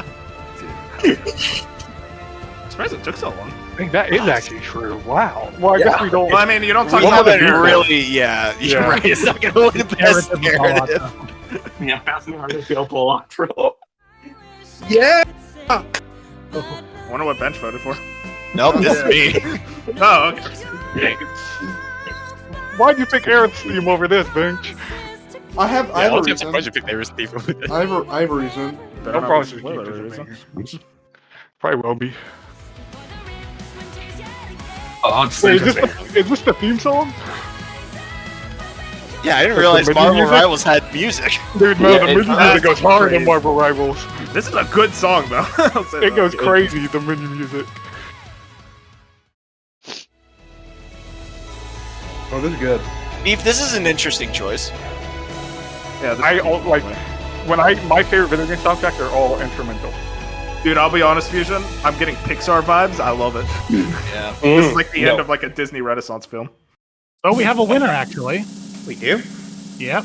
Because 2 people voted for No Promises. Okay, we're back. Hey, we're back. I don't. Who voted for that? Me. Pop and Dark. Let's go Wow, Dark. That's my man. I know good Great. music when I hear it. Dark didn't play this game. Doesn't matter. Music. Disqualified. Yeah, Give it to Stellar Blade. Yeah, I mean, I will say Okay. though. Yo, go ahead, bitch. Go ahead. I was going to say the reason I voted for that instead of No Promises to Keep, but You you want me to? No, I voted for no, I not voted for for Aerith's no. theme. No, no, just no, tell us not. No, it's a musical thing. It's a reason in the song. Is that just the transition in the song? Because there's a little bit of Genova theme in there, and then it really goes into Genova theme, and then just the massive orchestra of Aerith's theme hits at the perfect moment in the game, and there's just tears everywhere. Bob, Yeah, you know what I'm talking about. No, I know. I was gonna No back you up promises. here. The problem with Aerith's theme one is that it's like 10 minutes long. So like it is. it's like it's a great song because it is a very encapsulating Yeah. song of all the different themes and stuff. And like, no offense, it's hard to pick a clip from Yeah. that song because That it was is one of so the long. hardest Yeah, I ones was for me to curious. pick I was for. But Because yeah, it's made for like 10 minutes of cutscenes, and every single moment of that song hits.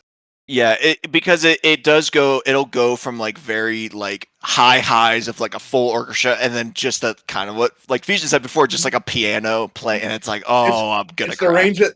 range of the emotions you feel. It's so good. But No Promises to Keep, when it plays first and then second, both like absolute goosebumps everywhere. So good. Yeah, Towards and the end of No Promises to Keep, there's a motif of Aerith's theme in there too. That Yep. hits. correct. Yes, and that it's very good. The singer does an incredible job, and like also I think part of the other reason why I voted for No Promises to Keep is because, let's be honest, all of my other favorite songs from Rebirth are just Final Fantasy VII songs, because like shout out Cosmo Canyon, but They also but have the- a great other songs in there too. right, the- but for sure. But I think for me, No Promises to Keep was a new addition, and that's why I wanted to give it its Mhm. flowers, because I think Yeah. it is deserving of it. Yeah, best soundtrack of all time for a reason. Yes.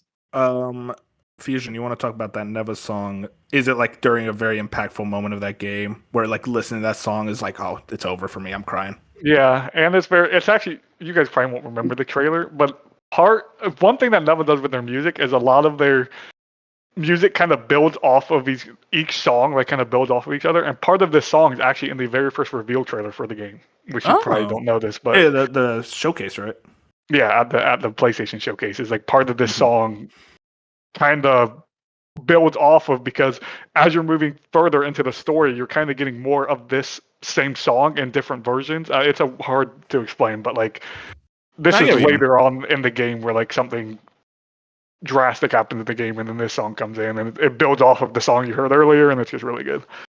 I respect it. No, dude, that song genuinely was like, oh, I kind of want to play this game now because like it gave me that Pixar vibe. It definitely had a like we're running through the field. This is almost like the ending kind of feel. Kind of felt like Lion King. I don't know why. It just gave me that feeling. Yeah. You guys would like that game. Only like 3 hours long. I would know. I want to check it out. I accidentally bought it when I meant to gift it to you. I want to shout out Stellar Blade. So the reason that's my choice, it plays. So here's the thing. There's like 1,000 songs I could have chosen from Stellar Blade. That's the problem. The OST in its whole is fucking bangerific. But this song plays when you're sliding down this gigantic metal tube slide, heading towards a space station, and a fucking boss comes in and starts fighting you while you're sliding on 360. It is the most insane moment in the game. And then it tops itself later on. And the music with the vocals just adds so much to it. I did want to shout out, I almost picked Raven's theme, which is one of the final bosses. That one is so weird. And it's so sick. I've listened to Raven's theme so much now because of that. Yeah, I kind of wish I chose it, but I'm also my favorite song changes like literally every day. It's a banger. It's just game's great, soundtrack's great. I maybe like the soundtrack more than Nier, and Nier has a great soundtrack. No, I mean I can respect that. Jat, one of the Persona guys. Let's figure this out. Yeah, let's go. What do you mean? Jat. Changing Seasons. Changing Seasons is a banger. It is such a good song. It made it on my Spotify Wrapped. By the way, it was like the top video game music I was listening to. And honestly, there were times during the year where I did genuinely did feel a bit down. Like I was just going through stuff at home. But when I played the Persona tracks, when I played this, it brought my mood like a little bit up. It definitely helps. It's a very good song when you're just like chilling out doing nothing. Exactly. And then the dorm theme, I think that was Beef. I would assume. No, I had disconnected. But you said the Beef was the episode I guess the song. Okay, go for it. Which I think Mooj made a joke about who would put music on that. I was like, and I submitted mine. I think he had to realize, Beef, of course. Wait, want me to do this one first, or you want to do? Oh no, you want to talk about Demotion real quick? And go ahead. Yeah, but now I've gone off my train of thought. What was they? Oh yeah. So I made my speech about the actual DLC later. I think this song is like way better at like the themes of what like the episode I guess is than the game, because it's basically the main character, like, well, I think it's supposed to be the main character. It's the singer, like talking about, or like making basically, it's a pretty sad song, like about for any reason you lose someone. It can be like, it can be death, it can be they move away, you just move apart, and like that's not a change you want to go through. So it's obviously very sad. So I'm gonna contrast Jats, but I don't know, maybe it's because in general, like I'm pretty usually positive. So it's like these songs interest me because I'm like, I agree, that's a big thing, but I just really liked it because like I said, I think it's more like goes with the theme of Persona 3, and I think it's like actually it sounds a lot like the others, but if you actually listen to the lyrics, it's like a lot sadder than what you would expect. So it was either this or the main theme, and I was like, nah, I'm gonna go with something a little different, like a more impactful sad song. Respect. So who was the dorm theme? That was Cyber. Okay, the dorm theme is sick. Cyber's a goat. That's a studying like vibe song. And then Hyrule Field was obviously Jack, which that's a really good rendition of Hyrule Field. Yeah. I think my thing is like it's Hyrule Field again. So it's like I get it at a certain point. I think it's in like top 3 renditions of Hyrule Field. I really liked it. Yeah, fair enough. And then who else did I miss? I think that's everyone, right? Unless did you say yours? Oh yeah, you chose the Promises to Gate. Yeah, okay. Oh, main theme from the Backlog thing, yeah. That's Colin, I would assume. That's Colin.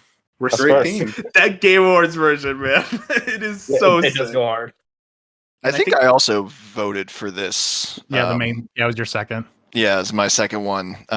It is just like this is the Balatro theme is like the definition of like throw that on the background as like a lo-fi, like it like continuously looping. Yeah. Like it almost like puts you in a trance. It is the craziest thing.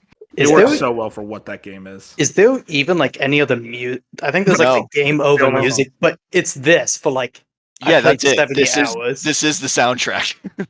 That's all there is. I think they change it depending on like certain aspects of what you're doing. The boss music changes it slightly. Yeah. It does a little bit. Yeah. Moon, you did the Marvel Rivals song. Tell me about it. It's really funny. There's 2 versions of this. This is the song that they went with their launch trailer. It's kind of like their theme song. Everyone calls it the anime theme song because it sounds like an anime opening. And this is the secondary version. And I guess they prefer this version because this is what the version that they used for their launch trailer, which is called the Chrissy Costanza version. And yeah, it's just so much better. Like the first version isn't bad, but something about this singer and the way they remixed a little bit of the music just feels so much better. And yeah, it's just an absolute rock song. If you like that very upbeat, like we're fighting for our lives kind of anime music, this is right up your alley. And it's been my go-to like driving song for a while now. So I've just been listening to this pretty much since the launch trailer for Marvel Rivals came out. No, dude. I mean, from what I heard, it sounded like a banger. I'd like to listen to the full version now. I'm happy you did something for Marvel Rivals because I put in the Discord like 2 weeks ago. I said, "Can we just give OST of the year the Marvel Rivals theme song?" Because it was just like it does. I immediately realized how much of a banger in the game. It's like in their promotional material. Like this is for the launch trailer. The music that they did for the Season 0 trailer, No One Rivals Doom, is also a banger. So it's like the music needs to be in the game, but it's in all the promotional material. I mean, that was the kind of the thing with a lot of multiplayer games. But yeah, shout out to Marvel Rivals. Shout out to all these pretty decent year for music. Yeah, it's good soundtracks. I am surprised, and I think someone I mentioned this as all the votes were coming in. I'm like, no one put I Am Astrobot. I was so close. Stellar Blade was like, oh, I couldn't resist, but like I Am Astrobot would probably be my number 2. All right. But yeah, it was funny though. We didn't have a winner for best song. I thought it was just going to be like a nice compilation thing. And then Bob comes in and says, "Oh yeah, I voted for the same thing as Dark." I respect that. That's cool. All right. What do we have next? Indie? Indie? Yeah. Indie. All right. Your nominees for best indie.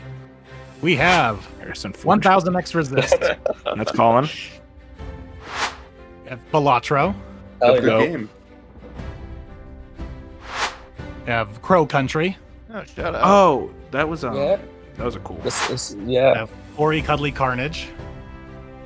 I have Can't not say heard I'm familiar. Hades 2. Oh, come on. Didn't we say no early access? Never. That's Fusion. Maybe.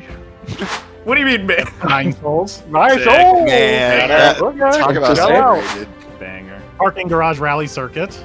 Bob, I watched the trailer for that game. That's sick. So good. And Big Breakaway. Love it. Okay. Forgot the game came out.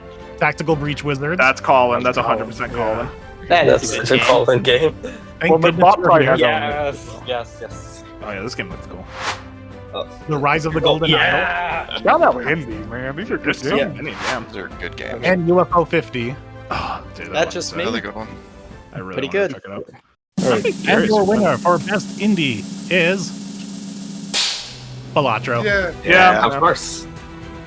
I'm A small part of me is upset Balatro came out this year because it just overshadows every other indie. Oh, and thank goodness you're here. Oh, yeah. No, Nine never. Souls. I know. Yeah, Well, I was the one who played it. Yeah, I was gonna say that.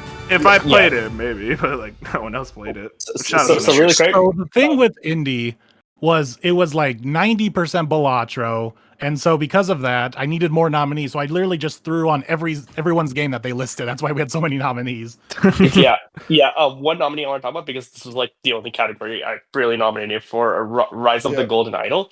That point and click, like, it's a game where you're basically like, it's a point and click game where each level is like an area and something has happened. It's like usually like a murder or something, and each level like connects with the levels after that, and you're filling in a blank, the sheet of words, and figuring out what had happened on the crime scene.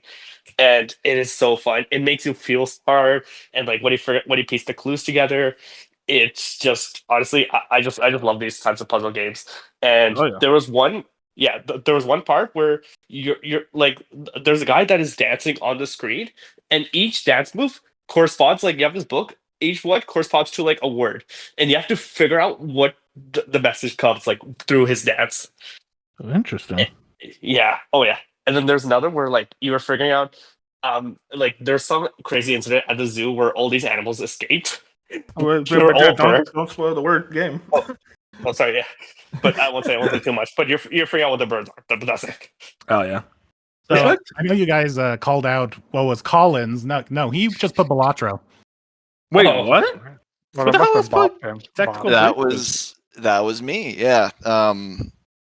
This is really the only category this is also going to come up. And Parking Garage Rally Circuit is a racing game. It's just a fun little indie game. There's not much to say there other than go try it out. It's like $10. But Tactical Breach Wizards was a really cool tactics game that came out. I actually don't know when it came out, but it was like September, October. It was pretty late in the year. Yeah, I only really got aware of it through other people's like content creators like Game of the Year list, and then Colin mentioned he was playing it. He's like, guys, this is really good, and I'm like, okay, you know what? Now that I have like a personal, like, from someone I know's recommendation, I'm gonna jump in, and it's just a very well thought out tactics game with a very interesting story. Like right away you go into it and it's like, okay, I like that they're just immediately putting you into the action. You have a mystery to solve, and you're going through these missions trying to uncover everything, and you're trying to track someone down, and it's like a whole military like almost like Black Ops operation, but like you're dealing with wizards and people who can like resurrect you, and time travelers and all these different things. So it's a really, really fun and unique take on it. And also blowing people out of windows and them falling to their death is like the best mechanic in a tactics game. And more games need to have that because it is really good. I love the name Tactical Breach Wizards. It's so silly. And it's on point because the whole game is like you like going into breaching a room and taking everyone out, and you're also like a bunch of like magic wielding wizards. It's like, okay, cool. Respect. This is the first time Nine Souls has showed up though. Fusion, that's you and me. I don't know if anyone else played it. Yeah, that's the reason why it's number 3, because it was literally the only other game that got multiple votes besides Balatro, and thank goodness you're here. So that's why it's number 3. I want to shout out Fusion. He was the one who put me on this game, and he kind of nailed the recommendation. This is very much my shit. It has that Sekiro parry that I love so dearly in a 2D plane with genuinely very difficult bosses and a very tight timing window that I was kind of surprised for a game like this. But I think this is an extraordinarily impressive game, especially for a studio that before this only made horror games. And the fact that it's animated so strongly and just has a combat system this well tuned is like, man, I'm surprised that this is like kind of your first foray into this type of game. So shout outs to Nine Souls.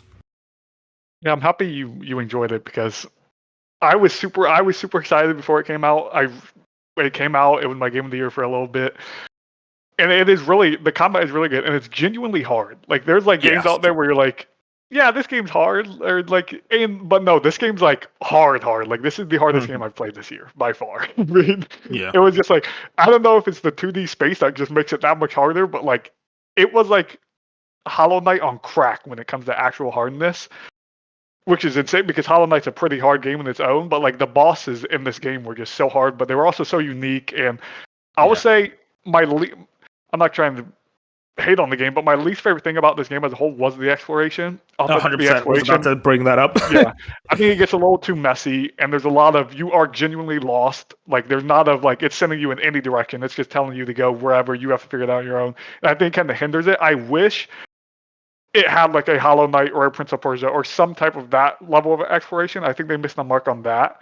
And I think the narrative sometimes gets in your face a little too much. They throw that narrative at you kind of nonstop. There's a lot of text boxes, but it's still a good narrative. So like if you're someone who's in the narrative, it doesn't hinder your ability to enjoy the game. But like at the end of the day, I think the thing this game does the best is combat by far.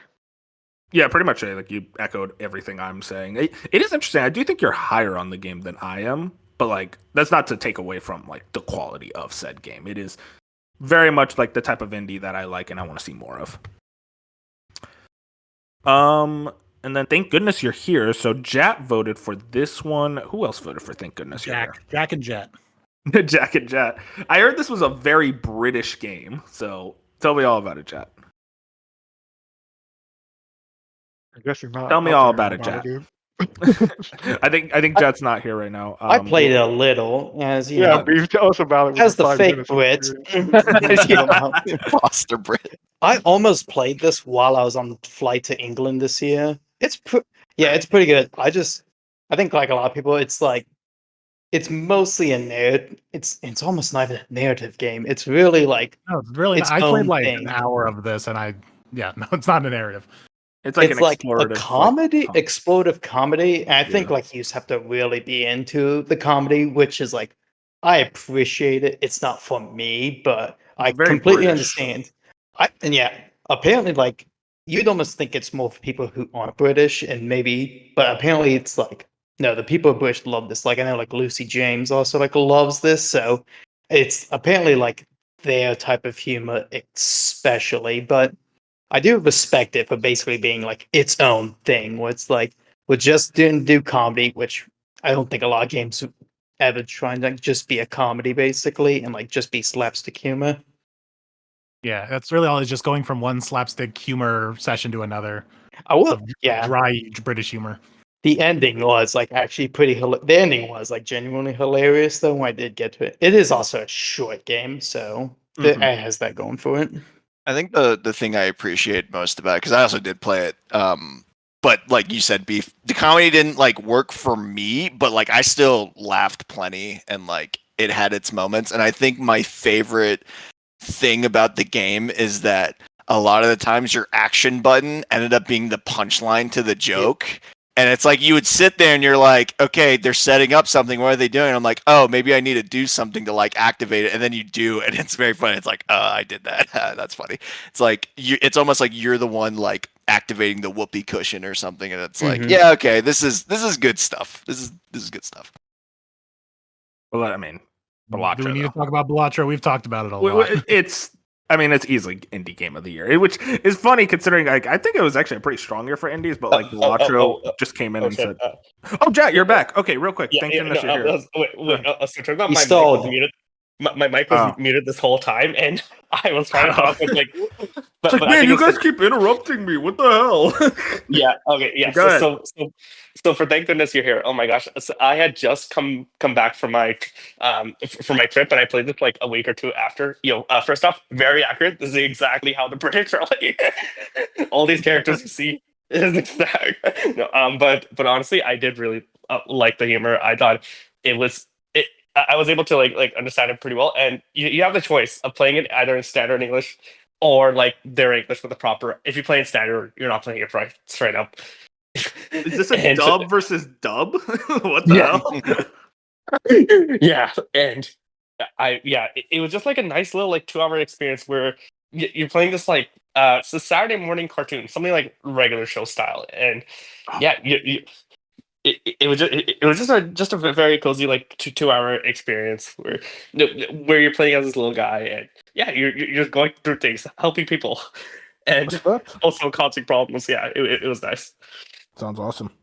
It's like a short one too, so that might be like a quick summer break game type thing. Backlog though,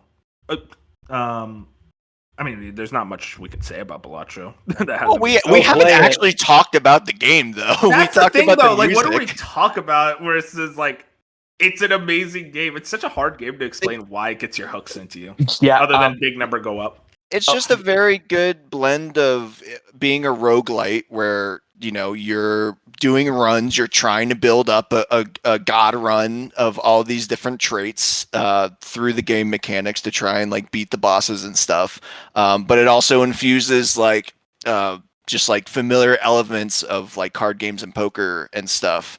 And it just does it in such a very satisfying and also very intricate way. This game has a lot of different variables and jokers and blinds and tags and all these different things that could happen in a run that no two runs really feel the same. And it's just a genius combination of the two, and I think it deserves all the praise it's getting. Yeah. One thing that I really like about this game, I mean, first off, it is like very addictive, and for each person, it takes like a different like hours on how long it would take to beat your first run, right? Like for me, it took like for some of you guys you did it sooner, but for me, it took like I think like 12, 13 hours. But what I liked is that I didn't get bored each time I played. I'm like, I want to keep playing. Yeah. I also want to point out, out of everyone here, I got the highest score. So it's true. Yeah, but I played for 180 hours, and I got. But also, I picked it, fancy. Have you? That's true. Beef didn't. Beef is ball knower. He grabbed it before everyone else. But also, Wolf, have you beaten the deck on Orange Steak? No, wait, Orange? Which one's? Oh, the steak. The highest, the highest. Oh, stake. no, not yet. Yeah, okay. Well, because I focus on the fundamentals first, Bob. I don't just rush into the hardest challenge. Yeah, you Come on, tell him, man. He wanted to get the game over. I mean, and also you didn't beat the Orange Steak before they patched it, so like, I don't know. Wait, this game had patches. So, Bob, that's the funny thing. Yeah, they did actually change the blinds. This is how bad this is how bad I am as a person. You said, "Oh, they patched the Orange Steak to make it easier," and I got so sad when you told me that. I was like, "Oh, I want to beat it when it's hardest." I want to hit you where it hurts. Got me there. But yeah, no, I mean, there's not much else to say. It's like Balatro is just such a perfect. Go play it. It's on everything, and it's very cheap. It doesn't look like it would get your hooks into you, and then you try it, and it's like genuinely like crack. Yeah, my favorite joke is the banana. That's all I can say. Yeah, I love getting the banana because it's like, please die so I can get the stronger banana. But yeah, that's best indie. What do we got next, man? We got game direction, character, art direction, male performance, female performance, and antagonist. Performances? Let's do male and the female. Yeah, I like that. Female, male, female, then right into character. All right. So, best male performance. I'm going to butcher all these names. We got Ben Starr as Astrobot. Nice. My God. We got John Eric Bentley as Barrett from Final Fantasy VII Rebirth. Oh, he's a good one. He's good. We got Joseph Tweedale as Luis Guillaburn. Yeah. Great name. Yep. We got Luke Roberts as James Sutherland from Silent Hill. Woo! We got Felipe Spall as Heisme from Metaphor. Nah. That's what Heisme looks like. That's what Heisman looks like. Troy Baker as Indiana Jones. Yeah. I like Troy Baker. Troy Baker's great. And your winner for best male performance, Joseph Tweedale. Yeah. Fusion, I'm starting to think this is being Atlas Awards. I know. Come on! I'm gonna throw up. Take second place. Honestly, this is a good. This is a good. That's top a three. great. I'm Why is surprised it at just? how Why is it overwhelming Louise? it was for Luis. Like it was. Yeah. Dude, it's so funny. I've heard people talk about Heisme so much that is not what I expected him to look Yeah. like. Yeah, no. Oh yeah, you haven't seen him. Yeah. Heisman's like the best character in that game, He looks like a Chad, bro. I love him. and he has the best voice. He has such a cool accent and everything. He's so cool. Yeah. John It's like Eric Scottish, Bentley. right? Yeah. That's what I put, Binks. You're welcome. He was my number 2, but thanks. he was great. I actually met him. Great guy, great performance. You just wanted to talk wanted- about how you yeah, met him. That's yeah, why you voted it. Yeah. Yeah, there you go. I also voted John Eric Bentley as my number 2. Don't give me Shout that. out. Fusion, Not- this was a weak year for performances for you, man. Was it just? I mean, was it Luke? I had to Roberts look for you? that guy's name up. I didn't know his name. Oh, wow. I didn't It either, was- to be fair. It was a great performance, though. Yeah, It was a pretty great good. performance. It Shout was pretty out. much, all Luis and Silent Hill, and then they just sprinkled everything else in. So to How talk about I Troy mean, Baker? Yeah, seriously. Just watching the trailers, it's like, damn, he is just Harrison Ford. Like he nailed that role perfectly. Yeah. So one thing, sorry, I just want to say about Troy Baker is that I mean, right now I'm playing through as you guys, I'm playing through The Last of Us. Playing that right after Indiana Jones, I gotta see this guy's rage. Like he has Range. yeah. He's a great actor that people just hate for no reason. Speaking He of, did an NFT thing, man. You don't For go one back day, from it lasted that. 24 hours. because Dude. I'll give some flowers. I think he was my number 2, Troy Baker. Because I'm like, I get why people we don't want to hear him as much. I kind of get it though from this. Like he really apparently from what I think they were talking about, like he does help a lot. They didn't even want to do Troy Baker, and then like never mind, we have to make Troy indie, and he helps a lot, especially because you're playing first person. Like it's important for him to talk and have the mannerisms and make you feel like indie. So yeah, he did a really good job doing his. I didn't want to even vote for him because I'm like, that's just Harrison Ford impression. But now I'm like, no, it still deserves it. I mean, the fact is like at the end of the day, Yeah. it's like an impression, but like when it's that good and he keeps it up for the entire game, like you got to give him his flowers. A little bit of info is when they came to him to ask for him to play Indiana Jones, he tried to give them other actors because he didn't think he could do it. Oh, that's awesome. So he tried to recommend other actors, and they were like, "No, we seriously we want you." So then he ended up doing it, and obviously it worked out. But he tried to get other actors in there because he didn't think he would be able to pull the Harrison Fordness out. I guess. Yeah, I mean, everyone's kind of already said it, but yeah, this was my number one. And I think just again, the fact that you kind of forget it's not Harrison Ford when you're playing this game, and it's like a 20 to 30 hour experience, and you get lost in that immersion. That level of immersion will always win out for me because yeah, like Wolf said, it's an impression, but the fact that he's doing it the entire game and really never breaks that, and is doing the because they're doing mocap, so he's doing the mannerisms and everything down to the comedic timing and the quips. It's all so good. Yeah. Yeah. Oh yeah. No, it was just sorry. Well, I was gonna move on. You keep going. No, just I'm tired of hearing this. Go ahead, Jeff, please. I was just gonna say, I could be wrong, but basically, other than Harrison Ford, and sure, there might have been these other smaller games of Indiana Jones where either someone else voiced or or they used the archive footage, but Troy Baker was the only other person to really play Indiana Jones as something so major, right? So it was just insane to see.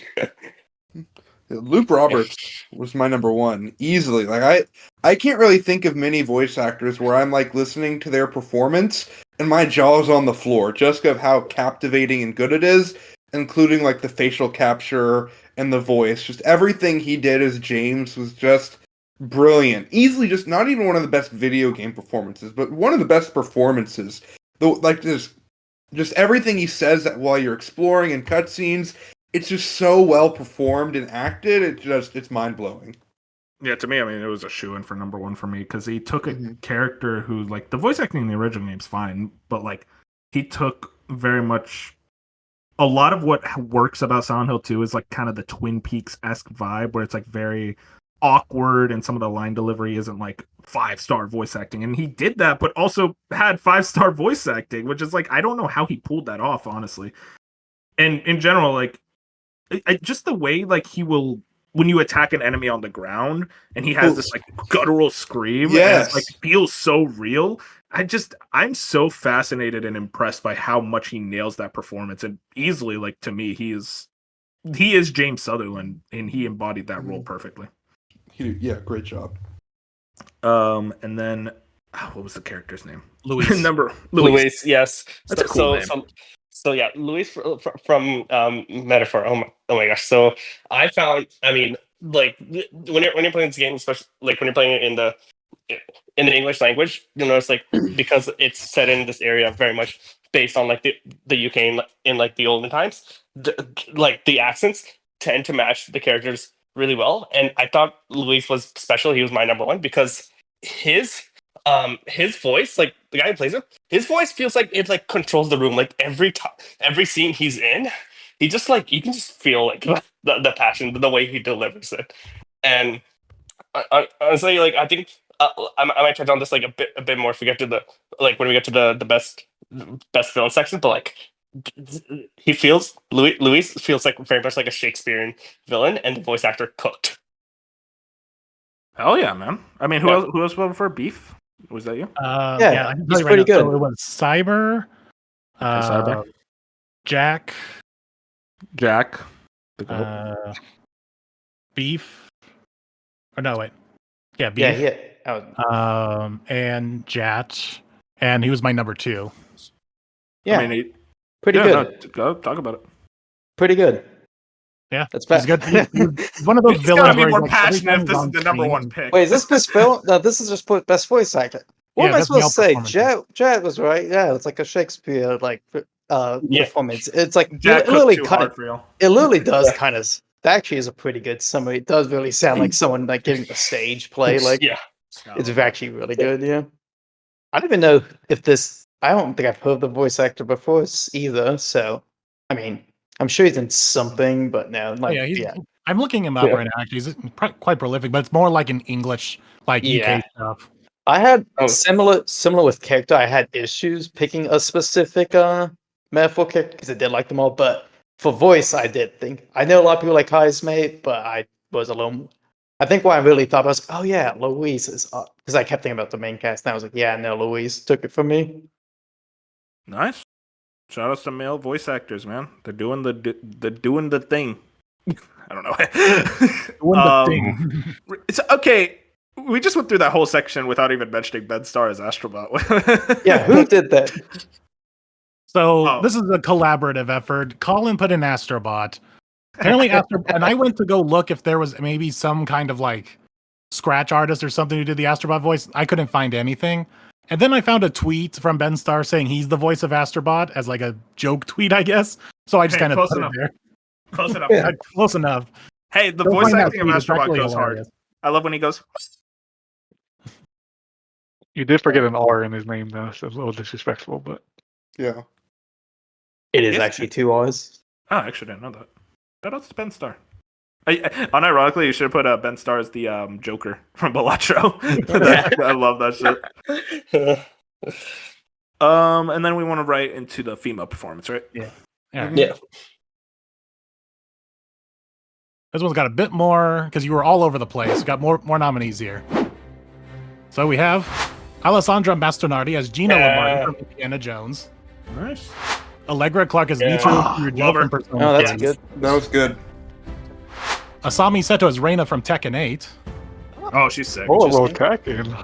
Brianna White as Yeah. Anakin Moreau from Final Fantasy VII Rebirth. Fraud. Yes. Kimberly Gonzalez as Kay Vess from Star Wars Outlaws. Oh, okay, that's a good choice too. Okay. Kristen Atherton as Hulkenberg from Metaphor. Nice, right? Melina Jurgens as Senua.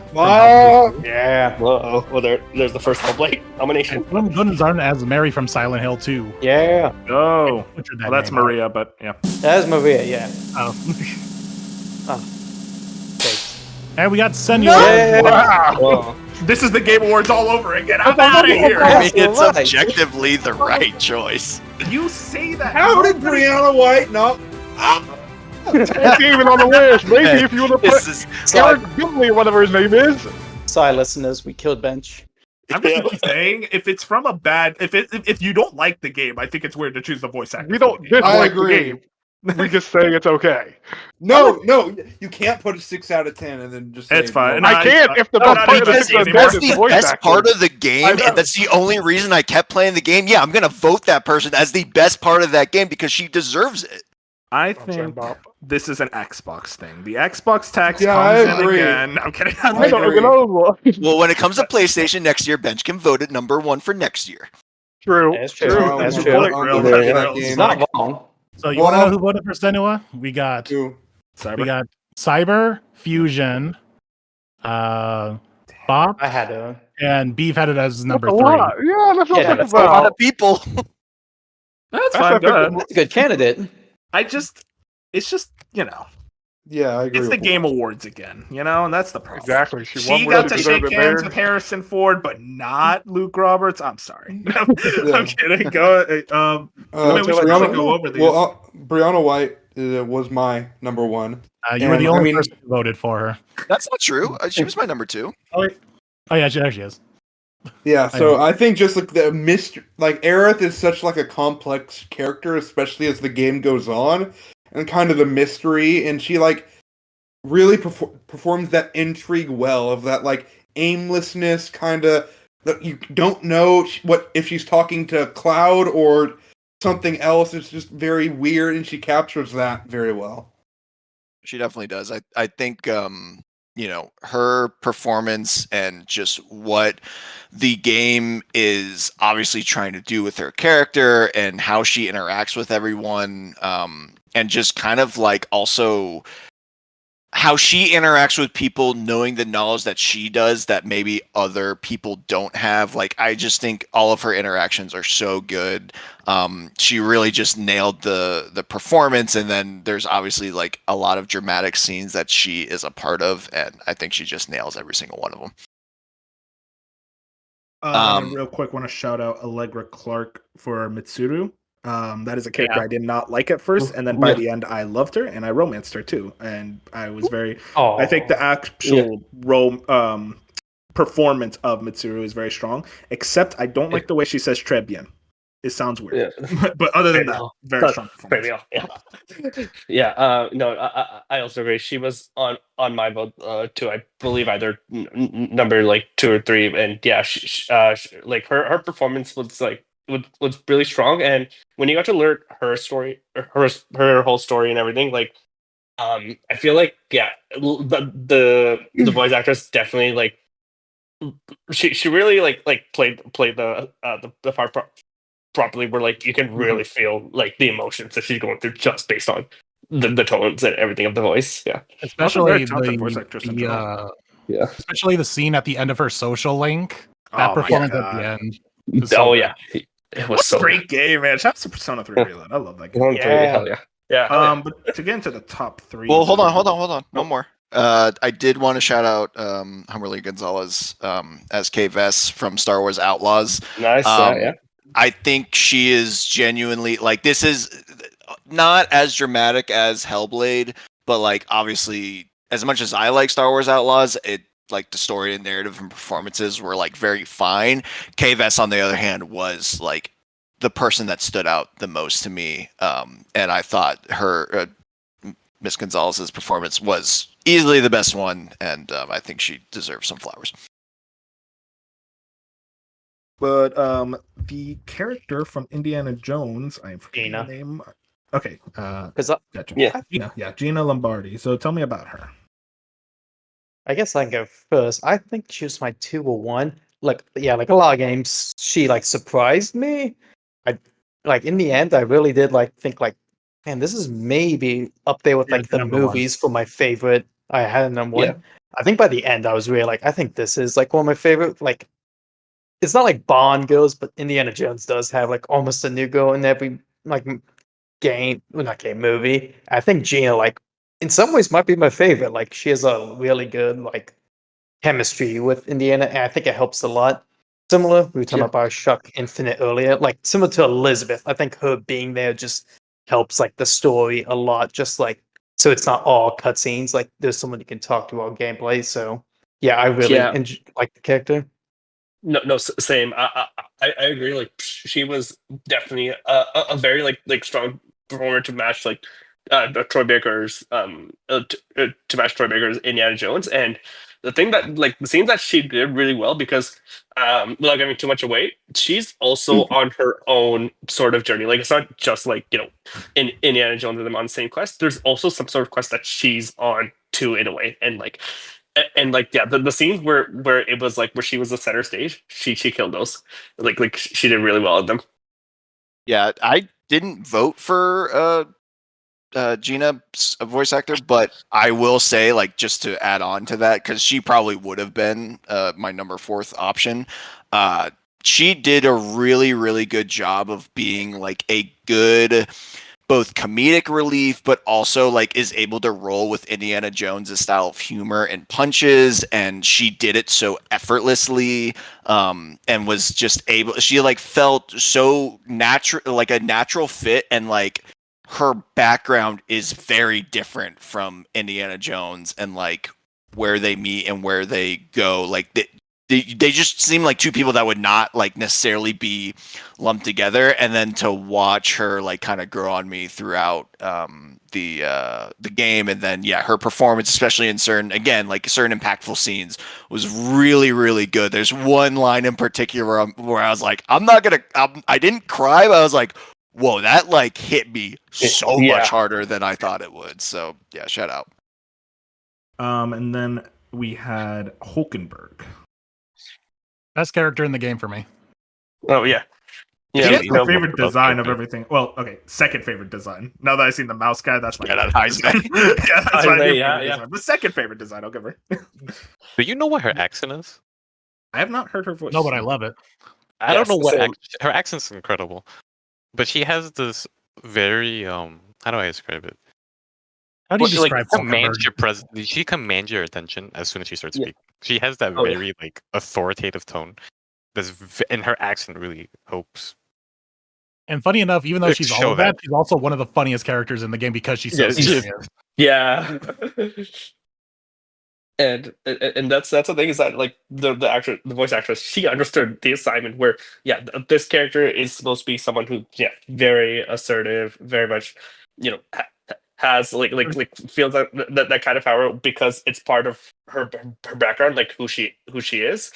But at the same time, she also has this thing where she needs to be aware of that, and then like the scenes where she really thinks about herself is like it's like getting emotional. Those scenes are where I felt like her character really shined. Her performance was actually out of the entire game. Besides Luis, I think she probably has some of the most range out of most of the characters too. Yeah. Oh yeah. The way she bounces between like, I don't want to say idiot, but naive, and as like a commanding knight is like so good. Yeah, exactly. Respect. I mean, she has a cool ass design. To have the elf not be a mage but a knight is actually really sick. She's a knight, and she's like I think the tallest out of your cast members. So she wields an axe. She's the tank of the team. Yeah, she's the tank. All right, here we go. The controversy. Melina Jurgens. Am I pronouncing that right? I think it's Jurgens because it's like I gotta give respect to a Tekken voice actor though. Yeah, awesome. Dude, Tekken voice acting is so good because they put it all into a game without any story, or at least a very goofy story. And Reina's sick as hell. I actually really liked her character. But yeah, so Melina Jurgens. I'm sorry, I'm trying not to butcher the name. I think it is Jurgens, but I could be wrong. I think that's what Harrison Ford said, but I don't know if that's right to trust. He was. Yeah, he wasn't exactly. I remember TJ. This is Jurgen, but I guess I forgot he was the one that did it. Yeah, but yeah, apparently it's Melanie Jurgens. Yeah. Okay. Kind of like Bob ran into a little bit, where it's like, I don't hate this game by any means. I think it's a fine game, but she is by far the best part of the game. She was very good in the first Hellblade.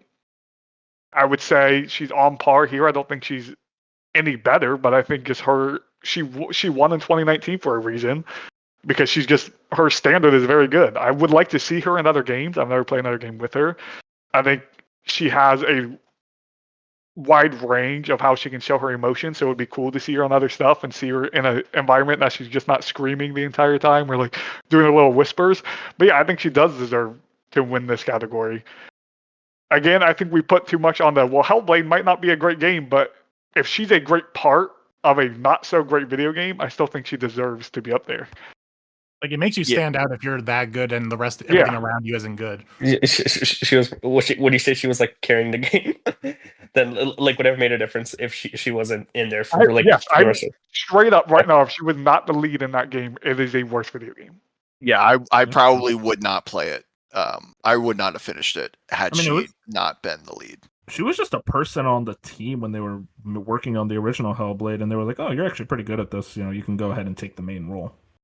Yeah, to kind of piggyback off of Fusion, it's like the story of Hellblade 2 is not as strong as Hellblade 1, and the writing is not as strong as Hellblade 1. And even then, her performance is still just as good, if not better, and that's mostly because of the tech that Ninja Theory can do, but just how it's all the little mannerisms, it's all the facial expressions, it's trying to project this mental illness, this thing that does not exist, that she is trying to then portray as a character. That is such an insanely hard thing to do, and for her to be able to have such a convincing performance, and is the reason, like, throughout the game, it's like I'm playing it and it's like, okay, I don't necessarily know where this story is going, but I want to see, Senua and how she reacts to everything, because it's so good every single time. And I just can't think of, genuinely speaking, I can't think of another performance that has wowed me as much as Melina in both games. Like, I genuinely think out of the last 10 years, it's probably my favorite performer in a video game. Was it you beat the game and then you start clapping at the credits and you play the game? What was that tweet? It was like, I love the game so much I clapped at the credits. I clapped when her name came up and then immediately stopped clapping. Okay. All So right. I'll move on. Yep. So next we should do character, since we just did performances. Game direction, character, and antagonist, and art direction. Let's do antagonist first. Yeah. And then character, yeah. I wonder who that could be. Oh no. Best antagonist. Your nominees are All Mother from 100x Resist, Oh yeah. Respect, Colin. Okay. Oh yeah, he does. Eric Voss from Indiana Oh Jones, yeah. Shout Man, I out. No, we suck can't at give it to a antagonists. Nazi. Louis from Metaphor, You look at Sephiroth him. from Rebirth, Who's that guy? Yamai from Yeah. Infinite Health, Oh yeah. He's so cool. and the town of Silent Hill from Silent Yeah, Hill. that's pretty Dude, I should have put that. I That's should good. have. That's a big that ball. was me. That was me. Respect, bench. I should have put That that. was you? Yeah. Yeah. All right. Those are cool. Irons. He who will Right? forge anew this Forge anew? country into a utopia. Attack What, in any bench? number. You got a word? Wield any No. I think he's a No. bad villain. No, he doesn't. Okay, no, we're not doing Yeah, this. We're celebrating the game. Bench, the villains aren't supposed to be good. That's the point. I will say real quick, shout out Yeah, to they the got- Wolf. Go ahead, Bob. No, I was gonna say shout out to Wolf. What a 180 you've had from last year, going on side tangents to just Yeah, no, log on 16, and now you're being the I have beacon no- of positivity. I've love it. You've matured. Yeah, matured. no. Yeah. I love to see the growth. Yeah. I have no enemies. Yep. Yo, my shit up here. What the fuck? So we have 2 Nazis on this list and Lewis. Bro, Three I mean, Nazis on Louis this can kind of So- almost be considered one. Yeah, he may as well be. So we have 3 Nazis. Okay, I guess that's fair. So real quick, I want to shout out Yamai. Fucking amazing. Yeah, He Yamai is was really good. good. You were So right, yeah, entertaining. but he was. He's so unique for a Yakuza villain, if that makes sense. Whereas I don't really, because he's super cold, but by the end you're understand why he's the way he is, and it's it's very soap opera, but it's also I just love his vibe. I love hanging out with Yeah. Yamai, and his He's not battle theme is awesome. Or But yeah, we can go right into it. I will say it talks about Silent Hill. I think that Oh yeah. that town is just the antagonist of the game. And I yeah, think that it's a made very me laugh good when I one. read that. That's a thing of you put that. It's oh yeah, that makes sense. I also wanted to. Well, hold on. I did want to share. This didn't even my third pick was from Sandland. We don't have to get into that, but I did. I almost debated putting this as my third nomination. But shout out the boss blinds and Balatro. That was almost my third choice for best antagonist, because fuck some of those blinds. Anyway. Yeah. The ones where they're all face down is insane. or play only one hand. Why? Just terrible. Yeah. So yeah, not Hitler. I mean, you could argue second in command to Hitler. Yeah. So tell me about this Nazi guy. He basically, just another Nazi that works Yeah. under Hitler. No, trying to give him more power. I'll start. Yeah, Emmerich Ross is a really good antagonist because he is not your prototypical like, oh, I'm a bad guy, I'm a villain. Like he is legitimate. He is very tactical, he is very manipulative, he's just does a very good job of getting under your skin, which I think should be the qualifications of any good antagonist.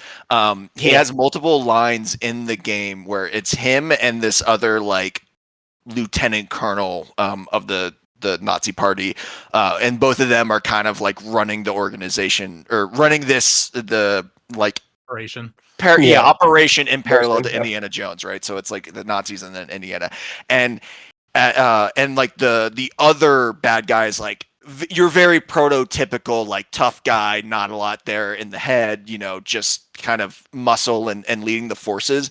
And Voss has a couple of lines in the game about how he manipulates the other military officer and how he's able to get him to work for him through this manipulation.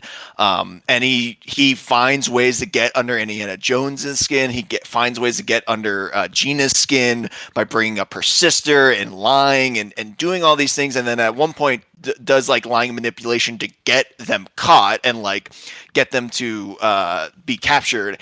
And then on top of that, he like, spoiler alert, he's one of the bosses in the game, so you fight him, and his boss fight is genuinely also hard, so it's like he is no slouch when it comes to combat as well. So I think he's just very, and of course he's a fucking Nazi, so it's like he pretty much checks all the boxes for antagonist. No lie, I was on that boss fight for almost an hour and a half. Really? Wow. Okay. I was really bad at it because I'm just bad at the combat in general. But once you get the rhythm down of what you need to do, it's really cool. But that kick though, that one big kick he does, that was the end of me. Yeah, he's insanely athletic for someone that looks like at the age that he looks. Well, he knows karate. Yeah, exactly. Excuse me. He well, you know, he put some flair on that karate. And then Sephiroth. I mean, one of gaming's most iconic villains, so no surprise he's up here. I mean, he's just like, you actually see his backstory in this game, so that makes him an even stronger antagonist than in Remake. I mean, he just commands the screen whenever he is on it, and he's just intimidating, very manipulative, especially with Cloud, this entire game, and just he has everything in the palm of his hand, and up until the end, I mean, great boss fight. Just enjoyed everything about whenever he was on the screen. He's just a terrifying presence to have, and someone that you want to face against. Yeah, pretty much everything Bench said. And then like every time, you know, he comes on the screen, you just hear like whether it was very intentional or kind of like so in the background, you'll hear like the chorus, like the and it's like, oh, you know, you're like your hair stand up on your arm, and you just feel like a chill in the air when he walks in the room. It's like, fuck. I mean, it's through those robed individuals, he pops up randomly a good bunch of times, and every single time he commands your entire attention because of how good of a character he is. And then finally, Luis, the GOAT. Luis. Yeah, so here's my analysis on this. I kind of hinted at this earlier, where he's very much Shakespearean. If you've read Macbeth, this man has some serious parallels to Macbeth. I mean, right off the beginning, this is literally the first scene in the game. Yeah, so right off the bat, first off, he kills the king. It's like the first scene of the game. Okay, just be careful because I really the trailer. That part is set in the trailer. Right. Okay, good. Okay. Yeah, it it is so early in the game, but yeah, that's the thing. And obviously Macbeth also kills the king, and you see this character evolve as they rise to power. I mean, there aren't like 3 witches or anything in this game, but as he gets to that power, you notice that like he just gets a bit crazier, and like, you know, there's also like you know, some ulterior motives and everything. I want to give away those, but yeah, it is like an insane transformation, and and that's what I really like about him. It's just seeing how the power consumes this man as he goes to the top,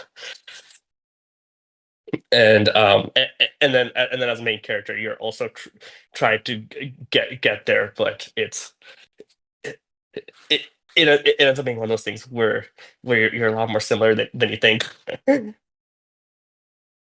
Dude, honestly, I mean, like the Macbeth parallel got me more interested. I'm a big Macbether.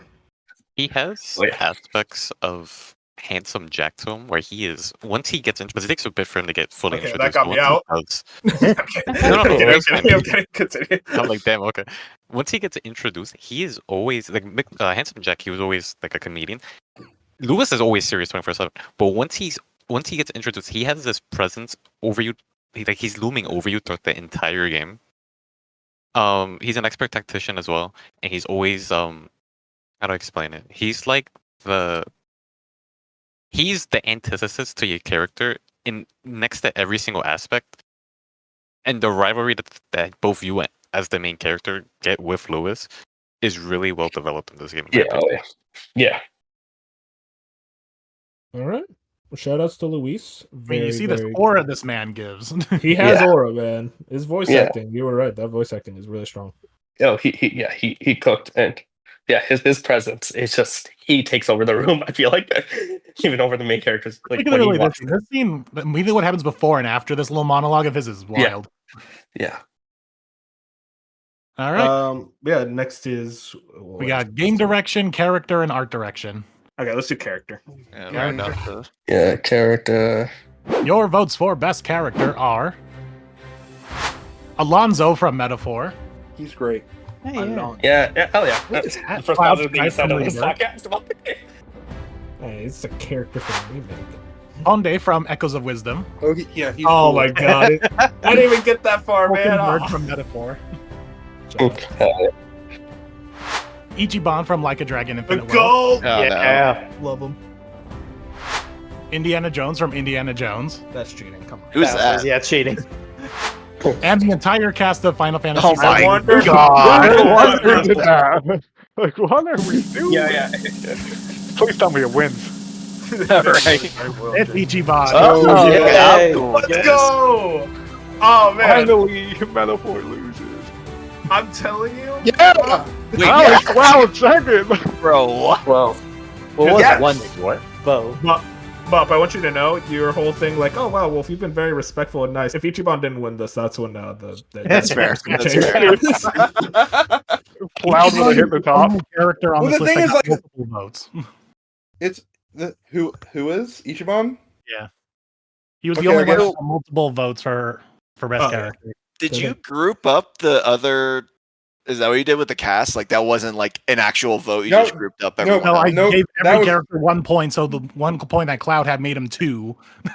No, I know, but like because like I had Aerith, so I guess does that get lumped into the rest I of the put cast?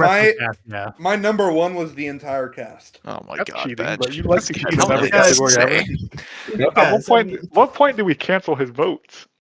Starting next year. I mean, I can say my. I mean, Fair, who fair. didn't? Yeah, no, the people who didn't get on the top 3. Finally, Metaphor can talk. Oh my god. Okay, yeah. Listen. They've been in every category for the Oh my- past hour. Why? It's my moment. Bench, we have no. Go ahead. Bench, we have no enemies. Come on, keep it real. Tell them why Cloud was the best pick. Okay, hold on. Before we get into the top 3, I'll shout out my number 2, Nyx, from Star Wars Outlaws. I love that little fucker. I would die for that little lovable goof. And he's great for the stealth combat. And also, I know Indiana Jones is cheating, but like, It's cheating, man. Come on. it's still great. He's still great. I That's loved fair, it. that's fair. He made me laugh. It's like the one-liners, the comebacks, like The he confessional just. scene. Yes. Oh my god, the confessional scene. Like, it was just so good to get more Indiana Jones. Okay, Ben. Because we had Spider-Man last year. Yeah. that's fair. Just really quick. So my character was Alonzo from Metaphor, and Most random character from Metaphor. No, Yeah. he's the best character in the game. Yeah. Yeah, no, he is exactly. Well, the reason I liked him because first off, like, it's one of those characters where it's totally missable. Like you can go the full game without even interacting with this guy, but like when you interact with him and do his whole bond, oh my god, you go through a it's whole great. arc with this guy, right? Like you go through Yeah. all it is intense, but I really liked it, and yeah, just shout out to him. Easily, I really liked that in Metaphor. Yeah. Like that's the best social link Atlas maybe has ever done. Yeah. Oh yeah. So tell me, Bench, don't go over every single character. I'm talking at the top. No, I'm talking in broad strokes as a cast.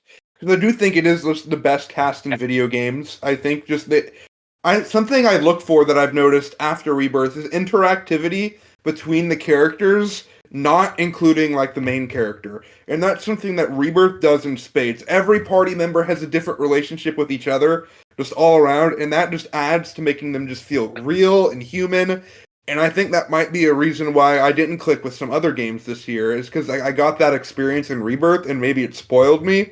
But every character in Rebirth is like, that's why I couldn't pick, because they are equally some of the best characters ever. So I couldn't really pick one. So I thought I had to pick them all.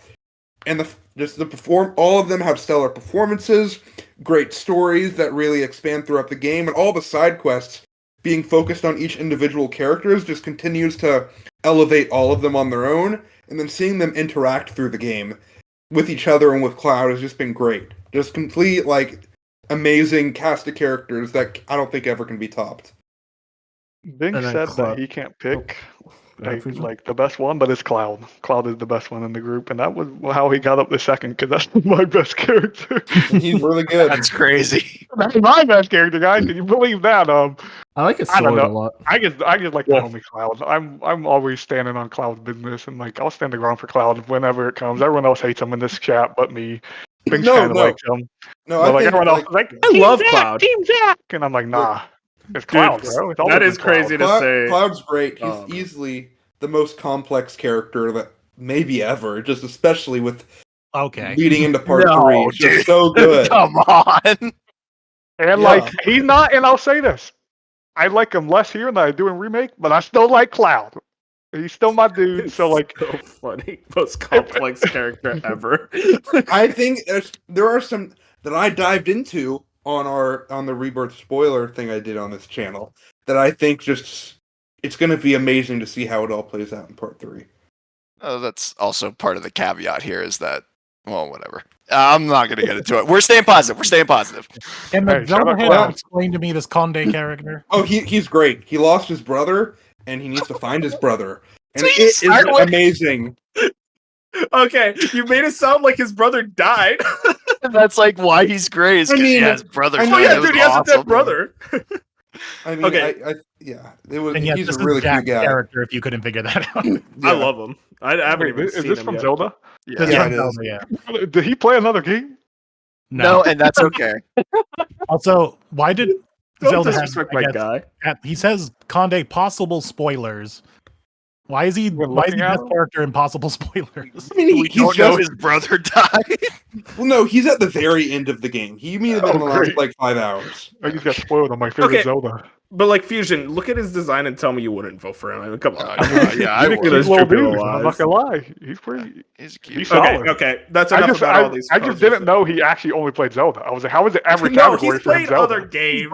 He really liked It's Zelda. his favorite franchise, Fusion. Come on. If the Last of Us game came out, you would have probably voted for it. Also, it's not like it's winning any categories. No, I was just shocked. I'm like, I didn't know how Zelda keeps showing up somehow. He's a true fan. He voted Metaphor in some categories as well. So come on, that's good. Hey, shout out our Brit. Yeah, But all these are for us Ichiban fans, though. Everyone had one vote except for us Ichiban fans. We all banded together for 3 votes total. I mean, listen, you want to talk about a fucking character. Ichiban Kasuga is the character of the year for me. Yeah, Everything seems great. He exhibits this joyful innocence in a way that I've never seen captured as well in a very serious game at points. Like Yakuza's silly, but like the fact is that he's a very silly character. He matches that tone, but also when things get serious, it's not like he's like making jokes and shit. He actually buckles down and says genuinely like very moving stuff. And the ending scene with him, like he has like that last like walkout moment, if you know Moon, that's like that whole sequence like really hit for me. And it's like, God, I really respect like what Ichiban represents as a character. Is that he sees the good in people more than any other character in any Overly video game. optimistic hero. And like that type of like joyful optimism and excitement for the world is like you don't see that in real life. So to see that in a video game character and exhibited so perfectly, it's what makes him my character of the year by a very large margin. It's what makes these. I'm not going to say the whole Yakuza series, but I'm just going to say the 2 Like a Dragon games because that's the only one I hasn't played. But the way that not only the characters but the story and the gameplay bouncing between over the top silly and serious drama is like astounding. It should be studied on how well they balance it. Yeah, it's immaculate. I love Ichiban. Yeah. But yeah, God bless him. Also, Bench, I know in your original entry you had like a whole story of how you missed the entire cast, like they're your family. I see you deleted that. What? Yeah, they're great. Dude, I get it, man. I have Sometimes that. you finish a big JRPG like that, you're like, man, I missed them. I mean, I have that art from the thing as my phone screensaver. Let's do art direction. Art direction? Yeah. All right. Yeah, we might be beefing if I don't. All right. Best art direction / visuals. We have Dragon Age: The Veil. Yeah. Okay, that's a good one. That's a good one. We have Like a Dragon: Infinite Wealth. That was good, but yeah. It's good, but I don't. Metaphor Fantasio. Very good. Love those menus. Never. Shout out. Shout out the MD. Someone has to hold the fort. A good one. We have Parking Garage Valley Circuit. We're holding on the indie fort. We're holding on the indie fort. Oh yeah. And Persona 3 Reload. Yay! Nice menus. And Star Wars Outlaws. Okay, nice. The hell did I vote for? None. And Unicorn Overlord. Oh, no. There it is. You know, the third. And your winner for best art direction / visuals is Never. Wow. Here we go. Wait, I does feel like Gets even his the play flowers. How did that even work? someone else voted? Persona and Yeah, that is it. Unless it was all just 1 point and I'll just take it. No, because may have been the someone else others. voted for Never. Oh, who voted? It was Dark. This is Dark's one thing. Wait, Dark, please That was don't. Colin. Oh, It'll be Colin so- there, okay. Shout out to Colin. I'll take a Colin. That one, give it us there. Before, I'll very briefly just say Dragon Age is the best looking game I've played this year. I will say visual, like pure graphics. Yes, I'll agree with Dragon Age, but Neva definitely has like the better, like when you say art direction. It's art, yeah, for sure. Shout out Parking Garage Rally Circuit. The big shtick about that game is that it looks like a PS1 like Pixel Voss era game, So sick. and it does it so well. Like it really does look like this game released in like 1998 on the PS1. very So yeah, it's so good. And I love it so much. And That is a also really great choice. too, since I didn't vote for this, mostly because I feel like this legitimately is cheating, but Star Wars Outlaws does have great environments, great like new, like the problem is that a lot of these worlds have already been like created and shown in other Star Wars media, but that still, like, they could have missed the mark, and they absolutely did not. I took a lot of screenshots in this game. There's a lot of, like, shout out to Shara, that was, like, the one new area. Just a beautiful landscape, and I think Massive did a really good job with Star Wars Outlaws. Unicorn Overlord, just real quick shout out. It's just Vanillaware's art style, and Vanillaware's art style is always good. That's all. You're always good. Fusion? But yeah, it was interesting. Best art direction, literally everyone had a different number one, except for Neva, which was number one for both Colin and Fusion, which gave it the win. Fusion, can I be completely honest with you? I was watching a video that was like Game of the Year videos, like a joking one, and it's like best game that perfectly explains my chance of playing it. Never. Damn. It's like, Okay. and every time I hear the name, video. that's all I think. Yeah, Vegas 64. That It was was great. Yeah. That's great. I just wanted to shout it out. Hey, that game's got great art direction. Oh, well, real quick, I mean, to talk about the top three. What was number three? Go back. Metaphor. This Metaphor. Beautiful Yeah. menus. There great is, menus. without getting too much of this, there's a character in Metaphor. As you travel in Metaphor, you're traveling a lot on like it's like a big road trip. He'll let you stop and go out to look at the scenery, Oh, and yeah. some of the most incredibly unique JRPG and fantasy-esque environments I've seen in a really long time. Yeah. And then, of Oh, course, the yeah. menus in both Persona and Metaphor were top-notch. Yeah, and I loved every time we stopped for those because it's not how all of them were different. They never repeated them. They were each visually looking sick. Yeah. And it's in Persona 3 Reload. It's kind of a lot of the same with like just how good it looks. Yeah, we talked about that a bit. It's yeah. good. Yeah, looking. Persona. I mean, yeah, very flashy, very, very artistic color. I'm starting to think you all of guys it. like Atlas. I don't know. This seems like a snaking suspicion. And then Neva, I mean, Yeah, it's just, I mean, if you have an OLED of any sort, like this game pops. The colors in this game on any OLED TV or monitor, it's insane. It's like hand painted. It's like, it's very much like you've seen Neva and you know what game it is. It's very distinct in its art style. That's awesome. yeah, it's a beautiful game.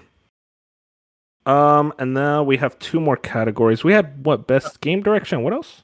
No, that's Best it. That's it publisher. for the categories. Then we go to game of the year. Okay, I gotcha. thought we had Okay. best publisher. Yeah. Okay. I mean, we can give it to Atlas right now. Yeah. Well, I was I'm gonna gonna say guess Sega. Atlas Sega. Yeah, Oh, Sega. Yeah. Wait, and what about game direction? Did we do? Or No, yeah, we're about doing that right now. But Yeah, I would literally- also shout us to best for Team Asobi for best game studio. Yeah. The only outliers were Team Asobi and Ubisoft Montpellier. Oh my god, Bob, you gotta stop. All right, we can wasn't give it to me. Sega No, that was because Jack. they also did Yakuza. So Oh wait, Montpellier, that's the French team. Never mind, they're good. Yeah, That's that was Prince Jack version. voted for that. I assume that was Star Wars Outlaws team. But we can't vote for teams that don't exist anymore. That's Oh, crazy. okay. The Montpellier still exists. You never read the So news. best game direction. Best game direction. So best game direction, we have I still don't know what this thing's to be on. Astrobot, Let's go! As I said, that. Indiana Jones and the Great Circle, All right. Oh, Cool. Shout out. That's a solid. Over there, something. Like a Dragon, Infinite Wealth, Yeah. Gonna be an Atlas game again, #1 watch. Metaphor Refund Audio, I actually think I don't remember if I did. I'm, vote I'm for starting to that. get nervous for the game of the year with all this Atlas. oh, Space Marine, hell yeah. Thank Goodness You're you're Here, here. Yeah. goodness. I've seen them. Yes. and UFO 50. Yeah. Nice. Yeah. Dude, put this I game on think console, man. And your winner for best game direction is Here we go. Come on. Astrobot. Yeah. Let's go! Astro was Dude, the my Astro number 1, I suit. think. Yeah, I think that. Finally, the robot. Oh, dude, Yes. Yeah. I got this time. This is a I good got a list. lot This to is a good say list. about Astrobot, so let's shout out all these other options first. Because I mean, we've talked about those two pretty much at length already. yeah, I mean, like at the end of the day, when it comes to the direction, I guess like to me, Astrobot is #1 with a bullet because that team had a vision for what they wanted to do with that game, and they pretty much executed it on every level, and to the point where it's like every game I always feel like it's like, okay, this part they kind of like stinted a little, or it's like, oh, they didn't have enough time here. Astrobot genuinely feels like they had infinite time and infinite resources, and they didn't. They had a smaller budget and 3-year dev cycle, and they made it feel like it was a 10-year cycle, which is absolutely incredible. So Astrobot with a bullet for me. Yeah. Yeah, same for me. The way I describe it as game direction is you make decisions on how to make the game enjoyable for the player, and the fact that the Astrobot team made the game direction so good, it made a person like me who doesn't like 3D platformers enjoy the game. That's an achievement. Same. Well, I don't. Yeah, Okay, well, you guys don't gotta like say that every time. I wanna- we talk about the game. I want to yeah, shout out Space Marine 2 real quick. I Oh, don't yeah. think Yeah. anyone's Shout it out, talked about it Dark. yet. Okay, it's Yeah, go awesome. for it. This game makes you feel like you're in the middle of like it feels like a OG Gears of War, and that's a feeling that I haven't experienced in a long time with that type of horror and the feeling of dread. The amount of enemies that they've managed to put on screen was something I've never experienced before, because I never played World War Z, so this is the first one. It was utterly insane. The feeling of you versus a million, and the fact that you were able to feel like you were superior than everything else on the battlefield was something truly unique, and that's why I voted for it.